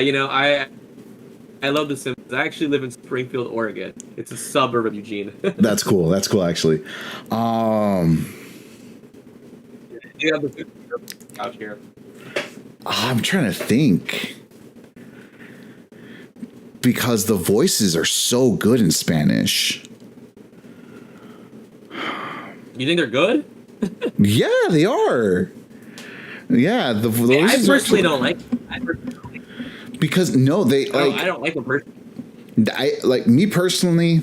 I think they fit the vibe of like Simpsons in Spanish. Like if Simpsons was in Spanish, I think they did they hit the right vibe. There are a lot of jokes that they changed that really do work because they had to change the language, readjust, and they do hit. And like I understand how and why they changed the trajectory of the comedy, so that it matches the culture, and I think they did a really good job of it. There's also like certain episodes that like have additional end scenes that are not in the American version. So I can't remember. I remember Really? there was yeah. There's a couple episodes that have like an additional scene that are not in the American version, or at least I don't ever remember watching them. And it's like in like the early like up to like season 3 or 5, somewhere in that range, like the first 5 or so seasons. Some of them have like an extra tag scene at the end. Like right before the credits, like the main story is over and they just like a last minute tag at the end of it. Like they have that in the main series, but in the Spanish language version, they have like a different tag and they have a different joke to close out the episode. And that always stuck with me. And I'm like, oh, that's awesome. Because I remember seeing the exact same one in English. And I'm like, wait, that's a different end joke. That's a different entire scene at the end. What the heck? It's a totally different animated thing at the end. Yeah. But I haven't seen any Simpsons, but like for me, I didn't like the voices in it. Like I didn't like the way Homer sounded, and they changed Joe to something else, if I'm not mistaken, right? Doesn't he say something different? I don't remember. I don't remember. It's been a while, but like I just remember the vibe, and I think that's what it is. I think though, despite the fact that like I think it works very well in Spanish, I do think the English version is the better, superior version. On contrast, though, Shrek in Spanish is the superior Shrek. Is it? I haven't seen it. I know it's I might have Spanish, but I don't remember it honestly. Yeah, Shrek in Spanish speaks Shrek. I don't know which is better, Spanish Dragon Ball or English Dragon Ball. I don't know which one's better. That one's a hard one. Don't make me choose. Yeah, I watched Dragon little, but like I watched a lot of it specifically in kindergarten. I remember. Yeah. Me a lot. Yeah. But like I don't remember. I don't think I saw it after I was in elementary school. Yeah, because I know like on was it Univision or Telemundo? I think it was Univision. I used to watch. Yeah, so like on Univision, like you can watch it. Like they played it every Saturday morning, and they would play like 3 episodes in a row, as part of like their kids language or kids programming before it went into like regular like news or whatever the thing was. Kind of like how we had like Kids WB back in the day and whatever. Which like I don't think that kind of stuff exists anymore. Like I don't think kids programming works like that no more. No. It's all like iPad and Skibbity Toilet and all that jazz. You're like, we get some like educational shows, but not. It's not. Yeah, all the brain rot is a lot of the public. Yeah. It's not commercials nowadays. It's not. Yeah, like cause like all like the like not everything has to be like an educational thing for kids. Like sometimes they need a little bit of brain rot, but now it's all the brain rot Skibbity Toilet and Ohio Riz or whatever. Like Ohio Sigma or whatever the hell the kids are saying these days, and they have no idea what they're actually saying. Yeah. You know what? I'm gonna use that as my question. Do you hear your kids saying like Skibbity Ohio Riz? All the fucking time.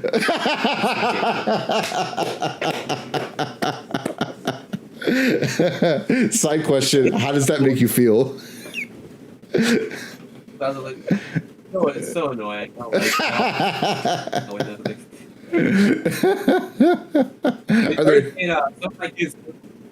Some of the kids learn what big back means, so they call each other that sometime, and they say people like, I don't know, you know. Ay. Oh, children, you don't know what you're saying. You don't know what you're getting into. They'll say, wait, what? Somebody. Wait, what? Actually, today I kicked out a kid in my class. I sent him to because they were calling someone big. That's crazy. That's insane. Kids are vicious. They don't know. All children are sociopaths until they learn what empathy is about. Yeah, absolutely. It'd be that way. All right, man. What's your next one? My next one is the last one, I guess. No. We got 10 questions each. Oh, I thought it was 10 in total. Okay, we still got it. 10 each. All right. Well, I got some more. So, who's your favorite top player to watch for Smash? Right now, yeah. For Melee or for Ultimate? Ultimate. I don't do Melee, so it'd have to be Ultimate. Ultimate? Oh, man. I know I'm always in a bad mood when like Spargo loses. Man.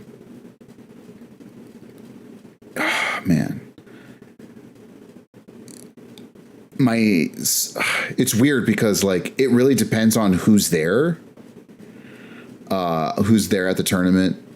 I think Mia's becoming one of my new favorites because I think people are realizing he's just a shit poster. He is. I think people are realizing he's a shit poster, and I think that's winning him a lot of favor. Kind of like with Sonic's, like he embraced the heel narrative, and then like people are like, "Oh hell yeah, up a stock, you know the vibes." And like that one picture did so much for him, and made him one of the heroes, and that was great. Also, Port Priority 8, like that also like was the thing. Yeah, winning that also was a thing.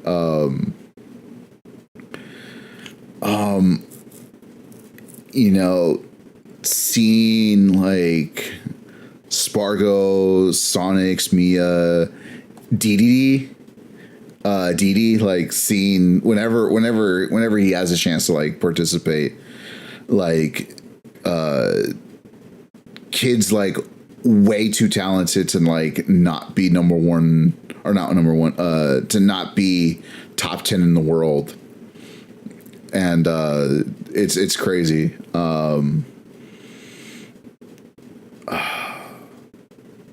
Yeah, it's really hard, but like to narrow it down, but I think the one that affects me the most is Spargo. I think I think that has to be my answer because I love watching Mia, Akala, Sonics, Light, Tweak, like seeing these like highly proficient, like high skilled players, you know, and also like people who are not considered top 10, but like are definitely like in that upper echelon. Like I said, like seeing you know, DD, seeing freaking Onin, you know, obviously anytime you see Big D on a run, I always type in the chat, yo, Big D, send them to the kids table. And they're like, no one understands the reference. I was like, well, I guess no one listens to ska music around here, because otherwise they would have got the Big D and the kids table reference. But I think the best way I can answer is Spargo is the one that affects me the most. Yeah. No, I love watching Spargo. I have Spargo's number, actually. He gave it to me. There you go, man. Now you can't say. Now you can't say. You got the number. You got the trust. Don't abuse it. I told him I won't bug nothing out of Oregon, and only in Oregon. Yep. But yeah. So all right. So what's your question now? All right. My next one is, if someone challenged you, like for the bit, like I'm not going to ask you to do it right now, but if someone challenged you for the bit,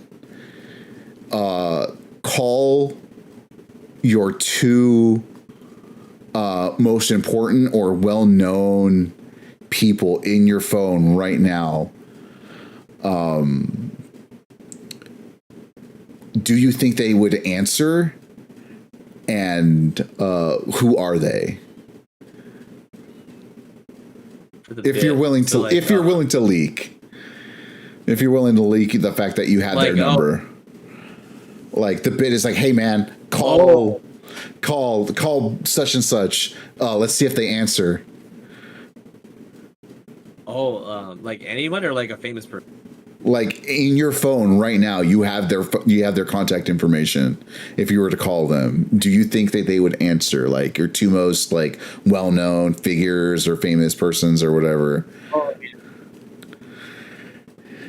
I mean, Spargo's like the most person that. Spargo wanted an answer. He never texted me. I would text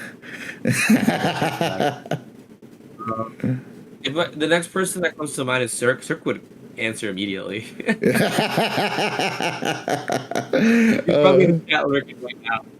Maybe we'll find out. I mean, it'd be funny if you do it and then he answers like, "Hey, Gwei, like I'm watching you right now. Stop calling me." I'm gonna shout on YouTube like I'm doing there.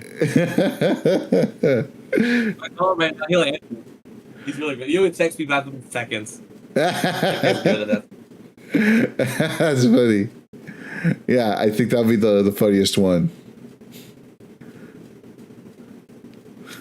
That's a good question though. Now I got a question for you. What's like a tournament what's like the farthest you've ever traveled for a tournament? Wave Dash. Just because like I don't get a chance to go out to tournaments ever really. Wave Dash would probably the furthest one. I have a full-time job, right? I live an hour and some change away from where I work, so it gets really draining to travel anywhere. Like to like my closest local, like from the SoCal area, is probably Shark Tank. But that's like on a Wednesday. I'm not going to fucking go to a Smash tournament on a Wednesday when I got to wake up at 4 a.m. and I get home at 6 and I get home like at 6 p.m. Yeah, it's a lot. So like the local I've shown up to the most has been whenever when Dreamcatcher had theirs, they had one in the Valley. In the San Fernando Valley, and Super Smash Saturdays. That's been the one I've gone to the most. But the furthest I've traveled has been going to Wave Dash. Yeah, it's on Riverside. Yeah. I haven't gone my way to that one to that. So that I think that would technically be the furthest once I go there. If I ever have a chance to go there, because I think it's technically further than if I were to go down to, because it's like Wave Dash was like near Anaheim, so I was like, I want to say it was like 2 miles away from Disney. It's just that one's going further south and one's going like southeast to go to Riverside. Yeah, for sure. All right, so along the lines of that, do you know or remember the furthest someone's traveled to go to one of your tournaments before Eugene bound? Like to one of your locals? What was the furthest distance someone came from? Seattle. And how long is that from Eugene? It's 5 hours. It was the one. Jesus Christ. I did. I guess you could think I guess you could say the guy from Texas, but he doesn't really count because he's out to be in the area. But it was for a monthly we had what happened to people. We had a group of you probably know these guys. It was Ludo, JoJo, Moxie when they were still competing, and then there's another Kazuya player. I can't remember their name, but they all came. And then another dude that came. Yeah, plays Ness. Actually, he's friends with Lumbre. Lumbre's in SoCal, right? Yes. Yeah. I don't. Lumbre's still around though, is he? I don't think so. But I remember seeing the name a lot, like earlier in the lifespan of Ultimate. Yes, but yes, they were. Yeah. 5 hours away. They drove. I think I've done Seattle in a day. Bitch to do. It's 5 hours there, 5 hours back. I've done it in a day. It's not. Oof. 24-hour trip. That's like. I've done those. I don't recommend. That's like if I wanted to do go to Vegas for their local over there, from where I live, right in the high desert. It's like 4 hours to Vegas and then 4 hours back. And I'm like, oh, I could do it. Like I've never, neither have I. You could, yeah. But theoretically, I could. Apparently, it's pretty easy from here. I've only done this for regionals because, not just random locals, but it's only for big regionals that, sometimes it's hard for me to spend the night, spend the whole weekend there, full-time job, and everything, get your life over here. It's hard to do that, you know. And being a teacher, you're always working off the clock when you have to do your lesson plans, right? Exactly. Yeah. There's it's a break though, but I'm able to relax a little bit more right there. But for the most part, I'm just catching up with. Yeah. It's not a summer. I get that. All right, sir. Question number 7. All right, my question number 7 is I'll talk about school for this one. What's like a good school memory for you? It could be for elementary school, middle, high school. Oh, you cut off a little bit. What did you say? What's the best what? A good memory out of school. Oh,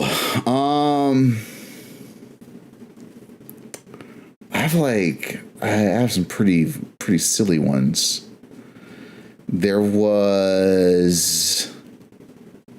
It was for the homecoming game in high school. My mom, she worked at a CVS, and we got a bunch of like candy on discounts, and like her manager was like discounted candy that wasn't supposed to be discounted to like 70% off, like because it was like, I think it was like after Valentine's Day candy or whatever, and we got a bunch of it. And what we did is we hopped in the back of the pickup truck of my of my English teacher because our schools were high school. Instead of having just like a big like school, we had academies. So we had different learning disciplines. There you had the humanities, you had the performing arts, you had business, you had ours, which is law and government, and like just, huh? Is it in SoCal? Yeah, in SoCal. Silmar High School. Yeah. Oh, I think I've never heard of that. No. Yeah, where my cousin went to yeah, because this is on like the northeast end of the valley, right? Like it's like the last like part of the valley. It's like Silmar. So we were in the pickup truck and we were driving around the track, and the defensive line football coach he said that like, all right, we're going to throw it to the guest and we're going to gently toss it to the home. I'm like, all right. And we were throwing candy, and one of the school administrators was so mad at us. He told us to stop, and like he got booed, and they're like, we're going to throw candy anyway. We kept throwing the candy. That was pretty funny. The fact that like that same English teacher also trusted me with like $50. He's like, here's $50. Go buy pizzas from Little Caesars. So we hopped into the van, and I drove over to the Little Caesars, which is like down the road. That was pretty hilarious that we did that. There was also there's also the sociopathic behavior that like people did in middle school. And I don't know if I want to talk about that. It involved explosives. We're just gonna leave it at that. Yeah, crazy stuff in high school from that. So at our high school, we had this like, what's it called? A senior prank that everyone always talk about doing. It had labeling pigs, having 4 pigs, but labeling them 1 through 5. So missing. You're looking for the missing 5th one that didn't exist. Yeah, everyone would always talk about that one, and no one actually did it. I remember one year, charges were actually made because of this. Someone like brought in like a kiddie pool to like this high school. Like they jumped the fence, filled it with, and then left the kiddie pool, and like people actually got charged for it. And I'm like, this is like the most like, why would you bring a kiddie pool and just leave it in the, like, it wasn't even like in a hallway. Cool. That's so strange. They got charged. That's so crazy. Good, like, I mean, like, what was the point of doing it in the middle of the night anyway? You could have done it in the date. It would have been the same thing, pretty much. That's so whack. I think the worst charges of all time. The worst charges ever. Put a kiddie pool out, build it up. That's so insane. Oh man. Okay, I got one.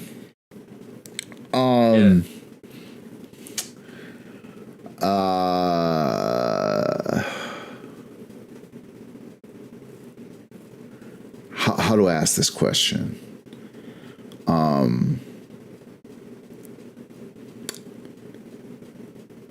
And we're probably going to go down a crazy path asking this.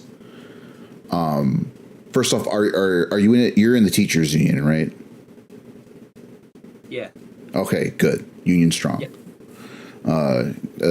Remember, together we bargain, divided we beg. That's the union saying. What is one thing about being a teacher that like you knew was going to be a major challenge that you accepted anyway because you wanted to pursue education as a career? And how does It's always like stuff like the union help make it so that like it's still worth it? it's always a mint. Payments, planning time. I'm gonna focus on planning and payment time because that have me the most in the last 5 years. So the payments. So first of all, what they've done in the last few years is that they've boosted our pay, not just with like cost of living increases and given us retroactive pay, but they've also given teachers in Eugene specifically ways to get paid more based on the skills they bring to the table. I didn't bring this up, but I'm actually a dual immersion teacher.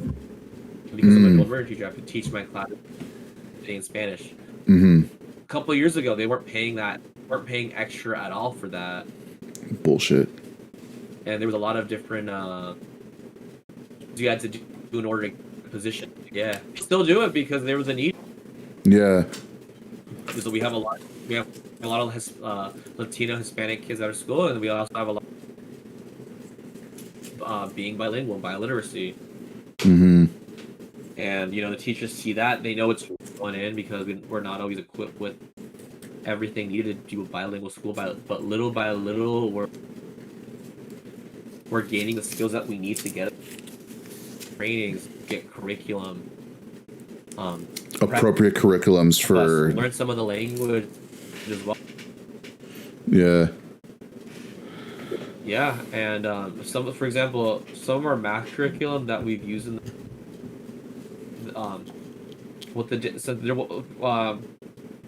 last few years they had a curriculum that the whole district used, and they were like, well, we want to do a Spanish math curriculum. There wasn't like one that like fit all the for. Mm-hmm. So they were like, all right, well, use the one that we'll just pay to translate it. For the longest time they went with that, but then they realized, damn, there's another one that's new that exists. We're gonna do this one instead now. Mm-hmm. So things like that, that's been helpful. But back to the whole payment thing, this year, the last few years, we got cost of living increase with retroactive pay. That was a start. On top of that, they started offering like stipends. At first, it was nothing. Then it was $1,750 extra a year, and then $1,750 became $3,250 a year extra. So it's risen a lot. And then on top of that, not just for being a dual immersion teacher, the union fought for those teachers to also have who didn't just teach at bilingual that taught at schools that had a high population of teachers, to give them up to 6% bonuses bonuses up to a certain point in your career. Like we have like pay scales and all that. They would say like you got 6% raise up until this level, and you get retroactive pay by the state. Yes, it wasn't perfect the way they did it, but the union fought for us to get it and to get paid because of that. With everything being expensive and stuff too, we're able to get more and more compensation. Certainly. For our job, which is great. Yeah. On top of that, another thing about being an elementary school teacher, teach subjects, not P. I mean, for me, I don't teach P music, but but when I went to school, we had to teach. Teachers had to teach their own PE. They had a library, but they had. But anyway, nowadays in schools in Eugene, we have a teacher, a library teacher, and a PE teacher. When the kids are there at that class, we have more time to plan for everything else I'll teach. Yeah. So it's good, getting more to plan. There are some schools. Last year, before we had the library class, we had some schools. At our school, we had like 360 minutes a week for planning time, if I'm not mistaken. Some schools in Oregon that were striking, they had like 240 minutes a week planning, which is insane. Jesus. And that same year that we were planning, we had like extra time out of.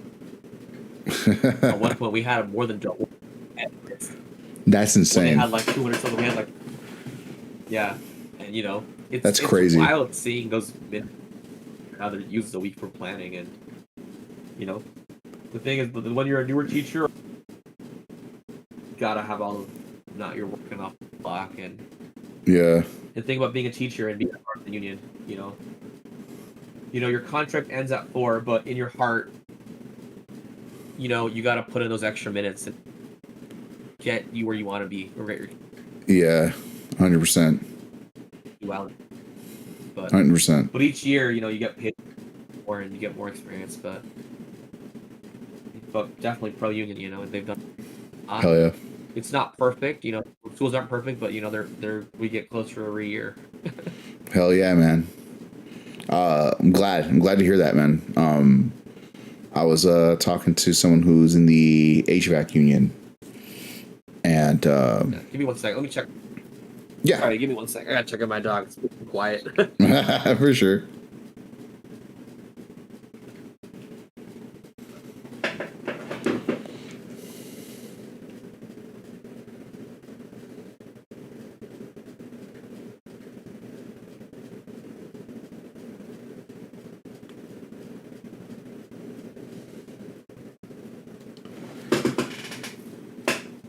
I'm back. I just want to check on my dog because she was just out there outside for like 20-ish minutes. I'm like, what's this dog doing? She's too quiet. She's still out there. I know that feeling.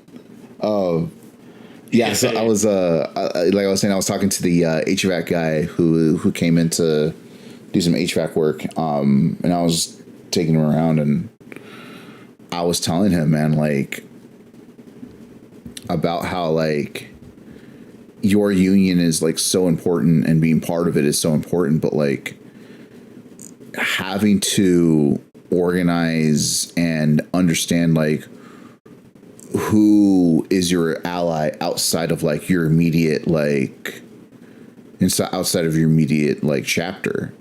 Like, who are the people in your sister chapters? Who are the people in related trades and related unions that you can talk to and help organize and help, understand what's happening and how the different labor practices that they have in place and the different ways that were able to achieve for their contract negotiations, and how you're able to get more out of it.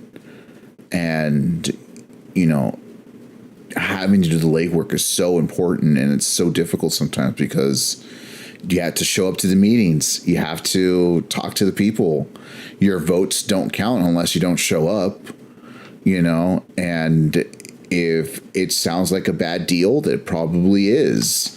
And if that can negotiate for more, they probably could.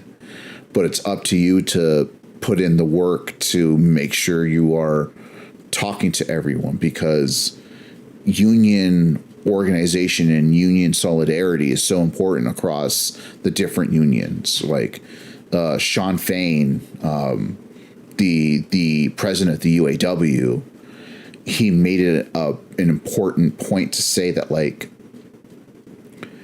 every union, all labor is important labor, and every union is an important union, whether it be the nurses union, the writers guild, the actors, the Teamsters.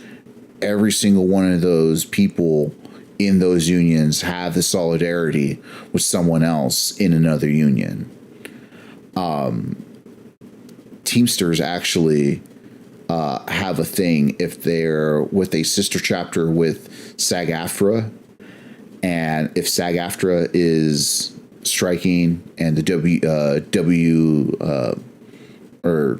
there's SAG and WAG, if they are on the picket, 3 people on the line is a picket.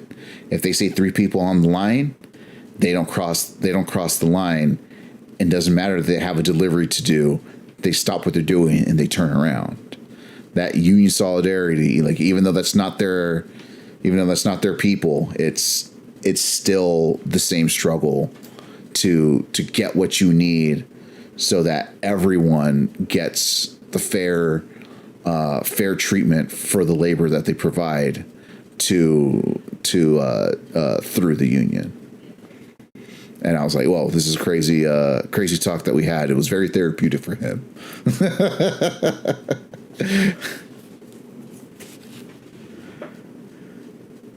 No, that's awesome.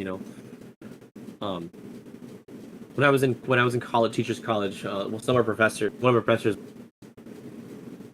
had a lot of strong opinions about being a part of a union, like recommending everyone be part of it, do what they do for the community, the history behind it and stuff too. And it's great. They do a lot for the community.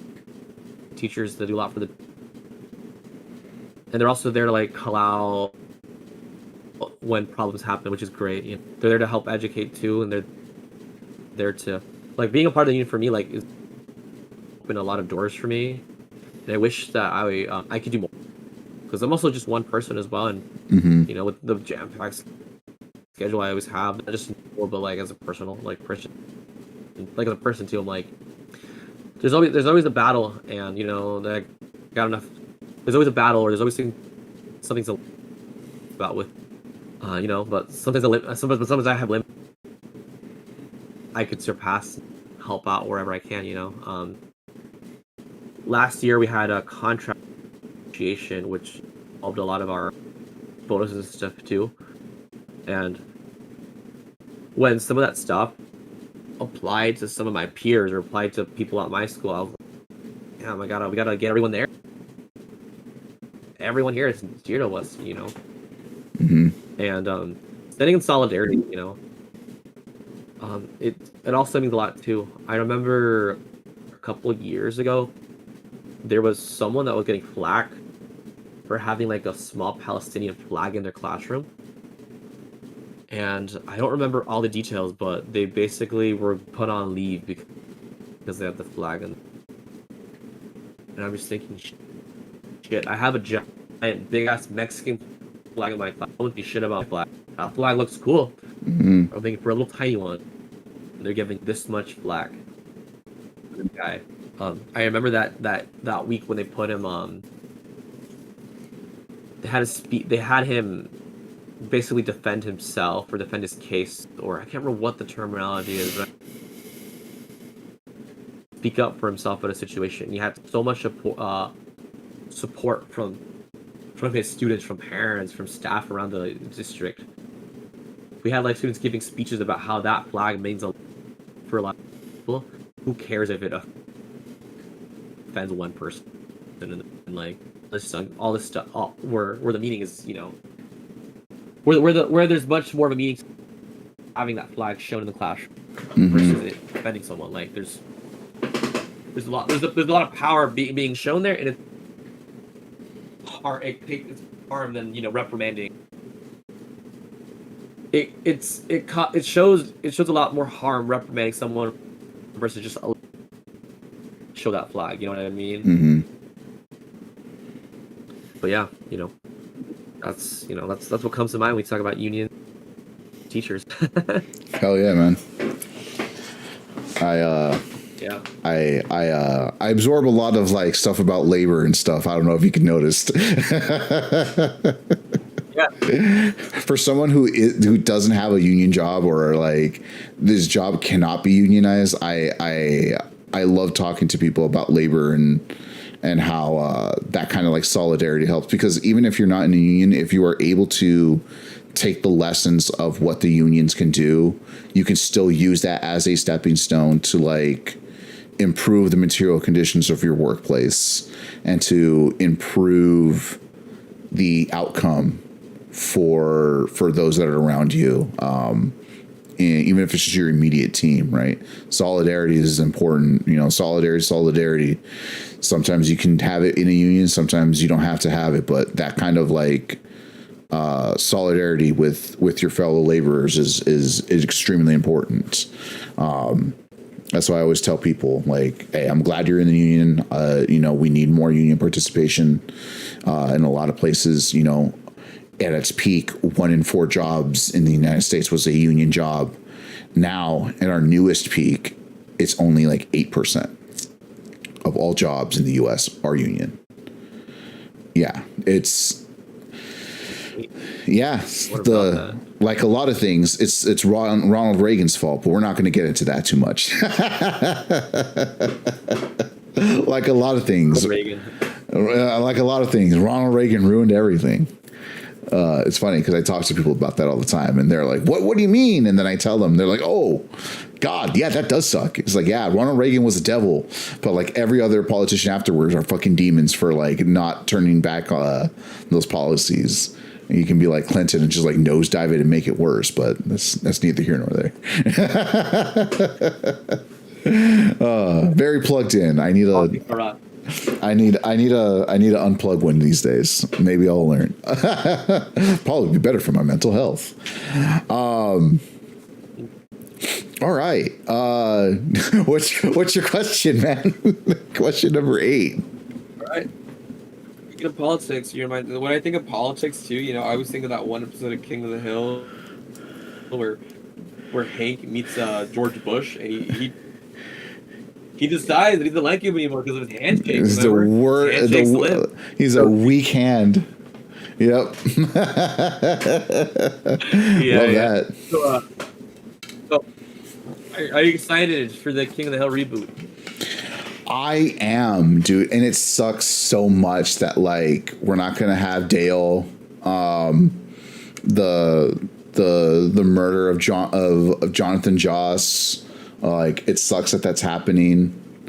I hope it turns out well. I hope they do it justice because King of the Hill put out like a very weak statement and not making it known that he died of a hate crime, that he was murdered of a hate crime. I didn't even see a statement. That's wild. I saw like everyone else was making statements and stuff too. The statement, they used a lot of passive voice in it.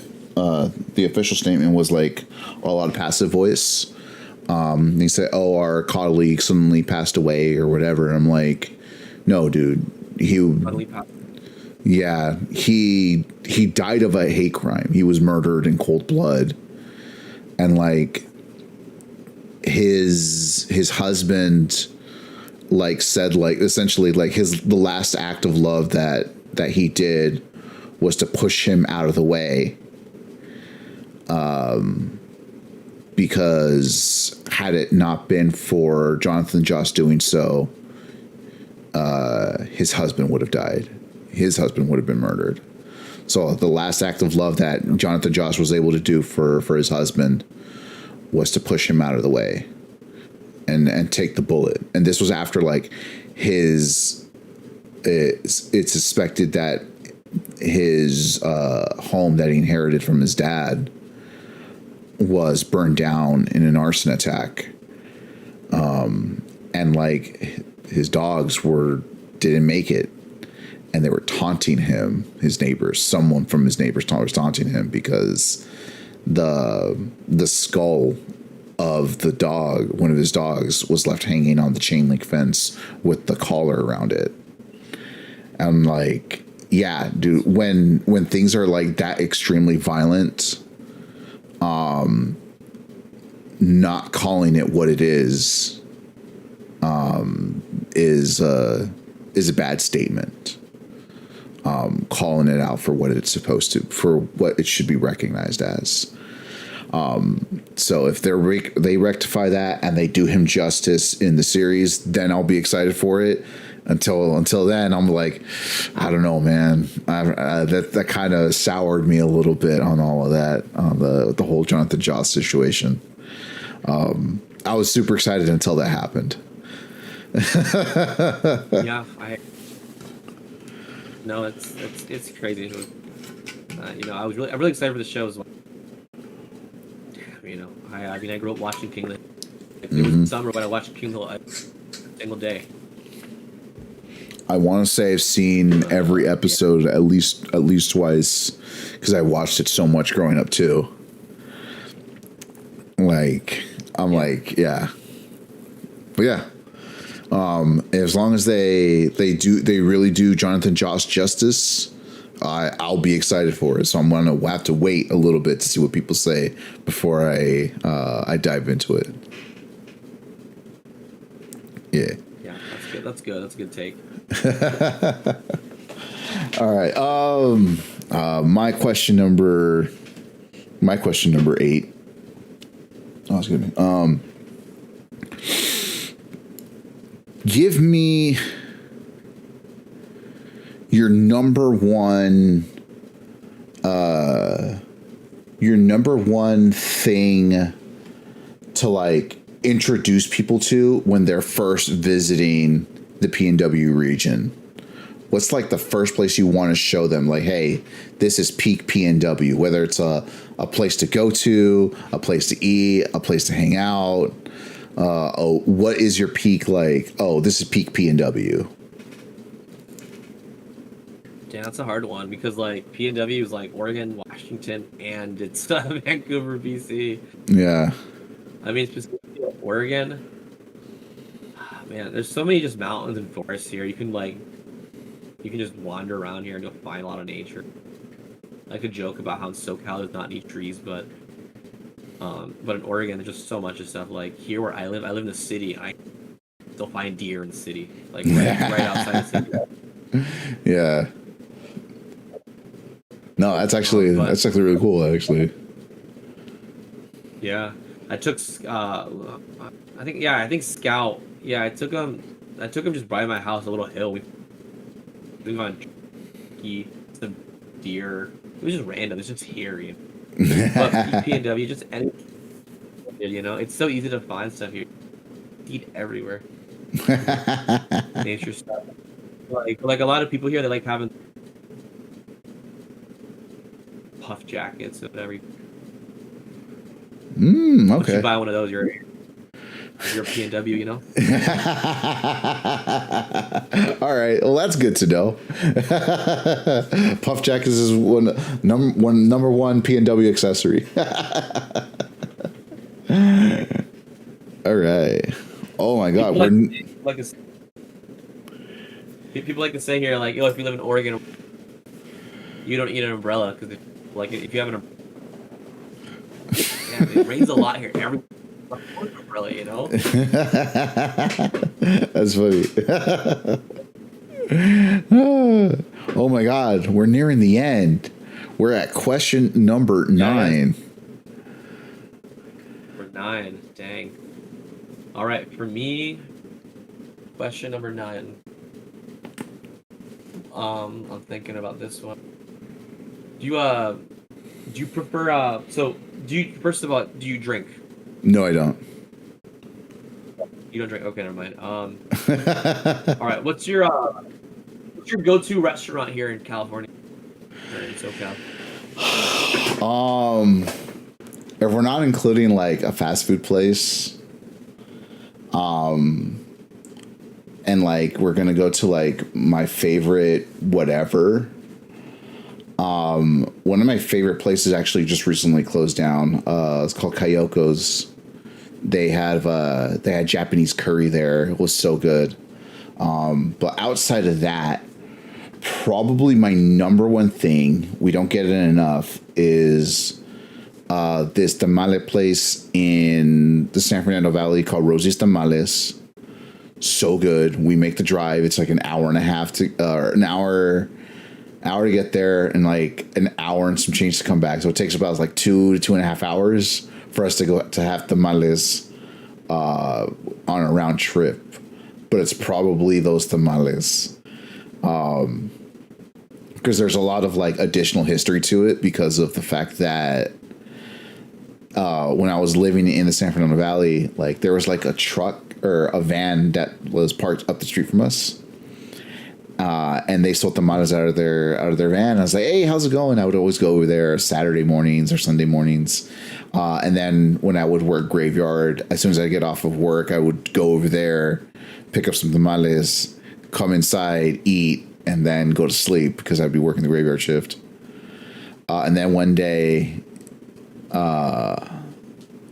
me and our fiance, we were like looking like, oh, let's get tamales. Oh, but the lady's not there because it's a weekday. It's like, well, there's this tamale place. Like, I don't know. And then the little girl. Well, she was probably like a teenager or something, but like she looked like 12 years old. So that's why I said like the little girl. Like the little girl goes, oh, hey guys, and we're like, oh, hey. We didn't realize that was the same person that would help us get the tamales from up the street from the house. And turns out that's just like their storefront, and I've only known them for like selling from the back of the van. But yeah, that tamale place, like I've had it for decades at this point, and they're still there, and I love the fact that they're still there.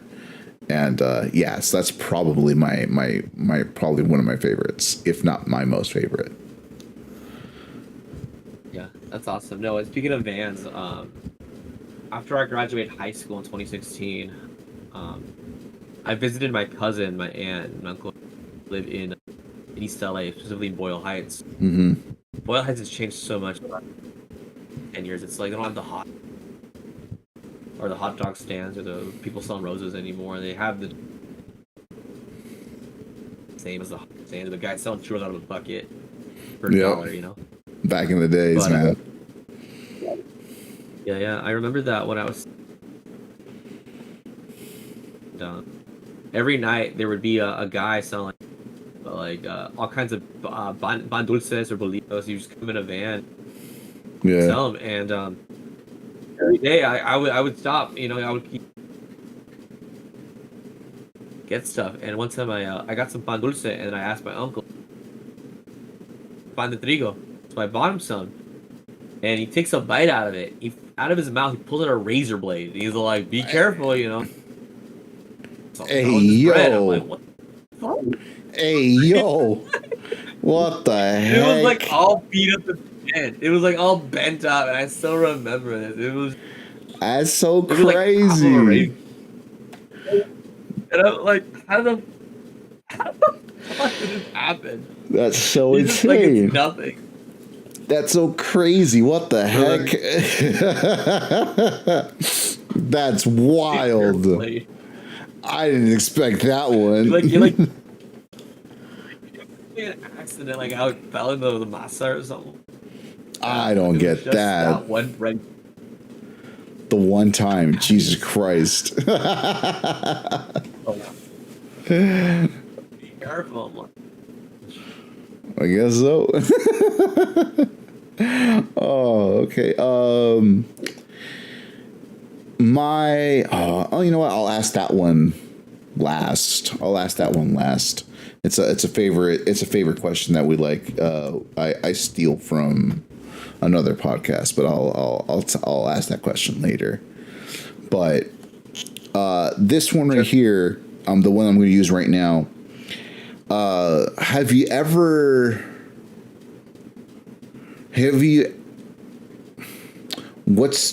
okay, did you ever go to like DIY like music venues in high school? I went to one, actually. It's gone now. It was like this really small venue. It probably only fit like it had like they did like 10-man shows there. I remember they had like 6 different bands that would play there, and you pay like $5 to see the show, and just whoever showed up would show up. And I was like in middle school though when I went to them. Really young.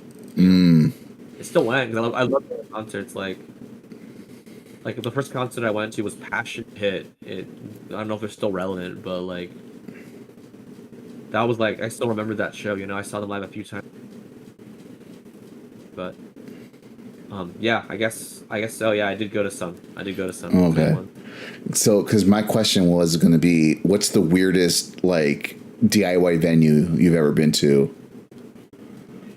But it sounds like it's just that one. I say that because I've been in like I've been in abandoned steel mill,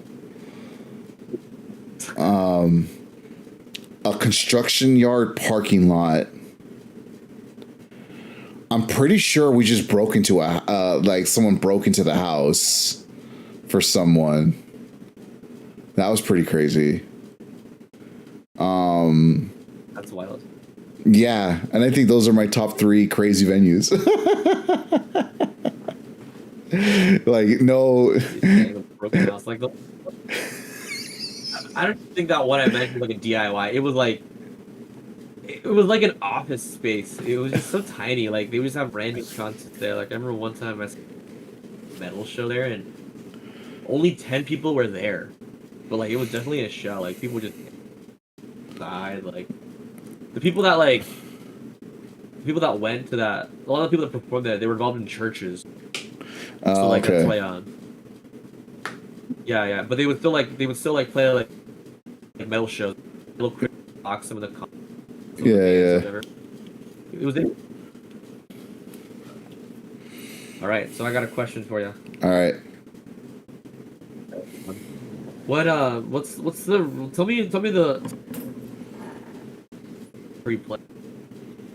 Say it again. You cut off a little bit. Tell me the lore behind why you call the show Drug Free Plays. Oh, it's because I'm straight edge, and that's what people call me. That's what people called me in high school. Because I was literally the only like straight edge kid that wasn't like a complete jerk. So like that stuck, and the way I thought about it is like, what's like a decent way to like have it be like something without it just being like what my tag is or what people knew me as. And I was thinking of like, oh, what's a good like 3-word way to like put it? It's like, oh, drug free plays, like, oh, DFP, because when it shortens DFP, I later found out it follows like this this rule, not necessarily rule, but like a hard like good marketing that like people have, where it's like 4 hard syllables or less. Like Counter Logic Gaming is like really long, but it works as CLG, right? Like Beast Coast, right? You have Team Liquid for like, or TL, TSM. Like no one's calling it Team Solo Mid if it's TSM. But like having that like break up perfectly, like ended up working out that way. I didn't realize it followed that rule. But like part of the real reason is like I'm explicitly and always have been the straight edge guy, to the point where like it's carried into my adulthood. And it's like, well, might as well just make it something fully complete. Like I'm dealing with like games and gaming, like I might as well say it like that. But the explicit like drug-free nature of who I am and who I have been like since high school, like that, like people knew me that way, is something that's like a holdover and carry that like has continually been a part of my life since. And like people still know me, people know who I am that way. There's literally one guy's or actually it was Jerry, he had said, it's like, yeah dude, I remember they called you straight edge back in the day. I was like, yeah, and it's stuck ever since. So yeah, it ties back to that old identity that I had in high school, that like able to use it here in a way while still, letting it be me, just in another sillier way. Oh, that's a cool story, I like it. Yeah. Again, the part of like I cannot stress to you enough, man. Like the hardcore kids who were straight edge, they were assholes. A lot of people didn't like them. I've told people like, dude, like you just don't push this on no one. It's a personal choice, right? You just let it be. And people will ask you about it. They'll ask you about it. Like you're not there to fucking spread a Bible, all right? No one wants to hear the gospel of minor threat and how to be drug free, right? You know what I mean? Like don't be reciting Youth of Today. Don't be reciting Youth of Today lyrics and Gorilla Biscuit lyrics, thinking someone's gonna be like converted, like they've like freaking found Jesus or some shit like that. Like chill. It's funny you bring that up. So whenever I bring in my switches to class, I always make sure to you don't want some all the degenerate stuff to be on there. Yeah. Yeah, because I've seen them. The worst saw was that one of the goon, and I'm like, that's not. But I make sure to delete them. But out of all the degenerate tags that were I actually put a legitimate Bible verse as the in-game tag. I can't remember what it was, but it was Psalm something. That was what? It was someone put Psalms like 13 something. Oh, okay. I can't remember what the. Oh, okay. Bible verse Psalm. Not degenerate, but still probably you shouldn't be putting on a Switch and a child's a bunch of children in there. Yeah. I was like, all right, I'm just deleting everything. It was Goon next to a Bible verse. Which is by the way, No, oh God, why? Oh yeah, smashers in the internet were a mistake. We should move back to forums. All right, man. My final question here. Final question is, and this is I'm taking this from Goods from the Woods podcast. They're great. They're great people over there. I've been on there a handful of times. Favorite thing from your childhood that isn't there anymore? Favorite thing from my childhood isn't there anymore. It's really a hard one. Begin with that. Probably the dollar menu. The dollar menu definitely comes around. The dollar menu anymore. That value menu ain't holding so much value no more, huh? I go to Costco now for a fact. If I want something cheap, it's great too, you know. Costco glizzies. Oh yeah, $1.50. Hell yeah. Big fan of it. And it's dude, the same price as dogs. that dude threatened the guy. The CEO threatened the guy. Said, "I'll fucking kill you if you raise the price of the hot dog." Because it's $1.50 for a hot dog and a drink, right? Yeah, it is. Yeah, without tax in Oregon too. Yeah. Lucky. Again, Ronald Reagan ruined everything. Oh, okay. You know that California state tax was only supposed to be around for 5 years? It was? Yeah. I never thought that. I never knew that. Yeah. I didn't know. I don't know if Ronald Reagan knew how to count, but it's been way longer than 5 years. He was the one who did the sales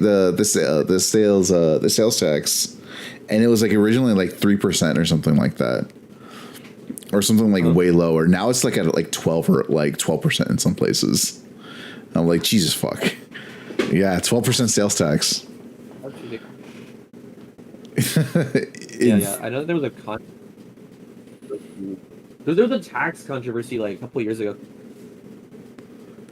I can't remember if it was marijuana, lottery tickets, or something else they were taxing.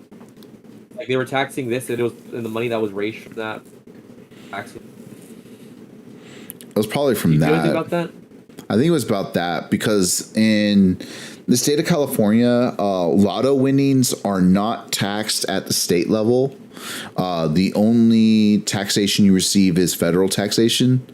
So your easy round numbers, 100 million that you're getting will be taxed at the highest marginal tax rate, which is 40% at the federal level, I think, or 35% at the federal level. So that's 35 million off of your 100 million. So you're left with 65 million. So that doesn't further get taxed from California state lottery. That's just your That's just how much it is.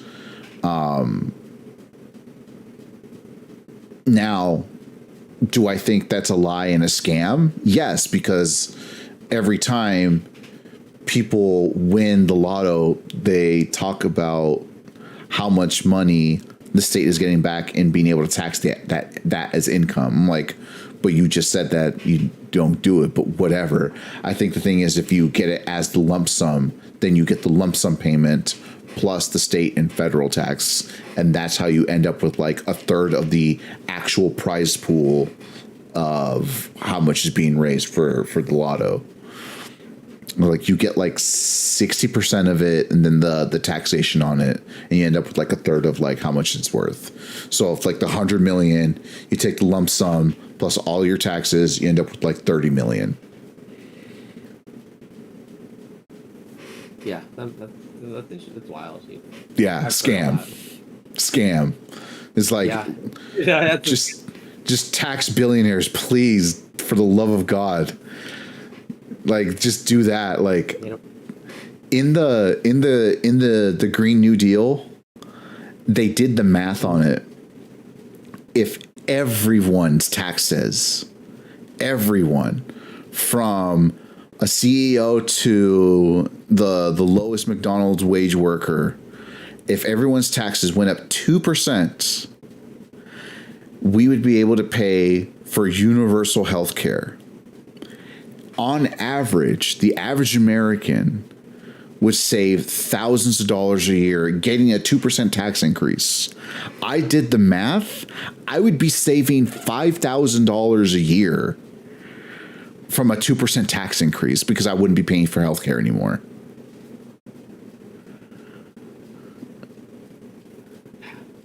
You could. That's a car. Literally, it's not a decent car, but it's a car. That's a car. That's a car a year. Yeah. And the thing is, if we do it like how before Canada had it and how before the Scandinavian nations had it, we would never have to pay a copay. We'd only have to pay for the medications, and that's it. And the reason I say before is because now the conservative parties of Canada and those Scandinavian nations are doing their best to defund their healthcare. And because of that, they're trying to implement austerity measures to further justify putting less money into the healthcare, which is forcing people to go into privatized healthcare. And a lot of these people are getting money and kickbacks from these private insurance companies to be subsidized. So the payment goes there, and then he had to pay out of pocket for what used to be something that was free. All because of those austerity measures. So you're not getting taxed less. You're getting taxed the same amount, and now you're just getting less benefit out of it, and now you're going to pay more out of pocket. It's fucked up.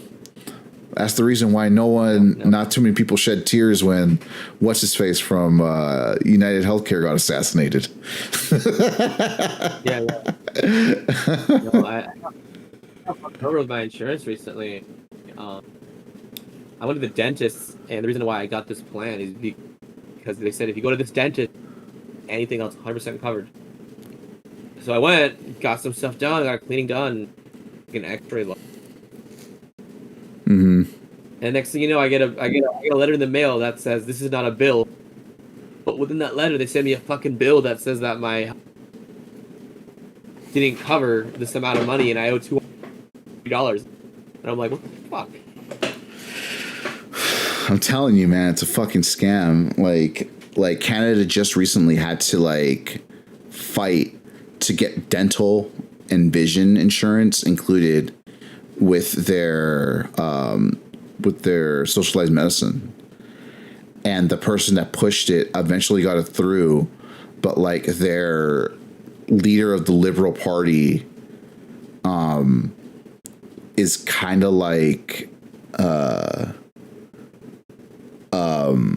the fear is he'll end up like Trudeau, where he started talking about deeply radical policies, and by the end he ends just being just a just any other neoliberal, and like making concessions to the conservative party. And the guy who was pushing for these important changes and important funding to their socialized medicine ended up losing his seat and lost his reelection to like a more centrist liberal. And they got it, but it was at a huge sacrifice of someone who was able to round up votes to give people the things that they need. It's fucked up. Like I said, man, way too plugged into things that are constantly making me angry. Yeah. Like do you know the story of how the beef between Arby's and KFC ruined American healthcare? I didn't know those two things were connected. Yeah. Yeah, the fight between Arby's and KFC ruined American healthcare.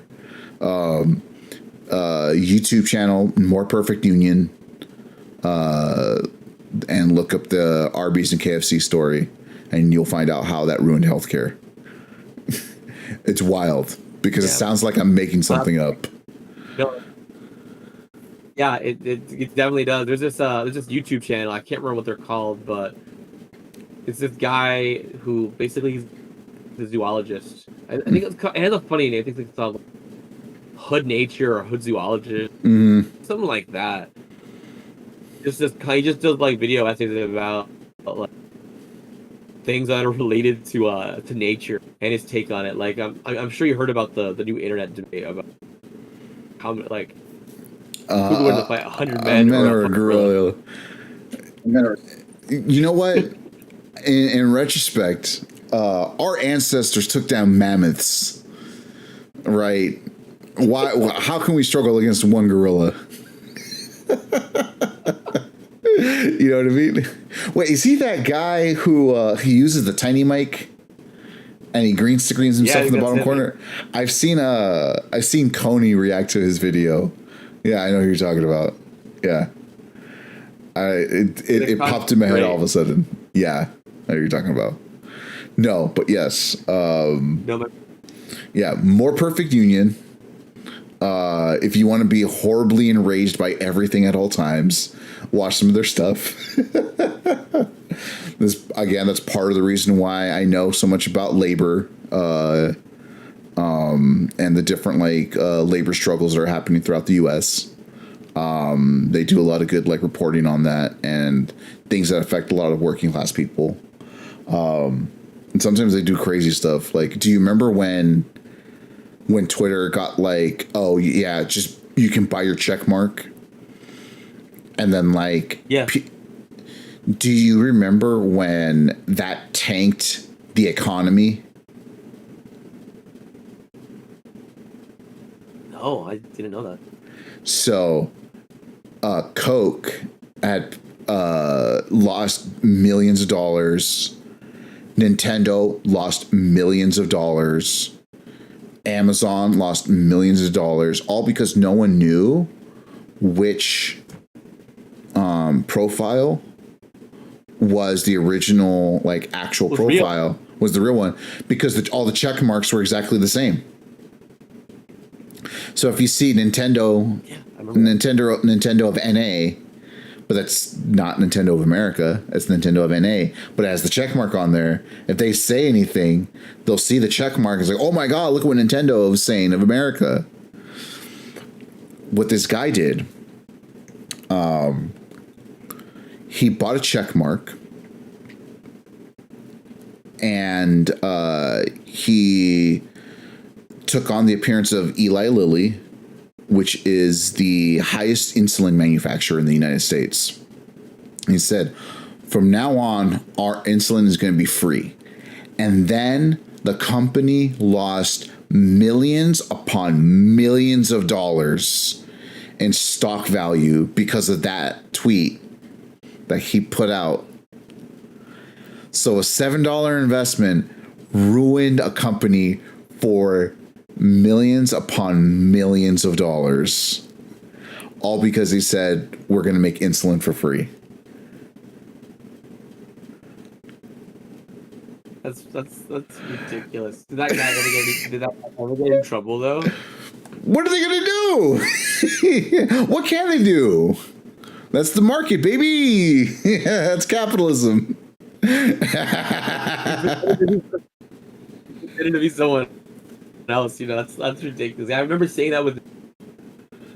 I don't remember what they posted, but I remember fucked a lot of people over because it just happened overnight one day. No one was coming. Yeah, it's $7. Yeah. Yeah, great return on investment to destroy an evil insulin company. I'll tell you that much. Because thanks to their lobbying efforts, they made sure Donald Trump reversed the $35 cap on insulin.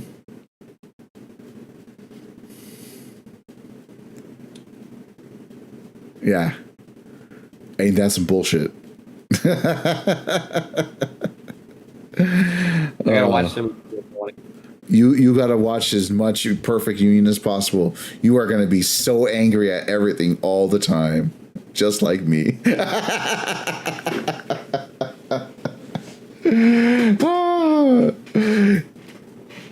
Yeah. You gotta watch some Lost. Then you gotta watch the first episode. I'll watch the first episode of Lost. 100%. I will do that. I'll watch some of these ones first too. I'll you know. Brother man, thank you for being here. We've officially broken the record. We're gonna go on almost 5 hours. I've been live almost 5 hours. Thank you very much for being here. It's been a pleasure. I loved this conversation. I love how we ended up here. I thought we were going to end this about an hour and a half ago, but turns out we went way over. New record. If I could play the sound from Smash Brothers, I'd do it. Again, man, thank you for being on here and having this conversation with me. Like, it was a good one. I love the fact that we were have this, and yeah. Any last parting words before we let you go? Yeah, just shout out to all the people from before, and if anyone ever needs help with TOing or setup, just let me know. Get Hell the yeah. equipment. Open invitation, everybody. Oh man! All right, dude. Thank you very much, man. Start waving goodbye. We'll be catching you in the next one. Thank you for everything, man. Later, man. You take care. Yeah, absolutely. Thank you. Take care.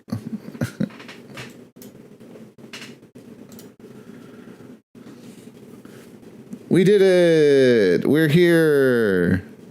We're back. Ooh, that was a long one. I didn't realize we're gonna go on this long. We're almost 5 hours live total. That's crazy. A few more seconds and we'll hit there. I'm gonna make sure we actually get there. Thank you everyone for being here. Thank you for everyone who saw this. I don't know if everyone's gonna be here to watch the VOD and watch all 5 hours of it. But if you do, I would thanks, likes, comments, subscribe. You've been here the entire time. I love the fact we were able to do this. Thank you for reaching out and taking the time. Thank you for stopping by. It's been awesome. We have another guest coming up fairly soon. Hopefully everything works out and we can get them on. Again, we're raising money for Trans Latina Coalition. Links will be available whenever I have a chance. We really want to help our queer siblings, and hopefully things work out a little bit better for them. Yeah. So that's me. I'm calling it. I've been Straight Edge. It's been Drug Replays. We'll catch you on the next one. Later, everybody.